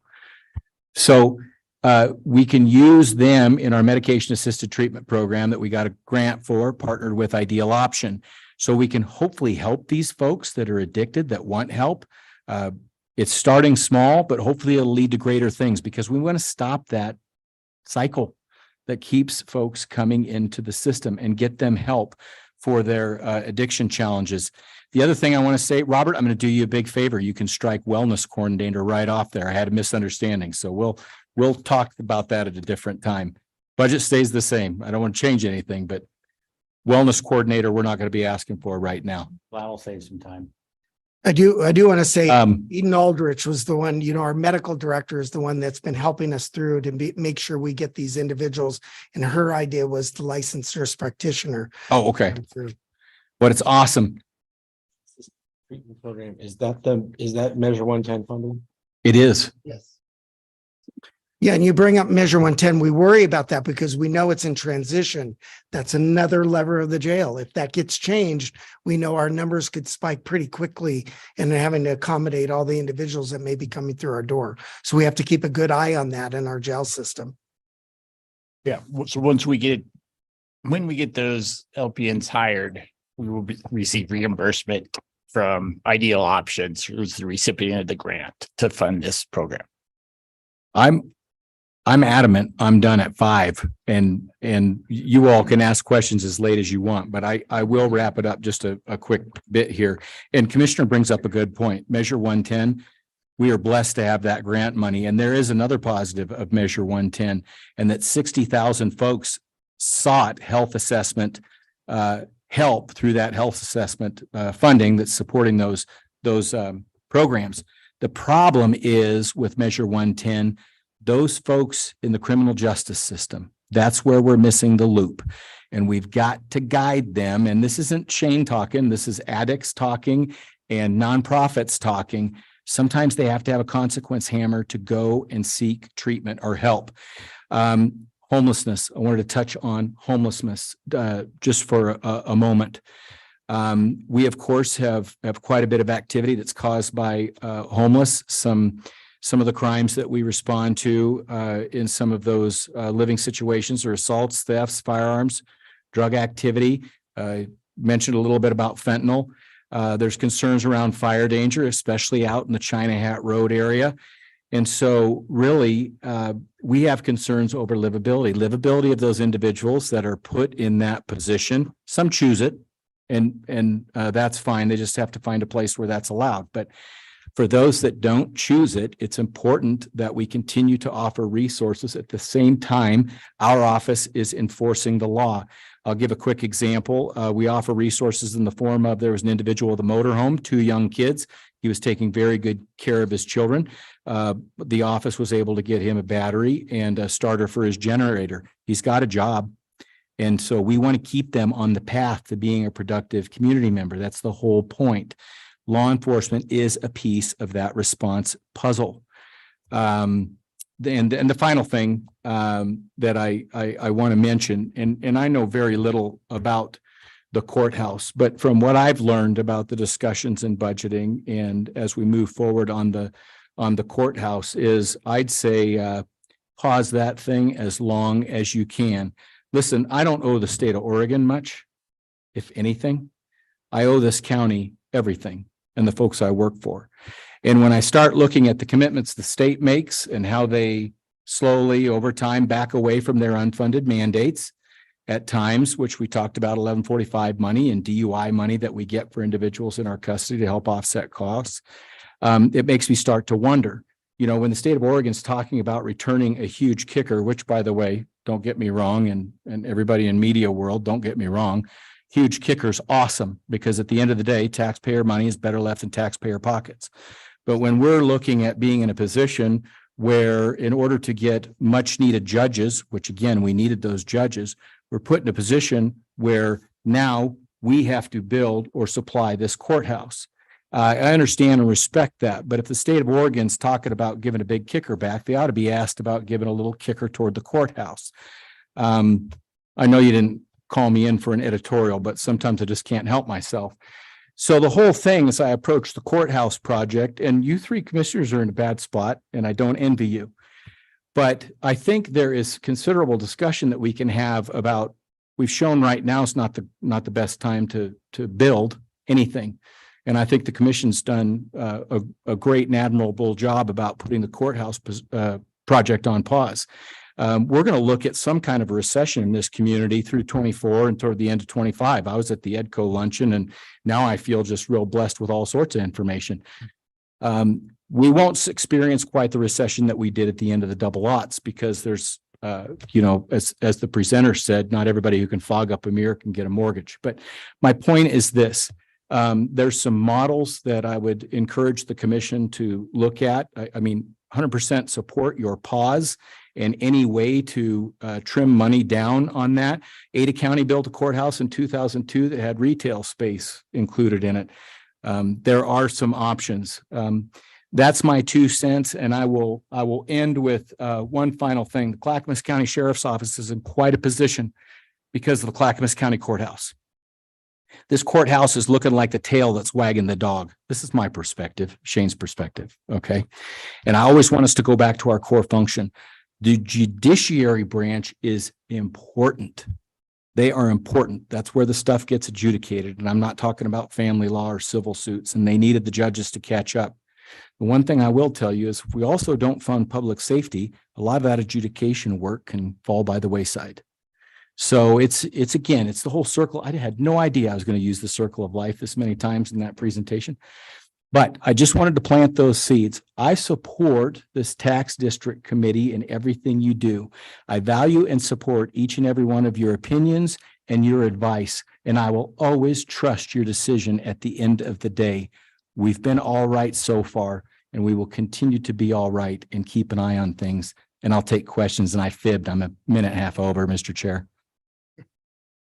Up for questions or comment. We do have time in the 2 districts for public comments, so we'll take that at this time. Is there any public comment? Record can reflect that there aren't any online. Okay, we have no public comment. Any other questions or comments? Yeah. I have some questions. So, these assessed rate increases, how much will that raise in addition to, you know, above what you are above what you would receive? The old tax rates per year. I haven't done the math. I could do it really quick, but it's about 97,000% for the rural district. Per penny, 90,000 per penny increase. Per penny increase. And then I believe almost 300,000 for the countywide. Per penny. 290 or something like that. That would tell you. 1,800,000 and 2,400,000. If I did that right. Maybe just over More than 300 that. even for the. Yeah, it might now. I could be remembered old numbers. And so along those same lines as well, the savings that we would get after these years, we want to sock away to put toward the public safety master plan. What that exact final plan looks like, we don't know, and we can scale it back, but we know we need more space in our buildings for evidence, conference rooms in the jail. That was needed when we built the first facility in 1994 and borderline mandated to be able to represent clients. But when we take a look at that, I am always a firm believer that we need to invest cash in that. Okay, so we want to sock away some money. Ultimately, I'd like to sock away over 20%, say if we have a $10 million project, but I just got done telling you toward the end of 25 is when would be a good time to build things. So we'd have to adjust it. We have managed close to $1 million worth of projects just in-house in the tax districts for the sheriff's office. We've remodeled our office to keep up with growth. We're remodeling some facilities for gym space. We put new siding on the building so that we have more longevity out of our building to the tune of about $1 million. It'll probably be over $1.5 million by the time all of those projects are completed. So we take it very seriously. We try to handle what we can within our own budgets. And so as we look toward the future, we'll want to explore some of those options in future conversations about transient room tax commitment if there's some unallocated. And we also want to take a look at, private equity investors versus a bank, or there's a number of things you can look at and go that route. So sorry. Thank you, though. And just to add with that, with the vacancies that we have, especially in the positions that are mandated, the jail and other mandated services, that's why we have a large savings in the district each year, because we budget to have them all filled. I'd expect our plan is to save about $2 million. I hope we would save that. I'm sure we'll be able to save $1 million. If we don't, you're free to ask me, okay, how come? I mean, I can't guarantee it because things happen, but I'd be surprised if we can't save $1 million. I'd like us to save about $2 million next year to work towards whatever our first phase of this project is. Is that before or after the licensing cost to Disney for Simba? That wasn't Simba. Did I say that was Simba? Too late. Too late. We will be, for the general fund, the county general fund will be looking at a 6 cents per thousand assessed rate increase. And we know exactly how much money that's going to generate. It would be great to get that number. Yeah, I can give it to you. I just don't have it on these graphs or written down, but Is that a max? Is that maxing the rates out, adding 6 cents? I believe it is. Okay. Fixing the rate down. Okay. And we do have those numbers. Well, and it's the same per cent because it's the same tax district. But the rural district. No, but the countywide district, yeah. I think you're looking for the total amounts, Yeah, what the total amount is for that difference. For each, yeah. And Yeah. where I would go with that number, whatever number of millions of dollars. Can you I can get you that. get a calculator out and do it right now? Well, I'll give him the exact numbers. So since he's got exact numbers, if you're okay with that. Or do you want it? Jim is guesstimating 6 million. So an exact number later would be great. Yeah. I understand that $6 million is absolutely necessary to cover current operations, or projected operations plus maintain a reserve. So your reserve doesn't, too soon. I guess my concern is, these are significant, assessed rate increases.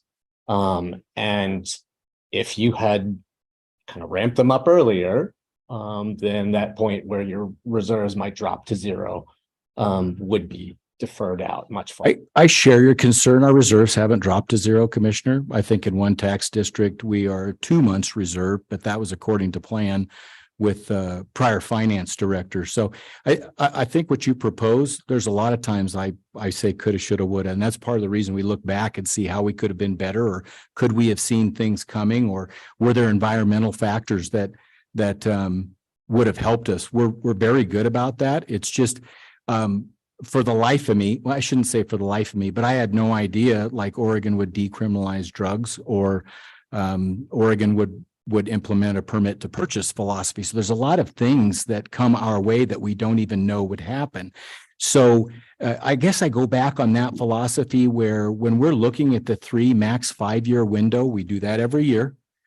When we're looking at that 3-year, max 5-year window, and then we, of course, reach out to all our partners because we're all in it together.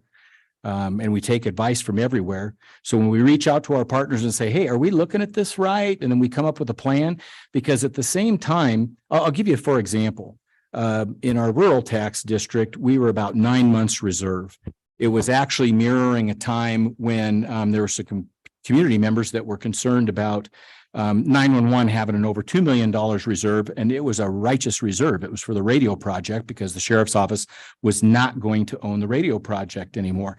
And so they were getting visited with about a 2 million or more reserve. It was absolutely necessary. I think it was a responsible thing to do, but it made our office kind of take a look and go, whoa, 9 months. It's like that money's better left in taxpayer pockets. So, yeah.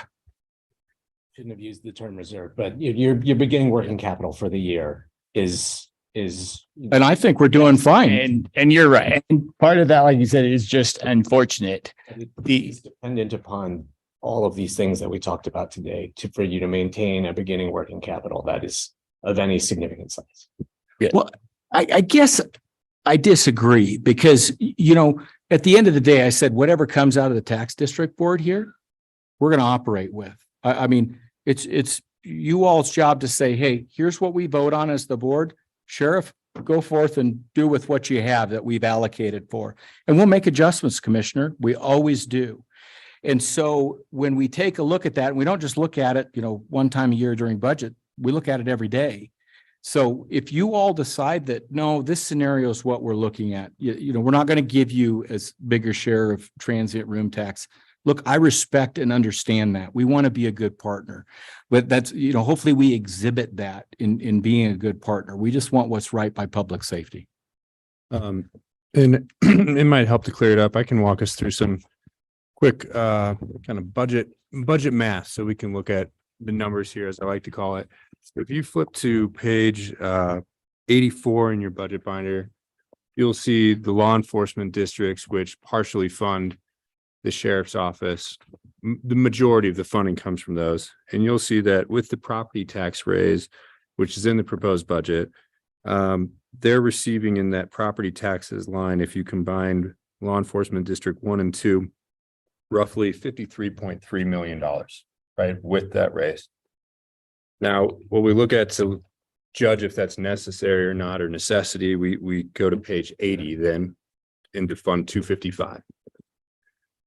And on page 80, you'll see the local government grants line. That's the amount that's being transferred back in from the sheriff's office of property taxes. And you'll see that number is 57 million. So even with the tax raise, they're eating into their beginning working capital and contingency at this point to fund operations and capital. And so by about $4.3 million with the tax raise. I have a question for Captain Schultz. What is your food cost? I know you said it's gone up 30%. I'm just trying to put it out. And I'm wondering, do you know what that is? Yeah, we just did an RFP as we talked with you folks about. So the new food cost is about $530,000. So it's gone up from about 450,000 to 530,000. 530. Okay. And that's probably because of it's being prepared by somebody else then? We've always contracted food costs out. There's a number of reasons. One, the cost of labor has gone up, the cost of food has gone up. And two, we've kept them at a very low rate since I've got here. When they've asked for raises, we've said, no, for example, they would say, we want a 5% increase. And I said, 5%, the county's only giving 2% for what raises. Food costs haven't gone up that much at that time. So we kind of held it back to the point. That's why when our current vendor said we need to do a 35% increase per our county policy, we had to go out for bid again. And then when we came out for bid, we realized that was the cost of doing business with the individuals that put in for that cost. And then I do have a question about alcohol detox. I noticed we're allocating 90,000 for this next year's budget. What about drug detox? Is that in a different line here? I just didn't see it pop out. for drug detox really is a protocol for anybody that comes into our system that we've identified as withdrawing. Many of the individuals 10 years ago was for alcohol detox. Now the individuals are coming in. It's not only alcohol detox, but it is also all the medication or the drugs are coming in. We're still more concerned about alcohol detox because that has the more propensity to kill somebody with liver damage and all the things going through. But certainly everybody's coming in now with fentanyl in their system, exorbitant amount of marijuana, THC in their system, and alcohol. So the drugs that are being abused now is everything in our system. So does that alcohol detox program, will it apply to all those? It will. Mhm. So is that 90,000? Do you think we could use it all? I mean, because this year to date, we've only used 52,000. And I'm just hoping you all can talk more people into going through those programs. Right. When that's, We're trying. yeah, and great question. That's why we've opted to go with the MAT program because they'll address all the addiction issues. In the day, what was happening is somebody would come into our system. If they were already on a program of medicated assisted treatment, we just carried it through. What we want to do is now find those individuals that are suffering from addiction and get them on the process right away. Even if it's 4 hours in our stay, we may not be able to administer drugs at that point, but be able to do the warm handoff to Ideal Options or some other provider to get them out of this course of addiction, which we all know creates such a nuisance of crime in our system. And so we want to help move that forward. Thank you. Commissioner, going back to, I think what you were saying, I realized we could have been more, we had better foresight. Part of the problem was in 2018, when we were down a business manager in between the one that left and I hadn't been officially hired yet, the county treasurer helped with the budget and proposed the 6-cent rate cut. And we needed to do this and rate, for all these things. The next year I come in and I'm just learning. I'm not going to say, hey, let's switch directions. It took me a year to even ask the questions and say, hey, some of these assumptions are wrong. Let's readdress this. And as you know, sometimes we've been asking for rate cuts that haven't gone our way. Yeah, we've talked about we've talked about rate increases in both our districts and in your district that we would have liked. And there's always that challenge, but I'm just happy we're doing it now. I think it makes sense to do it now, especially with public safety campus. And, I'll just say, I mean, we heard about the very important services that the sheriff's office is providing. We heard about some really strategic special requests today. I would like to be able to support all of those things, but it's hard, I mean, we've seen rate decreases, and then now we're getting whiplash from, flipping back the other way. Just a couple of years later, we've seen, I mean, when the 2% increase, was being discussed year and a half ago, I asked, how are you guys going to pay for this? Pay for it out of our district. You have enough money in there? Oh yeah. When we came to budgeting that year, it's like, okay, well, we're going to dial up our assessed rate for the rural districts. Is that to help pay for the 2% increase and some other? Yeah, that's going to help cover that. Now we're making this other big jump. So, well, with all due respect, I disagree with you, Commissioner. Being able to support requests for needed services and strategic investments has to come with foresight and good financial planning. And you have that. And if you're implying that we don't, I take serious question with that. And we can have a private meeting with you, Commissioner, because what you're implying with the whiplash, that's not the feedback we get from the community members. The community members appreciate how we approach our tax district rates and how we spend our money. They also appreciate the professional teammates that we put in the employ to deliver the very critical services that they require. We have always operated on a 3-year window. We try and keep our rates stable for 3 years. frankly, things are so volatile in the last few years. I don't even know how you operate on a 3-year window. We always take a look at a 5-year window. So I would tell you, I don't share the same thought process you have. I'm very comfortable in my teammates, and I'm very comfortable in every decision this office has made since I've been employed with the sheriff's office, and I'm very comfortable with the tax district boards and the decisions they make. Are there any other questions? Because I don't want to keep you all too long. Robert. Say that when the tax bills are delivered with these new rates and the constituent input comes in, I'll be sure to make sure that I share that with you. Well, I've always told you to share that with me. I haven't gotten a phone call yet, but that's my job, and I take all those phone calls, Commissioner. Robert. Yeah, thank you. My question will go back to beginning of a slide. I didn't know if you'd cover it, so I was holding on to it. But first, Sheriff, I also want to mention in my opening comments this week, I talked about one of the great things I learned about Deschutes County are the great service districts that we have for countywide law enforcement, rural law enforcement, even the TRT, discretionary TRT, I'm using that phrase, to help support sheriff's office and all the great services. As you know, I came from a county, we didn't have that luxury. So I really appreciate the funding that we do have and the resources and the services you could provide. You started off the presentation talking about you're expecting your reserves to end at 13 million for 2023. I think it was one of your first slides, and then ending 2024 at 9.9, so about 10 million. Yeah. So I looked at the numbers of tax increase for this year based on page 9, estimated resources. I just compared that to last year's budget. Obviously, actuals are a little bit different, but it's about 7.5 million for the countywide additional revenue and 1.7 million for rural.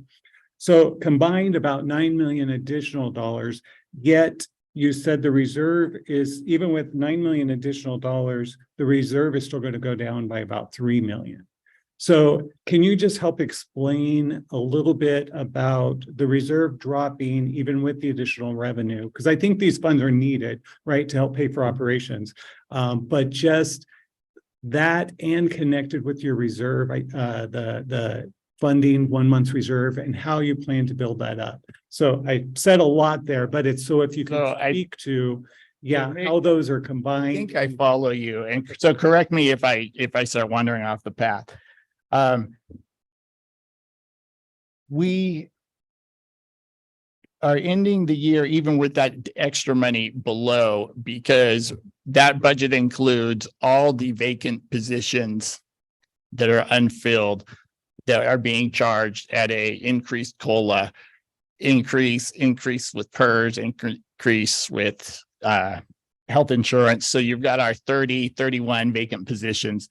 So that's part of taking it up that we don't plan to use. That's why we think it'll be higher than that. Then remind me the second part. The reserve, I think one of your slides had your months of reserve and it's below the required reserve level.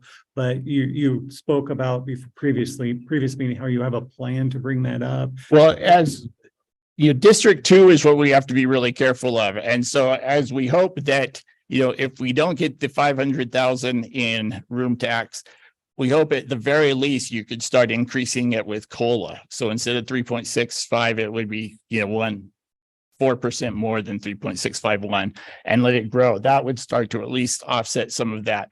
As we lower over time and look for some of these force multipliers and just then hold back on hiring if we have to, we can get back to where we're a little behind that curve and then continue to ride it out. We always will grow to the extent that you allow us to grow and not a dollar bigger.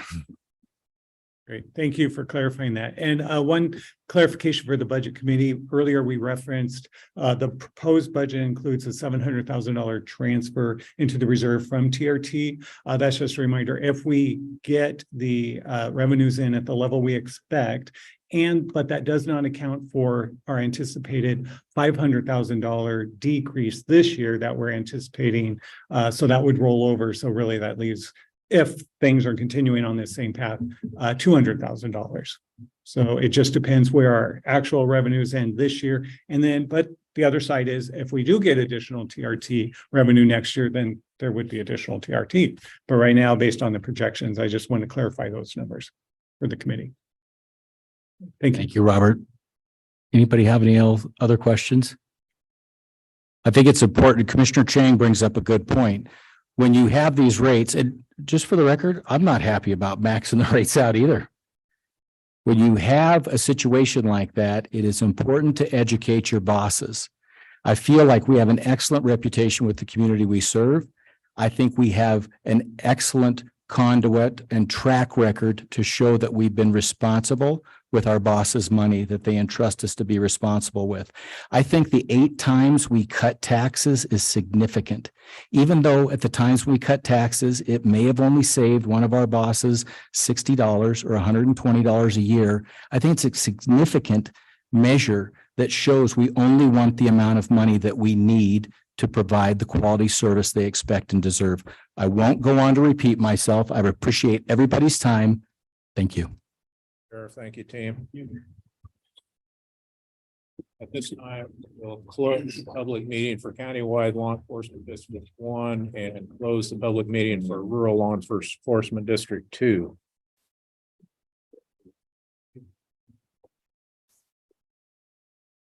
Not yet. We're not closed yet.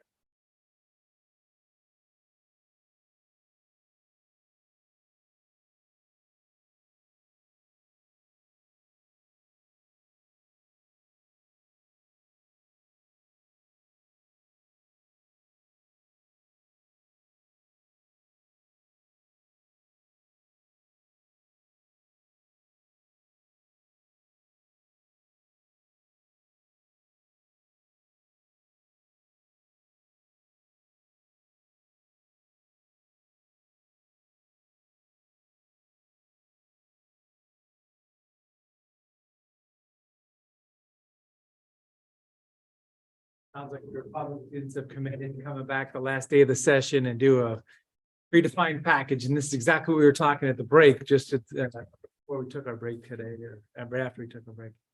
So we won't know anything till after that, but at least there'll be a date now that's set at the state legislature for a whole bunch of decisions to be made. Last day, huh? That it's in the headline news right now. Some of the stuff that's not core central to the budget, it'll be interesting to see whether that actually goes anywhere or dies on the vine. It will be interesting.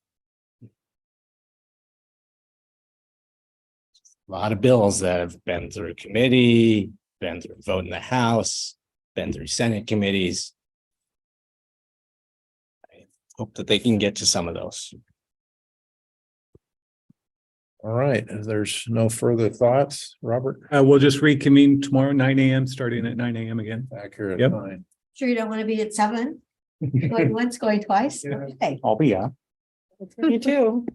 All right. Okay, guys, 9 PM then. With that, we'll continue the Deschutes County budget meeting Wednesday, May 24th, 2023. Thank you. Thank you, Bruce.